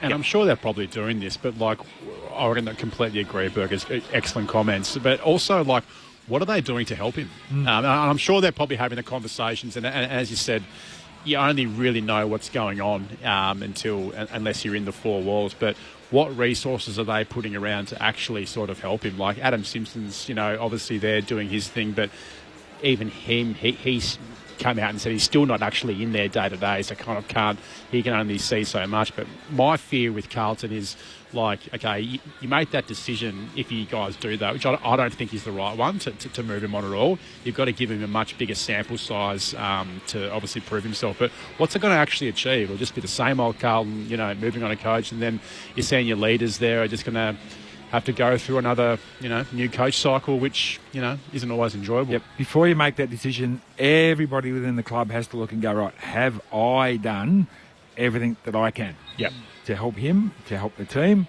That's board level, boot starter, physios, dietitians. Are we all doing? And if the answer is yes, well, you know what, we need to do something. But if the answer is no, well, you know what, let's start doing everything that we need to. And if you can identify things on the ground that actually aren't working, particularly in those moments where you're getting rolled over, if you can identify, they're teachable, and they're teachable moments to actually rectify. But if the board's backed him last year, Berkey, what kind of, have changed in 4 weeks? You're looking at a 4-week sample size here. Surely if you think he's your coach at the start of the year, you're thinking he's your coach for the 23 weeks. Yeah, and he's glass half full. There's 22 points up at 3/4 time. Correct. And there was another game where they were against Melbourne, who are 23 points up 43 points up in that game. 43 points up against Melbourne, who we've just been talking about are playing some good footy and a good team. Part of the counter argument to it is that They've chucked the coaches out before, and they've gone in every single direction with the coaches. They've gone and got the big names. They've gone and got the untried coaches. Then they've gone and got someone who's had a crack before in Michael Voss. And then the end of last year, they chuck everything out. So they make pretty much every change they could have made apart from the senior coach. And now we're 4 weeks into the season and we're back in the same place. I look at the list management and the recruiting, it's not a great list. Let's be totally honest. And Mick Agresta only left, a couple of months ago. Nick Austin's still there heading up their list team. Yeah, it's not a great list. And is it a list that can play the type of football that is being played out there at the moment by the other let's say the other good teams? Yeah. But even the method and the pace and everything like that. For periods, they look like a skinny bunch. I don't know what it is, but they've got a couple of big fellas, but the rest of them look like skinny little sort of whippets. They need a bit of strength amongst them. But the one intangible that you can't tell is what is the level of competitiveness like with those blokes? Did the list manager go and go, oh, look at this guy's skills, he's fast, he can hit a target, he can hit a target there, but is he competitive? I look at George Wardlaw, who's my new favourite player. Yeah. Not alone. Yeah, my absolute favourite player. So the game is there to be won, and the scores are level. What does George do? He goes and says, right, who in the opposition can beat us right here in this moment? Oh, it's their captain, the Brownlow medalist. I'm going to go one-on-one against that bloke because I'm not going to shy away from it, not going to go get an easy kick and do that sort of stuff. I'm going to go one-on-one against their best player and make it an absolute, if he's going to beat me, he's going to beat me by being better than me. And I don't know how many players with that sort of mindset do Carlton have. I don't know. To me, they've got a lot of talented guys, but that George Wardlaw grit, who's got that within that team? I just hope that what Carlton are going through now is just a patch in Michael Voss's story at that football club. I really hope it doesn't eventuate where key decision makers at the club fall into the noise and go, oh, we've got to do something because, there's all this talk within the media and things like. I really hope that it's a patch, a little bit similar to what Damien Poppy Hardwick went through in Richmond back in the... albeit it might be a different list and might not be as strong, but... I'm just going into bat for him here a little bit, and I just feel that, like Carlton supporters, just take your foot off the gas just a little bit. There's only so much you can do in the box from the sidelines. Yeah, you can't go out there and lay tackles for your team. You can encourage them and tell them and do your best you can, but he can't do that. It is hard. It's a hard institution to have any trust in for one way or another. Nathan Burke, Cal Sinclair with their thoughts. Joel Peterson, Lauren Borden calling the action for you. Andrew Mays on the boundary with us tonight. We're about half an hour away from the opening bounce here. The Western Bulldogs and the Bombers both out there going through their warm-ups at the moment. The other side of that, of course, is North Melbourne. Cal. Yep. So 3-1, the Roos, in a stretch in which they should have been 3-1. When you lined up their opponents at the start of the season, they should have been 3-1 through this stretch. Now, you don't have to paint pictures when you go on the ladder. The Roos certainly are thankful for that because by hook or by crook they've got there, but at least they've banked 3 wins. Mate, they've been good. They're and I said to you just off the air, I tell you what, they weren't far away from 4. And I copped a bit of nasty comments through the ABC social media team last week for my, for my take on where they should be on the map here in Australia. Potentially should have been on the Gold Coast. But just to be clear, I think what they've started this season, all that team needs and all that club needs is confidence. They just need win after win. And you saw in the rooms after that game how ecstatic, particularly their leaders were, Sheasel and Larkey. You just felt like Larkey was chasing this sort of feeling for a long time, which was just some consistent wins on the board. Leave a footy ground knowing that we've won the last 3 because I said to you, to Lou Parker last week in our post-match interview, there's actually no one other than Luke and McDonald on that list that have actually played finals footy. We're only early in the season, but part of their journey is they need to just win some consistent games in a row, and they've been able to do that. And mate, terrific. And you just saw Larky's just enjoyment and how much it meant to him on Friday night. Caleb Daniel, the other, but yeah, few and far between those on the North Melbourne list that have done that. Tomorrow's game, Hawthorn and Geelong, of course, we'll have all that coverage for you here on ABC Sport. You can get that on ABC Listen or on local radio in our footy states. Of course, so a big game coming your way tomorrow. The teams are in for that game, and it's a rare debut for Hawthorn. So Jack Dalton plays his first game, 2025 draftee for the Hawks. Former Kangaroo defender Flynn Perez, who was signed in the supplementary period, will play for Hawthorn as well. Jai Clark out of that Geelong team, took a hanger in the VFL yesterday, which is pretty impressive. James Warple not in that team either. So Jack Bowes, Brad Close, the two ins for Geelong tomorrow. Clark and O'Connor both into that team. So no Dangerfield for Hawthorn, Dalton and Perez in for Mackenzie and Amon. How do you see Easter Monday playing out, Berkey? One thing we can guarantee generally on Easter Monday is it'll be close. Yeah, I love these two teams playing. It's the old history, go back to 1989, one of the best grand finals that I can remember as a young fella watching that. Not that young really, but I'll call myself young, Loz. It's Hawks keep surprising me. When I don't expect them to do things, they put a really good one together and they're really, really hard to beat. Kangas, they're just reliable. Sorry, not Kangas, the Cats. They're just reliable. They just get up for when they need to get up. They're transitioning their midfield through with new guys coming through now. Holmes and these guys who are turning into very good AFL players rather than just sort of second stringers, and that's what you need. If you're going to stay up the top, guys need to go from good players to great players, and they're getting a few of those along the way. So Shannon Neal up forward is really coming into his own as, hey, this is my forward line now. Jeremy Cameron, you can get up and around and get out of my way. So, look, it's going to be close, anyone's game, and it's going to be good to watch. Cal? I like the Hawks. I really enjoy the way they play their footy. I think you're right. They've got a little bit of unpredictability about them, and they surprise you. Maybe a child for me. I just feel that he's just so close to just a handful of breakout games. You just see the way he launches at the footy and how close he is to taking, I guess, mark of the year. But I really like their forward line. I think so much talk of Jack Gunston last year and what he's doing, but he's like a fine wine. I think their game style suits him perfectly. You know, he's a guy that kind of gets around the back and not the most overly, contested mark or contested kind of hybrid tall forward in the AFL, but just how they move the ball with real finesse really suits his game style. So I reckon Jack's probably on chart.